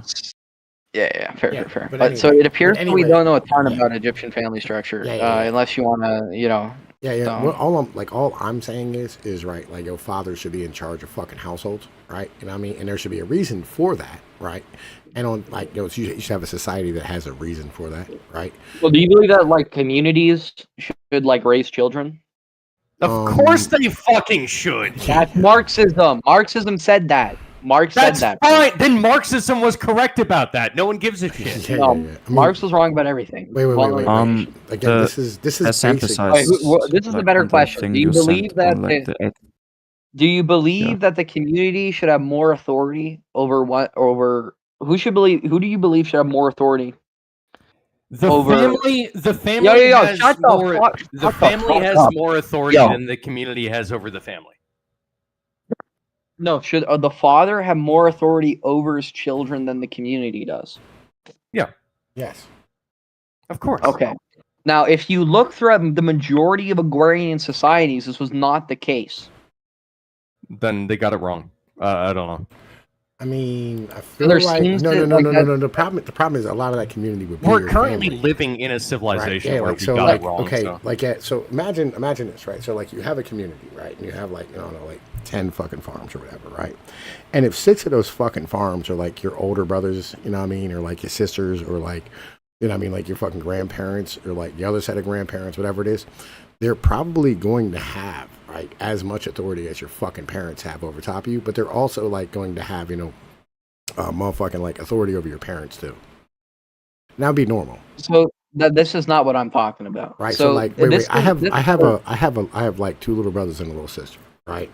And in my family, still to this day, I have authority over my sisters and my brothers. And like they're in yeah, their no, 30s. I understand that bit, but like, Right. You understand how this works, and like so yeah. like So you know, what if I'm talking about in particular, right? is that, if they allow their fucking children to do some shit, you know what I mean, they're like, you know, is like fucking not like fucking positive for our family structure, our family morals, right? Whatever it is. Like say like, you know, they allowed like their daughter like or their son to like fucking try to cut his penis off. I can intervene and go, bro, you're not doing that. sure. So So now, I mean, then what now are we what I arguing? was talking Then what the about, fuck so are we what I, arguing about? so, yeah. So what I am talking about in particular, Mhm. right, is how you're confusing like the Amish with like the majority of civilization. That's not how that works. Okay. Throughout the majority of civilization, Mhm. churches and religions in general were used as a way to build up like human rights codes and authority over smaller communities and their families. Yeah, I agree.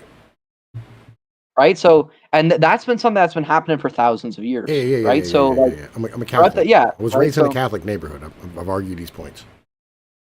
Yeah, so like the Catholics were very strict about people defying their authority, even if it Yes. was like their own family. Yes. And that goes like way back, Okay. except in like very liberal societies. And your point Right? being what? You had rules. And my point being in general I'm that fine it with rules. appears that. Pardon me? I'm I fine didn't with hear what you rules. said. I'm fine with rules. What do you? No, it wasn't rules. It was like either you I'm gonna believe leave in 'cause my my particular internet sect of is making it Christianity, so or I I can't will take it genocide you. periodically. So it's very. Oh yeah, like Christianity is gay. Yeah, of course. Yeah, Christianity is super Well, gay. no, it's not Christianity. It's like a centralized religion, and Okay. religion being Alright. used as a political Alright. tool. So like here's the thing, right? So like what you have to understand is that the way things were seen back in the day, right, are not the way things are seen today, right? So like when you had, say, you know what I mean, I don't know, one of your siblings or a cousin or some shit, whatever it is, right? And they had a farm, right? And they had a family. And like in their farm and their family, right, they decided that, you know what I mean, they wanted to have, you know, like multiple wives, or they wanted to be lesbians, whatever the case is, right? Fucking like, yo, the church would go like, yeah, that's unacceptable, right? And the community would probably go, that was unacceptable. And then like what the fucking community would do, hang on, wait, what the community would do, they bitch to the church about it, right? And the church would stand here and come in, you know what I mean, and be like, you need to do this. And then they go, well, I don't believe in your fucking gods, whatever, shut up, right? And then like they would be executed. And that's normal, right? It keeps everybody the fucking line. No, so I talked to you about the Waldesian genocide. I don't but, care about the Waldesian no. genocide. I don't care about it. Oh no, some And people you also, died. you also have the Cathars as well. The Cathars are a good example. You have Why do we care about you also these people? have and you also have the pagans. I as found well. it cathartic when they all died. Yeah. Again, However, so, very like, clever of you. Why do you But so- care about these people? Okay, so I will share why. Okay, so if you look at these people, all these people have something in common. Mhm. Particularly the Waldesians. The Waldesians are a pretty interesting case of this because you have a small group of people in France who did not want to be ruled over by Central Italians with their funny little Catholic Pope and with his funny little hat, and wanted to have their own independent community separated from their church that was peaceful and non-violent. These people did not attack them, right? What the church did as a consequence is that they tried to forcibly convert them. When they said, no, I'm not going to convert to little funny Pope man's religion, they abducted their children and then forcibly made them convert. And when they responded with violence, they then went in there and slaughtered these people. Okay. Now I have a question for you. All right, this is like a real ass question. Have you ever told like your mom or dad when they asked you to do the dishes that you weren't gonna do it? Why? With relevance, please. I'm gonna explain it to you. Have you ever told them that? Are you a sinner? Maybe once, yeah. Maybe like a couple of once. times. Okay, a couple of times. You said you're Yeah, not a gonna few do times. it, right? You know what I'm saying? And like, you know what I mean? Like, oh, your parents said, you know what I mean? Like, listen, you don't do it, you're grounded, whatever, right? And then like if you would have took that to the next step where you said like I don't give a fuck about being around, I'm gonna go do what the fuck I want, right? And they try to like take your shit out your room, your PlayStation, your computer, whatever it is, right? You know what I mean? And then like all of a sudden you went and snatched that shit the fuck back and said fuck you, I'm gonna do what I want, right? All of a sudden, right now, you know what I mean, you have left them with very little amount of recourse for like what the fuck happens. But the problem is, it's all started because you didn't want to do the fucking dishes. Right? Tom, you can't be serious. No, I am serious, right? I don't care about like your fucking religion, right? I literally don't give a fuck. Like, brother, it's like, be a Catholic. Like, why, like, again, why would you like go through all this fucking dumbass headache to just, you know what I mean, like, not be a Catholic? Like, why?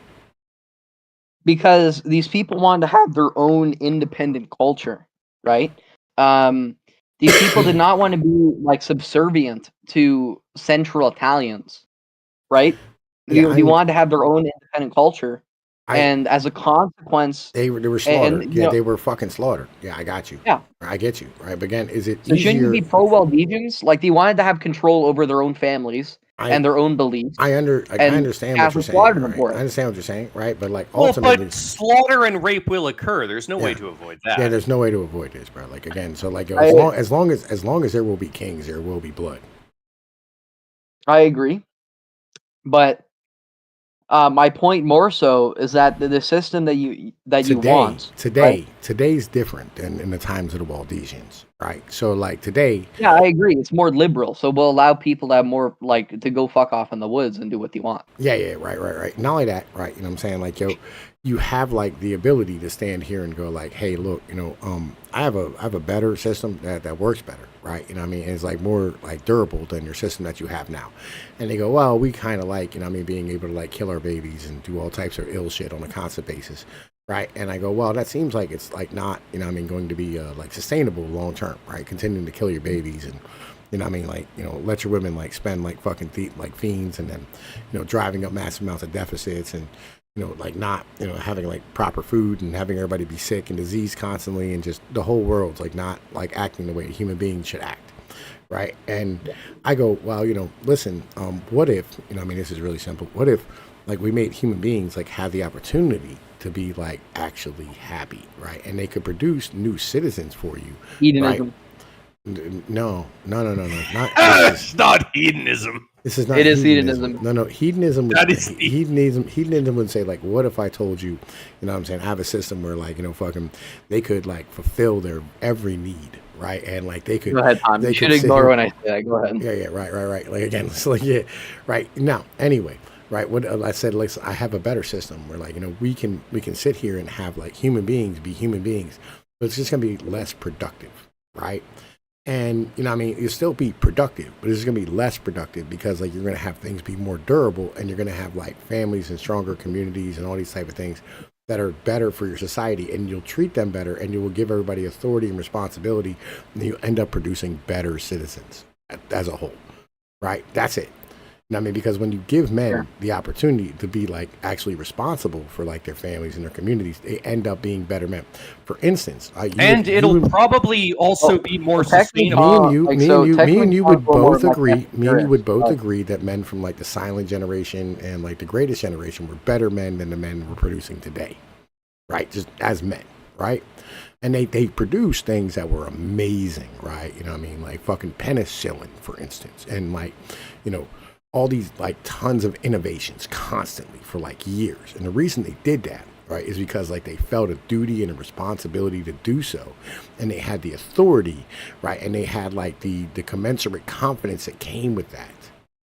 So are you familiar? So I've told you about diffusion of innovation theory, right? Yeah. But so when you look at like the 2.5% of people that innovate, and some people think it's more hierarchical for that, and there's a lot of evidence for it being more hierarchical, but it's hard to test for because we're talking about an extremely small percentage of the population. Right. But the reason why do you think these people innovate at such a faster rate and better than everybody else is that they're social nonconformists. I'm gonna say yes and no. Right. So like, here's the thing. There's two parts of this. It's not the fact that they're just social nonconformists. It's also the fact, right, that you give them the opportunity, right, to be rewarded with like the responsibility and authority that comes with being motherfucking like innovators and social nonconformists, right? So like you had these social nonconformists. You reward them for it, sure. Yeah, right.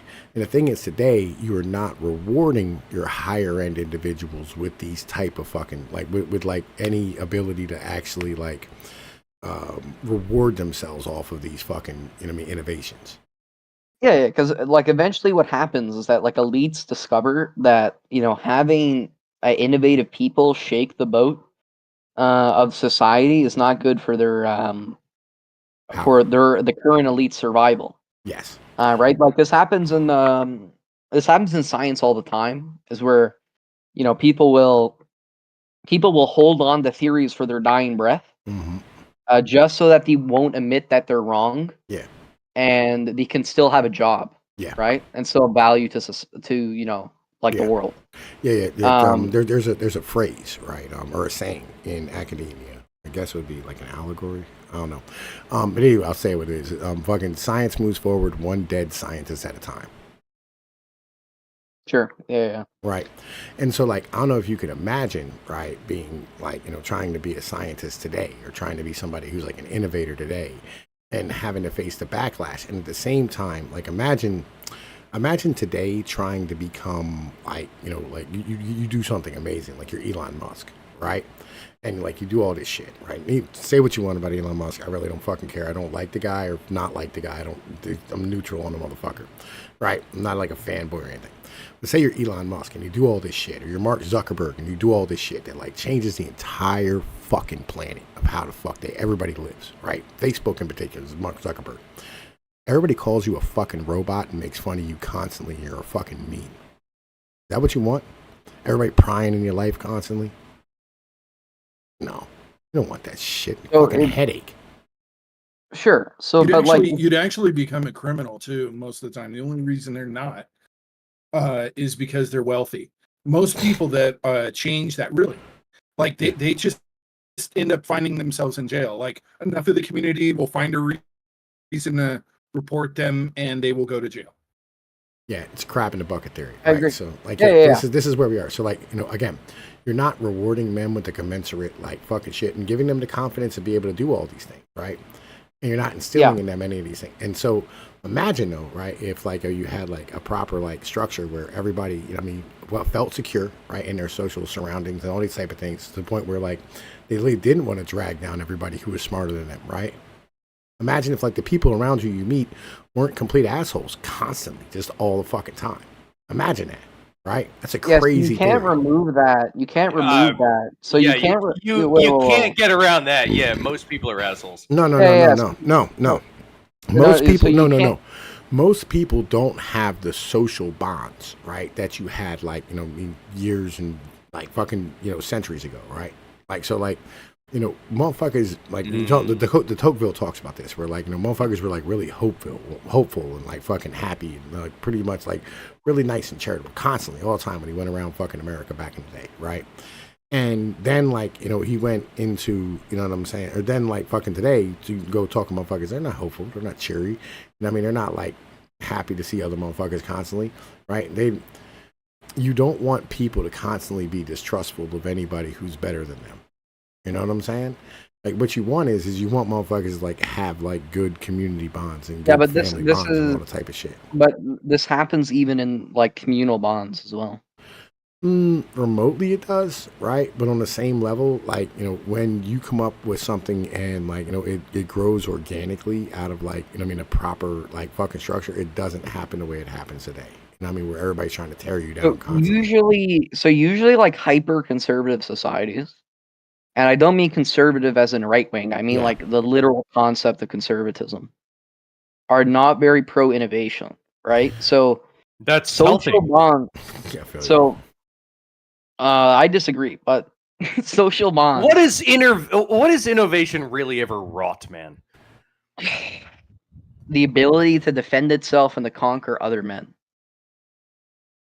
I mean, spears were like pretty good. Like, I'm not gonna like disagree like spears and like throwing rocks. Well, no, there's and shit. many Like, historians that's pretty that good, would tell but... you that. Yo, can we I just can we bang the 30 through years any more of this by chance? Nah, no, we're completely done with this shit. Come on, man. Listen. General Chief doesn't like this shit, but in general, I mean, like, we can keep trying to watch it if you want, I guess. well, Did in they get general, into like, anything else other than Jan 6 after this? They talk Not about really, I don't think so. they talk about Jan 6, and then they talk about like the 2020 election being fraudulent or some shit. And honestly, yeah, no, we hit the peak of the debate, I think. All right, I'm down. I don't really care. Yeah, I don't really give a shit just as a whole. Right, but anyway, right, yeah. So like, you know, because I soon gotta go to fucking bed. You know what I mean? That's kind of where I'm at. You know, we get some pussy before I lay down. But like, real shit. You know, again, having proper social bonds and like in a place where like your government, I mean, like fucking remotely trust you. And I'm not saying you have to have like a super conservative form of fucking government, right? yeah, but I don't think that's going to increase innovation. I mean, I think it will, right? Number one, right? Because like you'll be creating more people, right? And secondly, because the people that you create, you know what I mean, you know, are going to be of higher quality than the ones that you create today. Right, where like the ones who make it through like education and like the process that allows you to innovate tend to be midwits, right? And then like, you know, midwits are incapable of innovation. No, the midwits are innovating, right? But they're not. No, really they're not. good at it. So, no, midwits are incapable of original thoughts. So midwits are actually like social conformists, right? Is anybody actually innovating today? Yeah, there are people, but I mean, well, clearly technology is advancing, right? So there's like, got to be somebody doing something. Is it really though? Well, yeah, with like AI models are rapidly now. Like, keep in mind, right? Like, just to show you the type of people that are innovating, like a lot of these people are centralized around like AI and computer sci, and you know, these individuals are about as social nonconformist as you can get. Okay. I mean, they're not even non-conformists. They're not like real people. They're bugmen. Well, they're completely apathetic to social environments. Isn't it the case that like actually there's a whole bunch of money potentially on the table for whoever figures out AGI first, and yet AGI is obviously going to be a bad thing for mankind as a whole? Well, the point is that I don't think like making society hyper conservative and hyper agrarian, and then you know, forcing these like or maintaining this conservative structure is going to increase innovation. I think it'll do the opposite, right? Why is innovation inherently a good thing? I disagree with this. And like, throughout history, right? Like most liberal societies are the most innovative. So there is a strong correlation. Like I agree that spears were good, but that doesn't mean that I have to agree that like TikTok is good. Like I think that we're trying to construct this like weird ass Tower of Babel here, and innovation, all innovation is not good. I agree with that, but innovation is like inherently necessary for some things, right? Like if you want to survive, you need to innovate. Dude, like, okay. Have we not expressed our complete and utter dominance? Can we not get into the Russian field over the world? Stop being a Marxist. Stop being a Marxist. I'm not being a Marxist. What I'm telling you right now is we have guns. No more Marxism. We have guns. We can kill everything. We could stop at guns. Do we actually have to go beyond guns, bro? Well, yeah. But do we really have to? Because, like, in theory, we've conquered all of biology just with guns. We did it. We won. We did it. Yay! Do we actually have to go further? Do we have to make nukes and AI and AGI and I don't know, fucking biology? Well, yeah, because like we're doing. Do we have to? It's not necessary for the human race's survival. Well, it's necessary. Well, if everybody would decided to cooperate with each other and be like, well, maybe what we should do is that we should all like instantly become Ted Kaczynski, and we should all just never perform any more innovation ever. But you know, people aren't going to do that because people like to dominate others. So as a consequence, I feel like we should metabolize some of this shit. Metabolize? Yeah. Like, what do you mean? I mean, like metabolize some of this shit first. right? You know what I mean? Like, listen, we Yeah. made a lot of jumps, you know what I mean, in the past, I don't know, like So many 60 jumps. years. Can we sit on it for a bit? Yeah, can we I mean, absorb it, metabolize all this shit for a little while I've first? heard some interesting arguments about how like technology may help us in forming some smaller communities and still being able to keep up with urbanization, but in general, like, so my issue is that like you need innovation eventually, right? You just need it. Like, and General Chief's out here claiming that we don't really need innovation past where we already we are. don't need it. Hang on a And, minute. and, hang on a minute. let me say something real quick. Let me say something real quick. Is that everybody thinks this until 200 years down the line, okay? I mean, listen. Like, this is like low IQ, like boomer mentality. Like, I swear to, if you go to a lot of boomers, right, and you ask them like, oh, what do you think about the new technology on the corner? They'll say shit like, I think that, you know, all the technology has already been innovated already, right? Like, this is the type of retarded shit that they come up with, right? So no. Let's be honest here. Here's where I'm at, right? So, like, again, I don't think, bro, why does he have a pipe in his hand and a pipe in his pocket and a blowtorch, bro? This is fucking retarded. This cartoon was bad back in the day. Anyway, right? So, like, yo, what I'm saying is, right, is that, like, you know, we can have, like, medical innovations, right? Like, that's fine. That's not, like, that big of a deal. And I'm not talking about, like, fucking creating, you know what I mean, shit for us to live 200 years, which is fucking dumb, right? That's just going to cause problems. I'm talking about, like, medical innovations, like, hey, listen, you know what I mean, we can, like, do cancer research and all this type of stuff. That's fucking great. That's shit that we should be working on. You know, solving childhood leukemia, fucking amazing. That's things to be 100% should be working on, right? You know, but like standing here continuing to like develop new fucking F-35s is fucking retarded.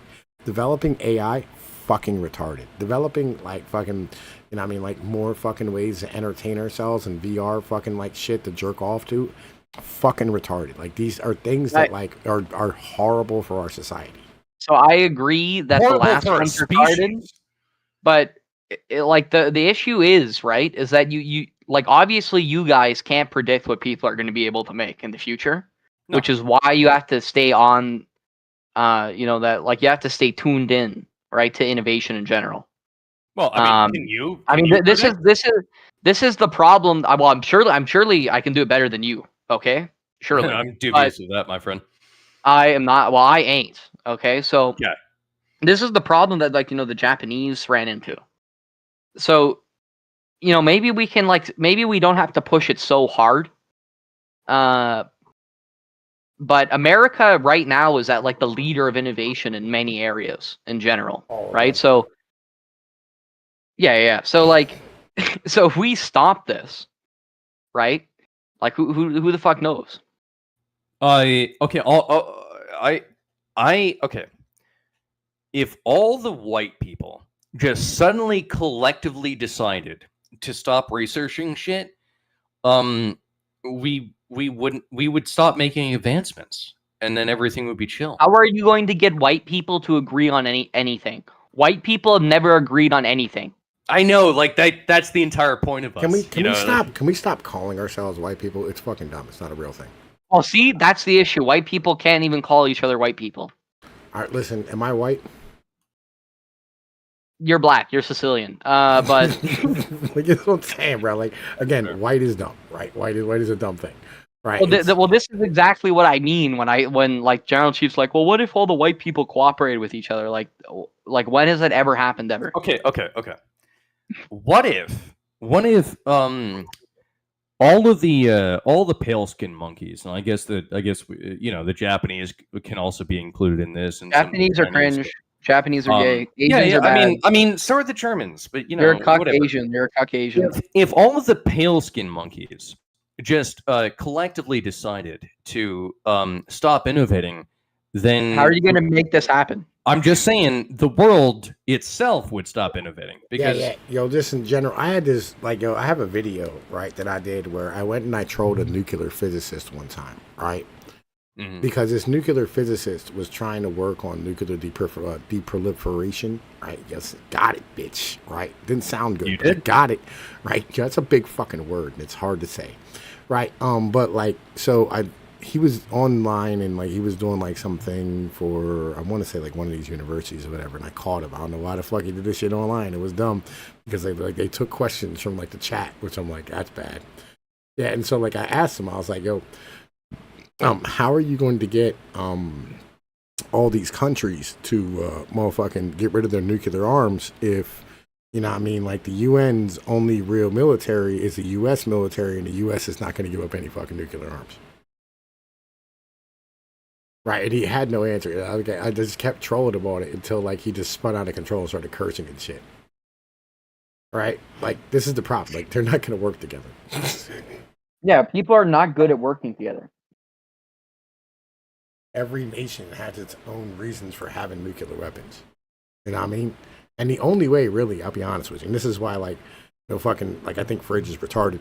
And I don't care. I'll say it to his fucking face.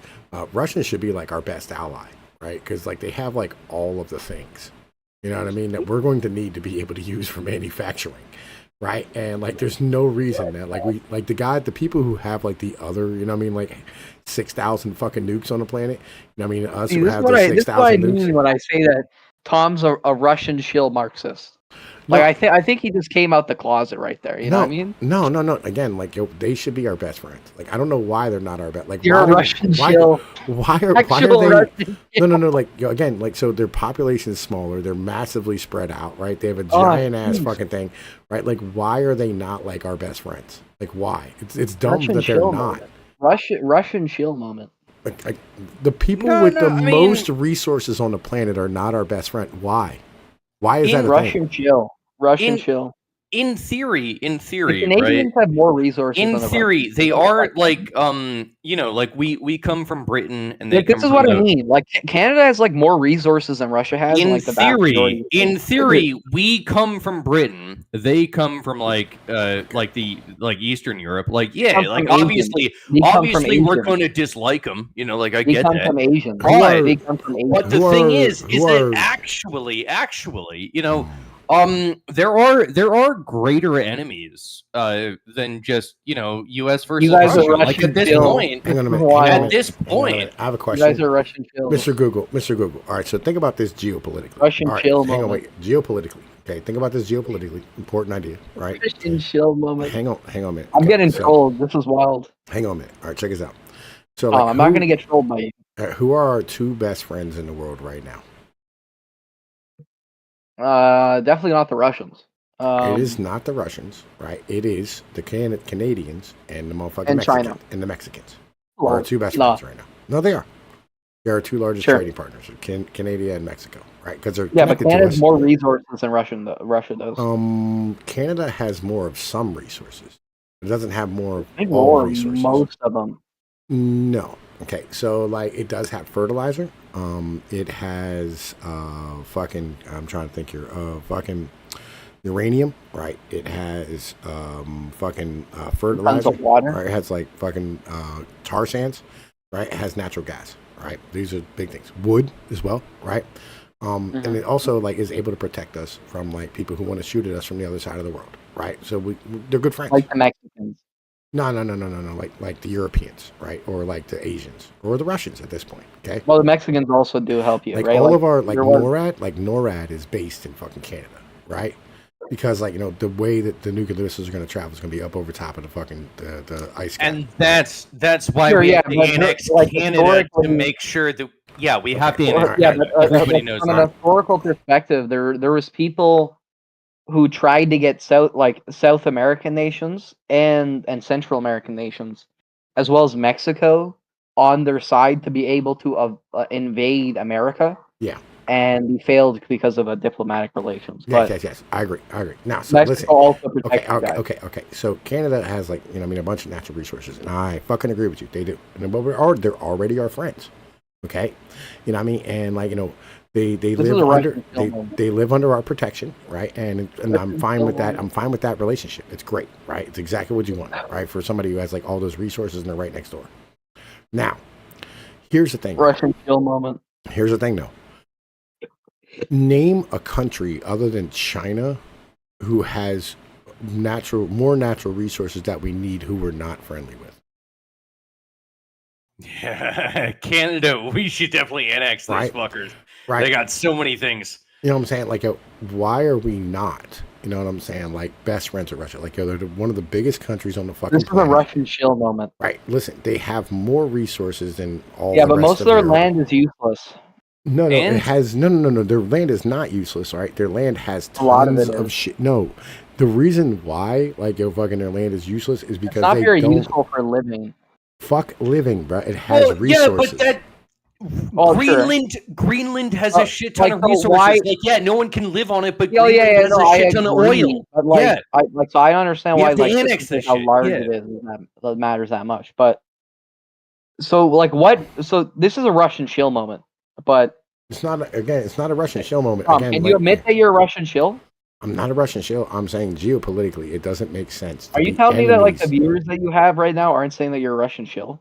No, right? No one's saying You're I'm all a Russian shill. shills too. Then No, listen, nobody's chatting. everyone in your chat's a Russian shill.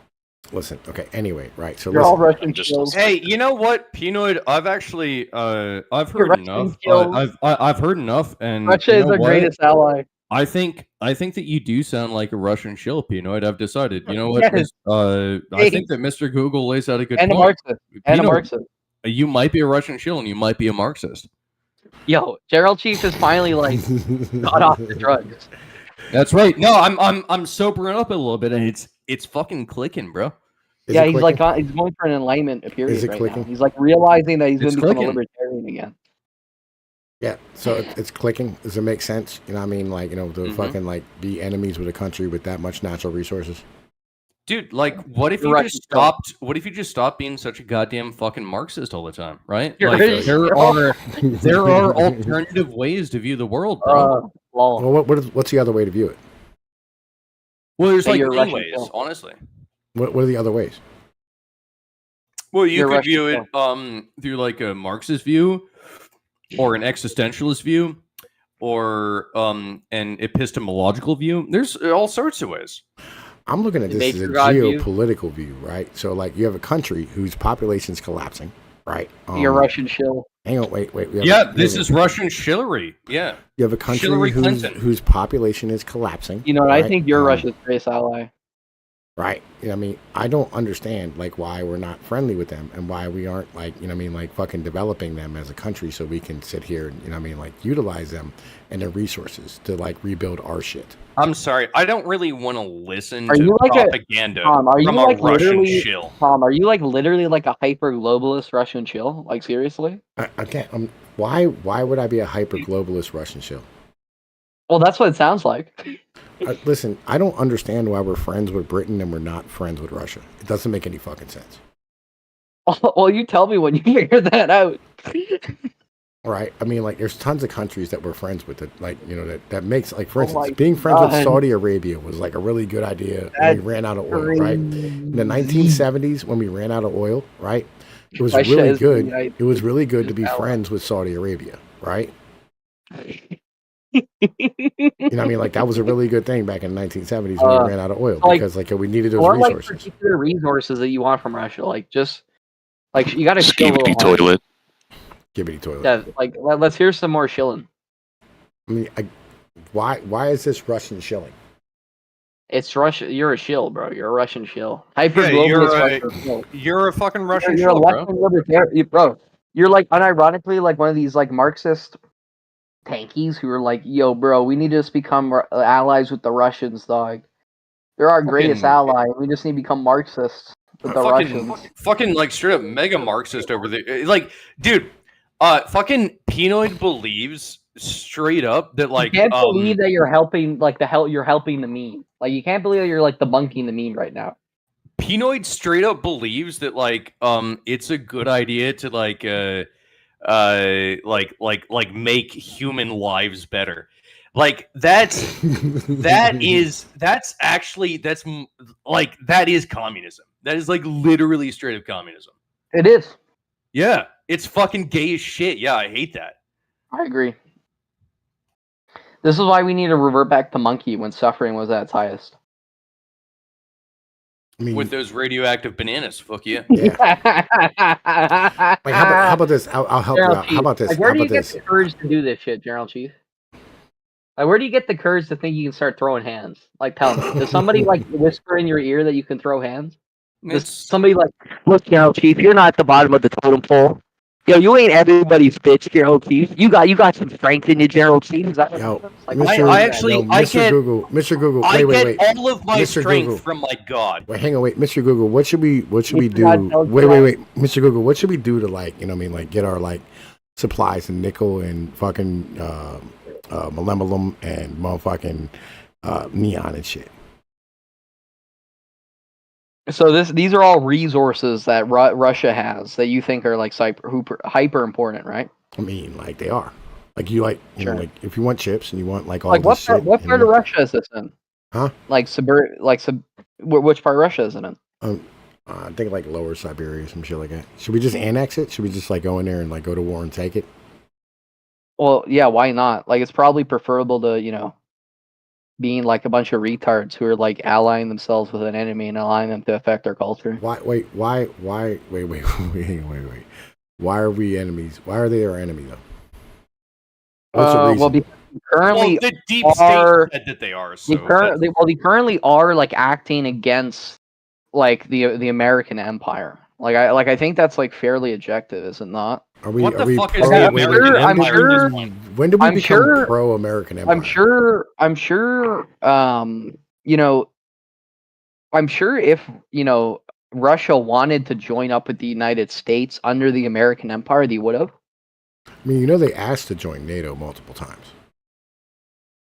Did they really though? Yeah, they did. Is it Here, possible? So, can you post stuff? Wait. If I could just ask this, is it possible? Was that before Putin or after? Is it Putin? Is it possible? Shut the fuck up. But hey, no, I'm talking, buddy. But I know that you want to talk more, but I want to ask this question. We don't let bitches talk. Okay. Is it possible that the American empire is actually kind of gay? Like, have we ever like thought about like what if the American empire is kind of gay? Well, like, maybe like a little in that case, Well, maybe like a little, but like, do we have to support a gay empire? Like, is that a duty of the taxpayer to support a gay ass fucking empire? But like, I don't think... Here, like have it up on screen. Have it up on the stream right now. Yeah, so like that was Boris though. Hang on, wait. No. Told him that he flouted the possibility to. So a famous like dictator, right? Who is known for lying and creating false flag operations, told who did he tell that he said this? Wait, here's another one. Here's another one. Former NATO Secretary General. You can't be serious. Wait. Former NATO Secretary General George Robinson was asked by Putin for Russia to join NATO. According to who? The former NATO Secretary General George Robinson. No, like open, like according. No, open the source, please. Right, it's right here. It's right here. It's right here. Again, it's like there's multiple here, right? Like the former Danish Prime Minister who served as NATO Secretary General from 2009 to 2014, the early days of Putin's presidency, around 2001 to 2001. Putin made many statements that he suggested he was favorable to the idea of Russia joining NATO. Yeah, but he never actually like took this into serious discussions. No, he did. He asked multiple times to join NATO. Wait, Putin made statements suggesting that it was a favorable idea. If Russia joins NATO, what the fuck is the point in NATO? Yes, open the source. Which one do you want to open? No, seriously. If Russia joins NATO, what the fuck is the point of NATO? He asked. Because the entire point of NATO was to be against Russia.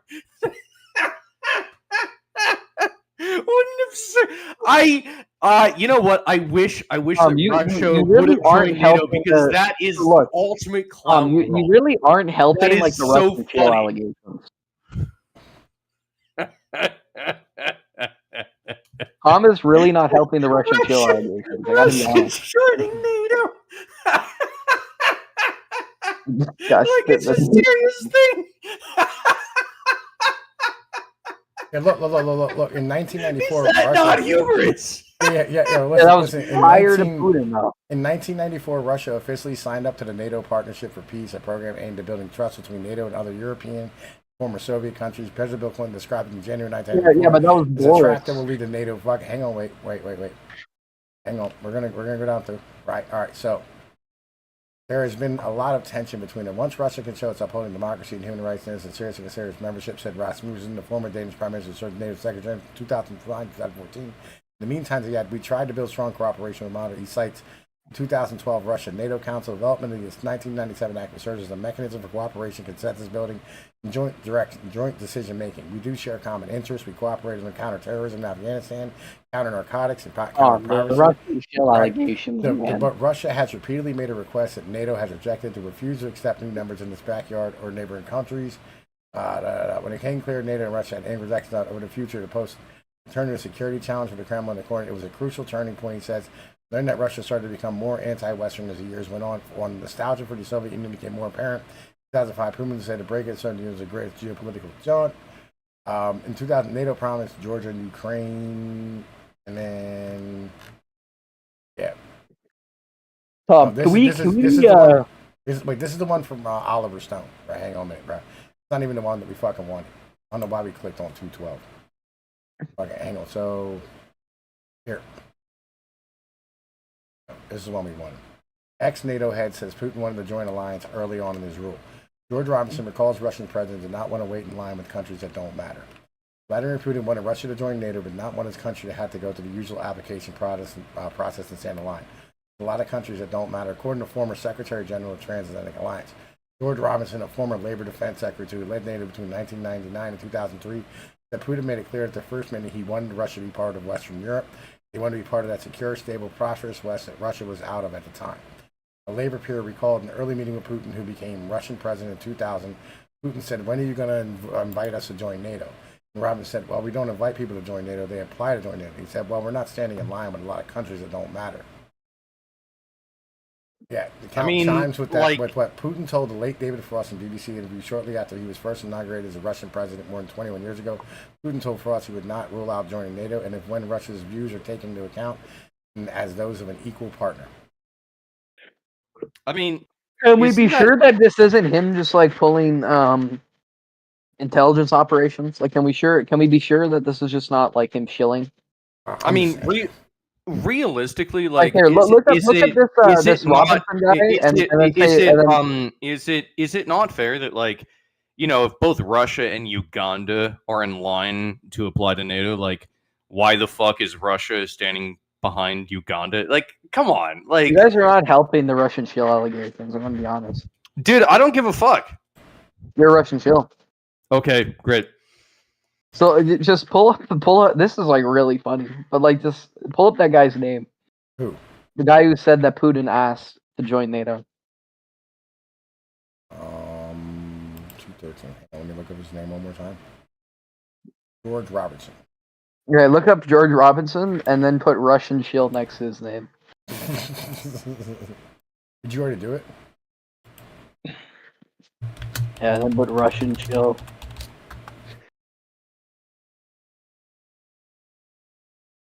Why Russia fears the European Union. Yeah, Robinson was hoping that Putin might lead Russia away from Boris Yeltsin's drunken anarchy and towards a reliable friendship with blah, blah, blah, blah. Well, yeah, but like if you put in the correct search queries into Google, you can find all sorts of fun articles. Russian spy. No, I'm kind of memeing a little bit, but I don't know, man. Like, was this a serious proposal? Yes. Like he didn't even want to apply. He wanted NATO to ask him. Like, let's be like come on. Well, they are kind of the entire reason why NATO exists. So it would be fair that NATO would extend an olive branch and not, just go, hey, do you want to join? Like why the fuck? Let's say me and General Chief, let's say me and General Chief are having like this long-standing war, and then after it kind of chills out a little bit, General Chief then expects me to invite him to peace talks. Well, like, come on. That would be the hospitable thing to do. That would be civilized and offering an olive branch. Yes. Yeah. Who the fuck offers olive branches? Like, get the fuck out of here. But We do. Intelligent rulers do. That's not. I don't know about that one. But so, like, he didn't even want to apply to be in NATO. He just said, like, "Are you guys going to invite us to the party?" The entire reason why NATO existed in the first place was to combat Russia. Like, why the fuck? Yeah, but communism literally just failed. No. So you have to understand. No. Look, you have to understand that communism had just failed, right? And then it was replaced by like a Western shield. This is such an egotistical and terrible way to run an empire. I fucking hate it. So you have you know that after the Soviet Union fell, the person who took up control and leadership of the nation was like a Western shill. Okay. Yeah, like right. This is well-known information. Now listen, bro. Like I'll And be he- real that with guy you. gets Like, yo, proposed. Mr. Google, have you learned anything today? About what? I mean, just in general, have you learned new facts? I didn't know that Putin wanted to ask to get into NATO. That I was mean, a little, like, listen, you understand that, like, yo, there's a reason why I say the things I do, right? It's because, like, not everybody that like we demonize are bad people, right? It just This sounds like left-wing libertarianism. This is not left-wing libertarianism, right? I'm saying that, You're Marxist. like, no, listen. You're libertarian Okay, so I know that we're going to have a massive industrial build-up in the next, like, 20 years. A massive one. Like we were talking about this earlier. Were you here when we were talking about this, Mr. Google? I don't think so. Okay, so basically China's, going to collapse, right? It might even end up in a civil war because, like, that's the pattern after you have, like, these collapses of, like, governments, right? And so with them collapsing, we're going to have to, like, start building things on our own again, right? Which is fine. But in us building things on our own, excuse me, what's going to end up happen is we're going to need a lot of resources. And so it's not just like having to like rebuild, just the manufacturing base. It's also like ramping up electricity use and like fucking transportation, rail, just everything, right? Fuck, everything's going to have to like just massively build. And we're going to need resources to do all this shit, right? And Yeah, so why wouldn't you just use the civil war in China to put in charge a Western shield in charge of all China? Yeah, because China's no one's going to be in charge for a while, right? You're going to have like you're going to have like breakaway. Like usually, what happens in China is you have like the cities on the coast, and especially in the southern coast, where like shit's like all like put together. Yeah, so why you take that for yourself, and then you start like just is it actually promoting different promoting some individuals? Is it actually a good idea to put in charge a Western shill for China? Because then it's kind of like our responsibility, and like and that oftentimes doesn't. We work. don't need it. We don't need that. That's just like look. So they're not like we're not going to know that. Like nobody's going to know that it's a Western shill, but like he's going to be a little bit of Western shill. They will. Well, some people will know, but Anyway, essentially, it doesn't like why wouldn't you just use the Civil War to your advantage to take resources from China? Because empire is apparently bad for our own citizens. Yeah, so, because listen, half of their industrial base is probably going to get wiped out, and like a lot of their people as well, right? Like in starvations, famine, there's going to be a lot of bad things that happens. Now you have a country in Russia, right, which is pretty much empty, right? Like from like once you get west of like Moscow, it's fucking empty, right? Or east of Moscow, I'm sorry, it's fucking empty. Right, it's fucking there's nothing there for a long time until you get like a lot of lost. I thought you like hated like Russian Orthodoxy. Like I thought you're Russian chill. No. I fucking hate Russian Orthodox like fucking weirdos on the internet because they're fucking weirdos. Right now, listen, I don't care about that. That's not where my men's out. The ortho bros are fucking retarded. Now listen. Okay, so here's the thing, right? I think that like we, what I'm saying, as a whole, could like literally, while Russia's like falling apart because they lost their trading partner, you know what I'm saying, and like BRICS is collapsing and all the bad things are happening to them, right? We should go over with our hand out and go, hey, look, you know what I'm saying? Listen, there's no reason we should always be enemies forever, and we have all these nuclear weapons. Why don't we, you know what I'm saying, become trading partners, right? And take their fucking shit and fucking use it to rebuild our shit. Or actually, we should do it now before the bad shit happens, so that we can use it for processing and fucking use China for processing. Why wouldn't you just conquer like the Siberian area? Do you know how many? How the fuck are we gonna conquer Russia? I didn't say Russia. I said like Do you know some how areas. many troops that's gonna take? Do you know how much resources that's gonna use? Do you know how much land that is? It's bigger. Or maybe than we could have boomers. Like who knows? Like maybe after we kill a bunch of troops, we can all come back and we can have another boomer population with Russia's conquered resources. Mm-hmm. Maybe we could like pull like maybe what America did with like Germany and like the entirety of Europe, we could do with Russia. Have you ever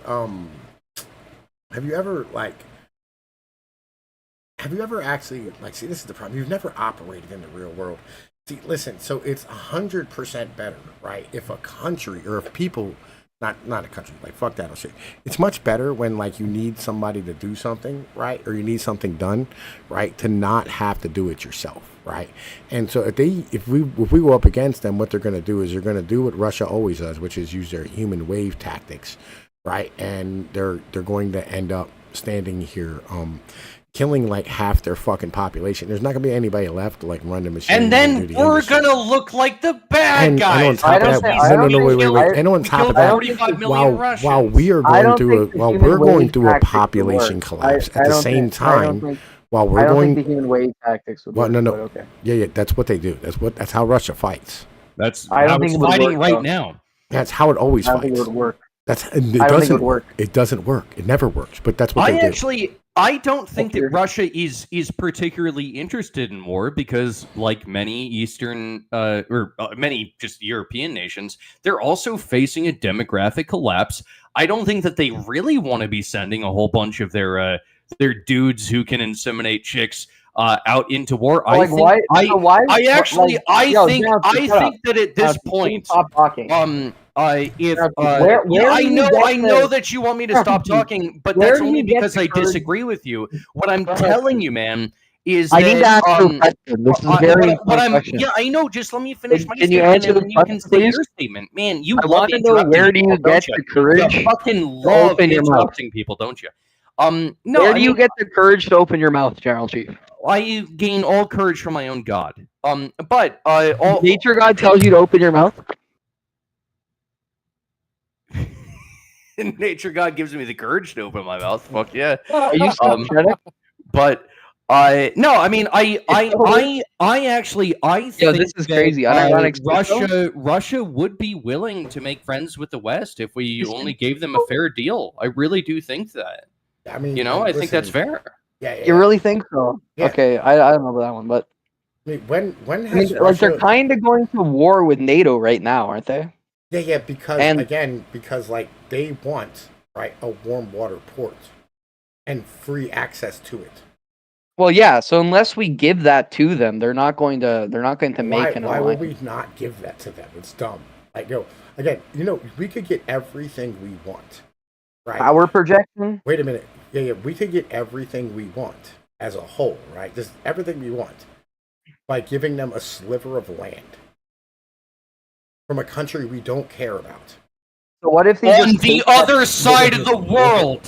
What if you just take that sliver of land? Like they're doing this right now, is where they're just taking it. Just let them take it. Why the fuck is it our business? Because we don't want them becoming more powerful. No, look, we have our own continent. Russia's never going to take over Eurasia. Like, they're just trying to do their own thing. I don't really give a shit. I'm not going to stand here and say that I care about Russians or Ukrainians or Jews or Arabs. Fuck them. They're on another continent. Fuck them all. I hope they all die. Why is it our business? Can you imagine a world map, please? Yeah. I can imagine one, yes. Okay. So do you know how close Alaska and Russia is? Yes. Yeah, so that's why, General Chief. Did you know that? Okay, all right. No, listen. Okay, so do you know how far, motherfucking Alaska is away from Moscow or any of their population centers? Russia has nothing in their far east. Definitely pretty far, but it's still 6,000 miles. Yeah, it's pretty far, but it's still a decent And also, threat. we have nothing in Alaska, so honestly, nobody fucking cares. Oh my God, the Russians They don't have shit in Siberia. Siberia. We don't really have shit in Alaska. Nobody cares about that at the Why moment. did you buy it in the first place then? And I can tell you why we I bought did. it. I can No, tell you why we you bought brought it. it up. No. Why we buy it in the first place, right? I can tell you why we bought it in the first Oh, place. it has a lot of oil. Sure. Yeah. No. Like, first off, it was gold that we bought it for. But today, like, what Alaska's gonna do is it's gonna allow us to have a port once some motherfucking polar ice caps really start melting due to global warming. And we it's can gonna be move so shit through that powerful. northern passage like way quicker than we can any other way. And the winds are much Yeah. calmer there than they are down in, like, like fucking South America. Dude, Alaska Sure, might yeah. end up being the next California, straight up. No, it's too cold. But like, Well, okay, not the same. Okay, like a New York. Alaska might end up becoming a new New York. I mean, Alaska is going to become like Yeah. Dude, So like maybe, dude, so think maybe about- it's a good- think Portland. or maybe it's a good idea to Once keep Alaska. Like theoretically. once we finally like fucking melt the North Pole, like please get the fuck out of here. Like Is that dude, bad think for about nature, all the God? trade routes that are going to be Isn't opened that bad up. for nature, Oh, God? it's going to be so good. Okay, listen. Isn't that bad for nature, God? Nature God doesn't care about a bit of warming. Yeah. Fuck off. Nature God's fine with warm. It was way warmer like a lot of points in Earth's history. I There don't was know. literally no I was just ice seeing on whether the or not he was. caps. There was points where there was I don't know. no I was ice on seeing the whether or caps. not like how much of an environmentalist General Chief was. Anyway, right, listen. Again, why are we not friends with the people with all those resources and all that land? Right? Wait a minute. Because right? we're not Russian cucks. I mean, we don't like you have are, to be General Chief. cucks, bro. Again, so okay, You're a cuck. You're a Russian cuck. okay. So why are we friends with Britain then? Because we're better than them. Does that make any sense whatsoever? We're not better than Russians? It does. Yeah, but the Russians are like defiant. The British are defiant, so are the French, and so are the Germans. No, they're not. No, they're not. What? No, they're not. What? Come on. No. I'm like The what? Anglos are defiant. Like, come on. The Anglos on a regular basis get upset about like us forcing them to bow down to us constantly. Do they do anything about it though? Yeah, they turn us away. No, they don't. They do. No, they don't. They don't do anything about it. Again, They're swiners. All right. They're Okay. swine. So why are we better than, you know what I'm saying? Like I'm trying to think here. Fucking, are we not better than the Iranians? We are. Why aren't we friends with the Iranians? What? Because we're more docile. This is such an inane Well, way to classify things. because Like, listen, this is stupid. Well, it's a dumb we mentality about the way. He disagree. doesn't understand geopolitics at all. It is what it is, I guess. Yeah, I mean, like, bro, I'm trying to explain geopolitics. well, we can control like Britain a lot more than we can control the Russians. Like, obviously. Oh, why is okay? Just straight up. Why is yo again? All right. Right. So like the Soviets disappeared in 1991. Right. You know what I mean? Which is, that happens. You know what I mean?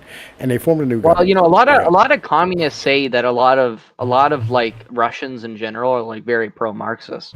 I mean, the Russians in general are like, longing for the days when they were like, seen with fear. Right, and that's respectable. I understand that. As a people, right? You should long for So the like days where you were feared.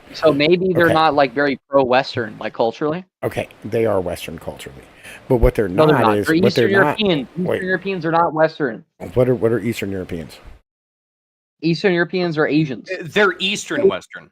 Yeah, you do realize that Eastern like Europeans are Asian. city people in Eastern Europe are all like homosexuals and like fucking weirdos and Oh, shit. just like us. Europeans- Yeah, they're just The like Eastern us. Europeans are Asians.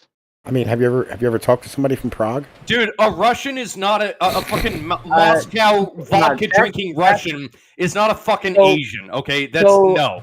Real Eastern European, they are actually, but They're not an Asian. well, but real Eastern Europeans are like probably beyond Poland.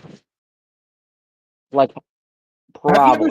Have you ever seen a Russian? I used to work with some Russians. That They are they They look they Asian. they Here, look, look I want to show some. I want to show some Russians- images real quick. Russians look very similar to us, except behavior wise, they're cunts. Well, yeah, I want to That's show the some major images, difference. real But quick. like, they don't I'll like show some Japanese images. or Indian motherfuckers. Like here, you cannot tell me that this guy doesn't look like the most Russian guy you've ever seen. Okay, yeah, that might be a Russian, sure. Yeah, that this guy is a Russian. Okay. So you're saying that's an Asian guy? So this guy right here is black.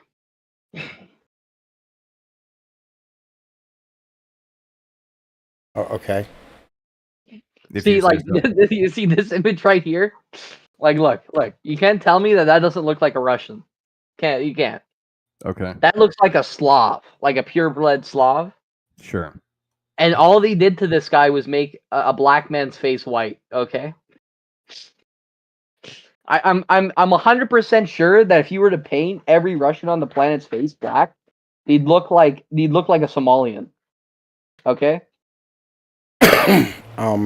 Is this it? Is that all? Do you have more pictures to tell do you the have, story? do you have, or do is you have that- a is that the whole reason? game? Do you have any other reason for any of the shit that you're saying? Well, no, I just thought that was pretty funny, but No. That's cute. No, but they aren't Eastern, like in general. No, they that's aren't Western cap. culture. We need to start using the Gen Z lingo. That's cap, fam. Yo, listen, Mr. Google, bro. Like, Yeah. I don't think you understand geopolitics, right? And I mean, I understand like power projection and all these type of things. But like, let's keep this a buck, right?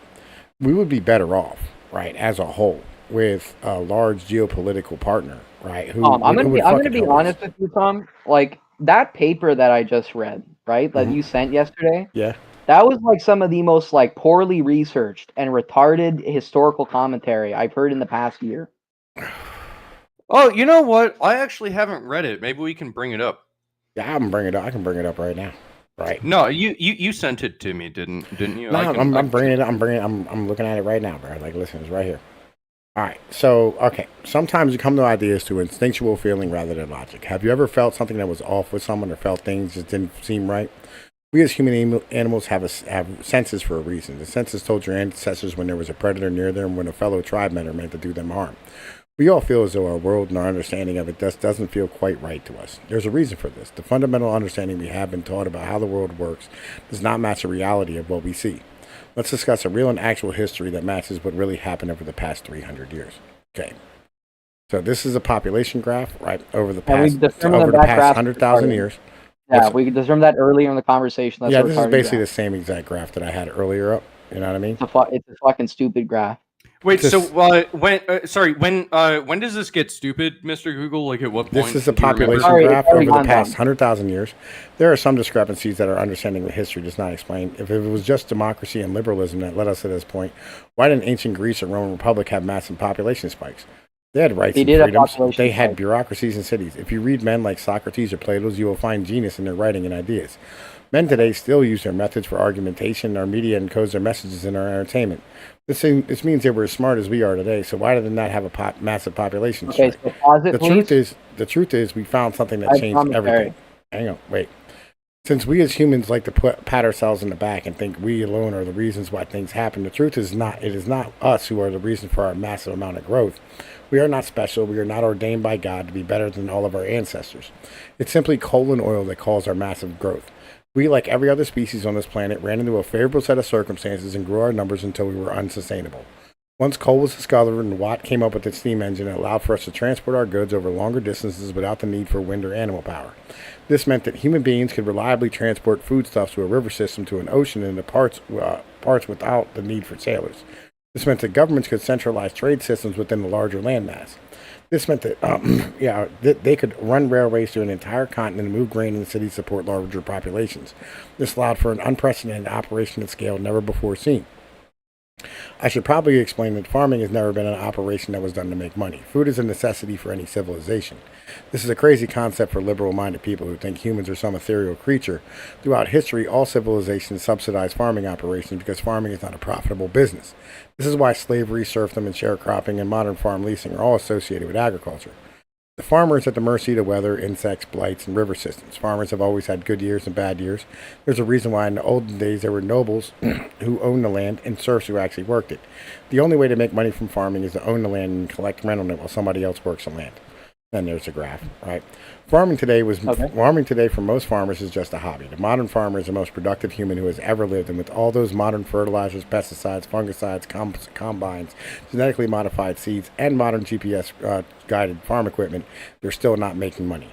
This brings us to oil is magic, right? Which I put up, like the energy density of gasoline versus, like a whole bunch of other shit. Right, the amount of energy contained in oil is insane. There's so much energy that has allowed us to create a logistics network around the entire world to build products that are made of oil. Our modern logistics system that allows us to live the way we do and have just-in-time shipping is the most inefficient and wasteful process that's ever been devised. Think for a second of the headphones you use to listen to music. They have maybe 5 grams of copper inside of them. The rest of them are made from petroleum in a factory in the country 6,000 miles away. They're packaged in oil and then moved to a port using a truck, in a truck using oil, put in the container and the ship moved by oil. They are then unloaded at a port by a crane run on oil. They are moved by a jockey wagon run on oil, and then picked up by a truck running on oil into a sorting facility where they are sorted and put on their other trailers and picked up by a truck running on oil and into a warehouse whose electricity is provided by oil and then moved by a truck, ran by oil to a store where you buy them and have them delivered by using oil. Want to hear about your food? Here's a crazy statistics. Most studies put it at 10 to 1. In other words, for every calorie of food energy we consume, we are burning 10 calories of fossil food energy. That's right. For every calorie consumed, there are 10 calories of petroleum energy spent in getting it to you. There's a breakdown of it, right? The average food you consume travels 1,600 miles to get to your plate. Recent studies have shown to put the evidence. Are you beginning to understand that while we have not become better or smarter, we have used the resource to brute force our population in the urban environments and feed them very cheaply? This is not to say I'm pro-electric vehicles or some dumb green nonsense. I'm saying this is all coming to an end. We as a species have greedily used up hundreds of millions of years of the Earth's production of this substance in 100 years. We are now being forced to use technology to extract this from rocks, which is what's known as fracking. The thing is, though, most people think of old oil production where you drill a well and it pumps for years. With fracking, 90% of the returns come in the first year. And I put a graph. Right, so every year we have to drill more wells to maintain our current productivity rates. We have 200 years of having a resource that has allowed us to pretend we are not the same humans we were 300 years ago. Voltaire once said, history is full of the sounds of glass slippers going down the steps and wooden shoes coming up. When you as a civilization at the top of the stairs, you tend to divorce yourself from the ideas of having to be human. The Greeks spoke of logic and reason. They fooled themselves into thinking they were above the mass of humanity they kept down. They thought their logic and reason made them better than the Helots who they enslaved. The Romans thought themselves better men than the Germanic tribes who sacked Rome. We think of our way of life and our technology can remove us from the timeline of humanity. We think of history as something that has stopped being written. We think we are now of a people who have struggled and fought to get here. We think we are not part of a lineage. We see ourselves as divorced from our ancestors. We think we are individuals. We think we are not held accountable by history for what our fathers and their fathers did. This ideology is just a product of our comfort and safety created by the system we built from oil. We all know the truth. There's a reason you avoid those darker neighborhoods in your cities. It's not because there is crime. It's because historically they have grievances against you and your ancestors, and you may come face to face with history. You can all of a sudden become a victor in history's grasp. Welcome home. Subscribe. Yeah, scroll up. Where? Scroll all the way to the top. So now scroll down to the second paragraph. Okay. So I understand that you're trying to throw shade at liberalism and democracy in general, and you're blaming all their success on particularly oil. How like this is like blatantly retarded information. So if you look at the Great Divergence, right? Europeans becoming much more economically successful, GDP-wise and in general, has been happening for an extremely long period of time, and it's been happening like since the Renaissance, like really, right? So, well, they weren't doing a lot of oil extraction back in the Renaissance, to be fair. I know, wow, that's crazy, isn't it? But so the reason why Europe was vastly more successful than the people around them was primarily because of a few factors. One of them was colonization. Colonization was a major factor. And the reason why Europeans were so good at colonization and trade was because we promoted the merchant class, right? So the Italians were the biggest promoters of the merchant class. Which works for a time. It does not necessarily work forever, my good friend. Shut Where do you get the courage to speak? Please. I misunderstand. No. Listen, Mr. Google. Where do you Mr. get Google, the bravery he's right. to speak? Mr. Google. From whence do you? Where do you get the bravery to speak? Mr. Google, he's right though. He's right. Is he right though? Really? Yes, he's right. Is he really? Well, he is right. It only works for a short period. Not really. Eventually, you become weak and effeminate, and then everything collapses. It works for a decent amount of time. I mean, like the Anglos have been liberalizing like since the Magna Carta. That was a long time ago, but okay, yeah. Anyways, but we can both agree that it eventually fails, does it not? Like everything else. Yeah, I mean, like the reason the British ended up like, I'll be honest with you, the British really weren't like truly like actually successful until like the fucking 1800s.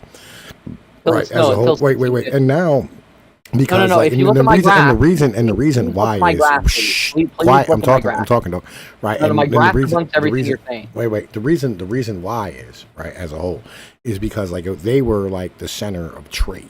Right, you know what I mean, like the Americas and like fucking, they were not tied into Europe. They didn't have to worry about dealing with like European powers as much, so they could be like the moderators in the media, just like the Danish, right? Same thing, right? Denmark, right? You know what I mean, the Spanish at the time, you know what I mean, we're at the same level. The Italians during the motherfucking, you know what I mean, when the Ottoman Empire, you know what I mean, before the Ottoman Empire shut down the Silk Road. Right, I mean, like all these people had their time in the sun, but it had not a lot to do with just the fact that they like did something socially, right? They did something socially because like they had the ability to do so, because like they had the position to do so. How do you become good at trade? By having trade. If you don't have access to fucking trade, right? Like for instance, by promoting the people. I'll give you a really good for instance of this, right? Like the people in the Congo aren't really good at fucking trade. Why? Because they're a landlocked country. So Tom, there's a lot of countries, right? Like the Prussians, for example, who did not have very good trade routes until they started conquering shit. Right? Now, that's besides the point. Because the way that you become good at trading, and trading seems to be a very efficient overall strategy to gain a lot of power, like historically. But that's also besides the point. Are we chicken and egging this, bro? Are you like I think what we're doing is I'm arguing for the chicken, you're arguing for the egg. I think that's what we're doing. I think what we're doing is that you're being a nigger who's like opening up all these like retarded metaphors that I don't. I'm not. I'm saying I'm thinking we're chicken and the egging right now. Mr. Right? So, Google, you're filled with insults, my good friend. Yeah, I mean, like, where do you get the bravery to speak, General Chief? I have yet to insult you. I have yet to insult you. Right? You know what I'm saying? Like I've yet to speak negative to you. Right? You know what I mean? I only argue with you. You know what I'm saying? Because like I got a lot of respect for like your knowledge. Right? I feel like you should, you know what I mean, like, probably like return like a little bit of that anyway, right? But here's the thing. What I'm trying to tell you is, right? Sorry?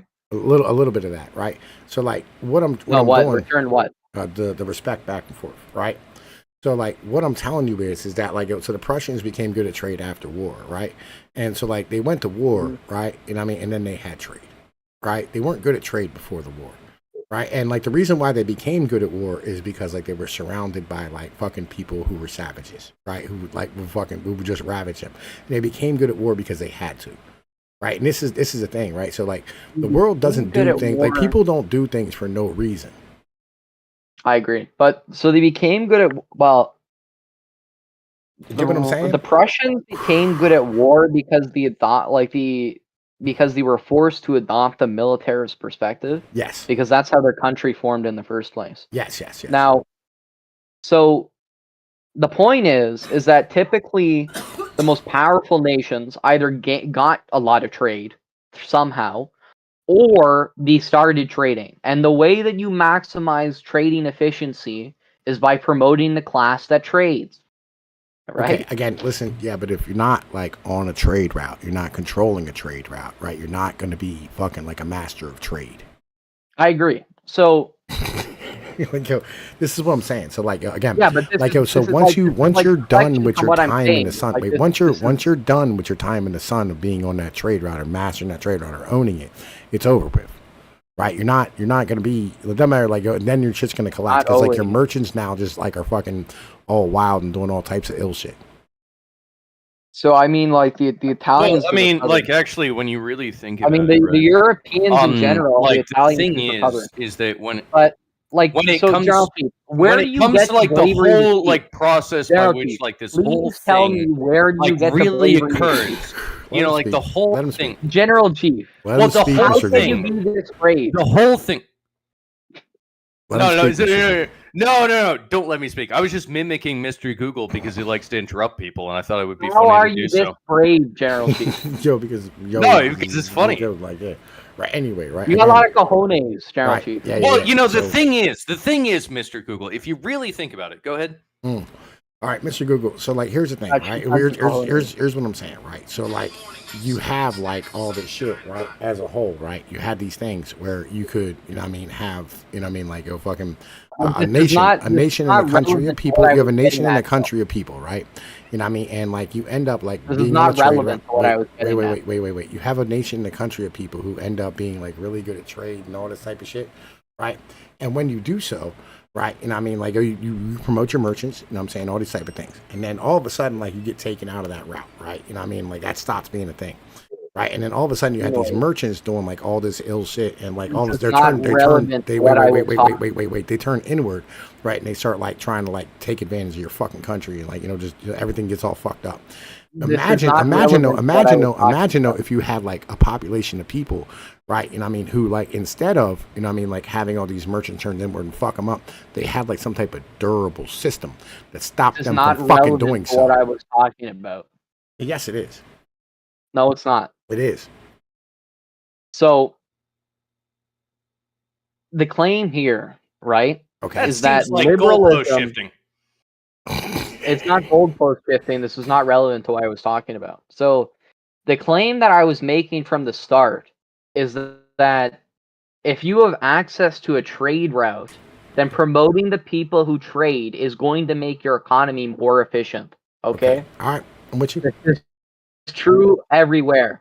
All the time. And then what happens when that stops? So liberalism, the success of liberalism is not dependent on oil. It can succeed without oil. Okay, that's the established point. Okay, now can you please? Do you have your graph up still? Which one? Or not your graph? This document. Yeah. Okay, so. I mean, sure. Plato and Aristotle were very successful argument. We are smarter than them and more sophisticated. But okay, go ahead. I don't think we are. Yes, we are. Are we? Are we sure about that? Yeah, General Chief. Where do you get the bravery to speak? You know, have you Google? Have you read Machiavelli yet? I've read. I think a page about something I was particularly interested in, but other than that, I haven't read the entire book. But I'm very interested in where General Chief gets the bravery to speak. Yo, listen. Why is it? Can I ask you a quick question? Like, why is that the fourth time you said that? Did you like hear that from like somebody that you idealize, and you're like, oh, I want to say that against somebody? Where do you get the bravery to speak? Like, I heard once from a song, you know, and I love to use it whenever I can, but it's rare. It's like, shut the fuck up when you're talking to me. You know, like it's one of those things. You know, it's just I don't. Where do you get the bravery to say these? Where do I get the bravery? Well, I told you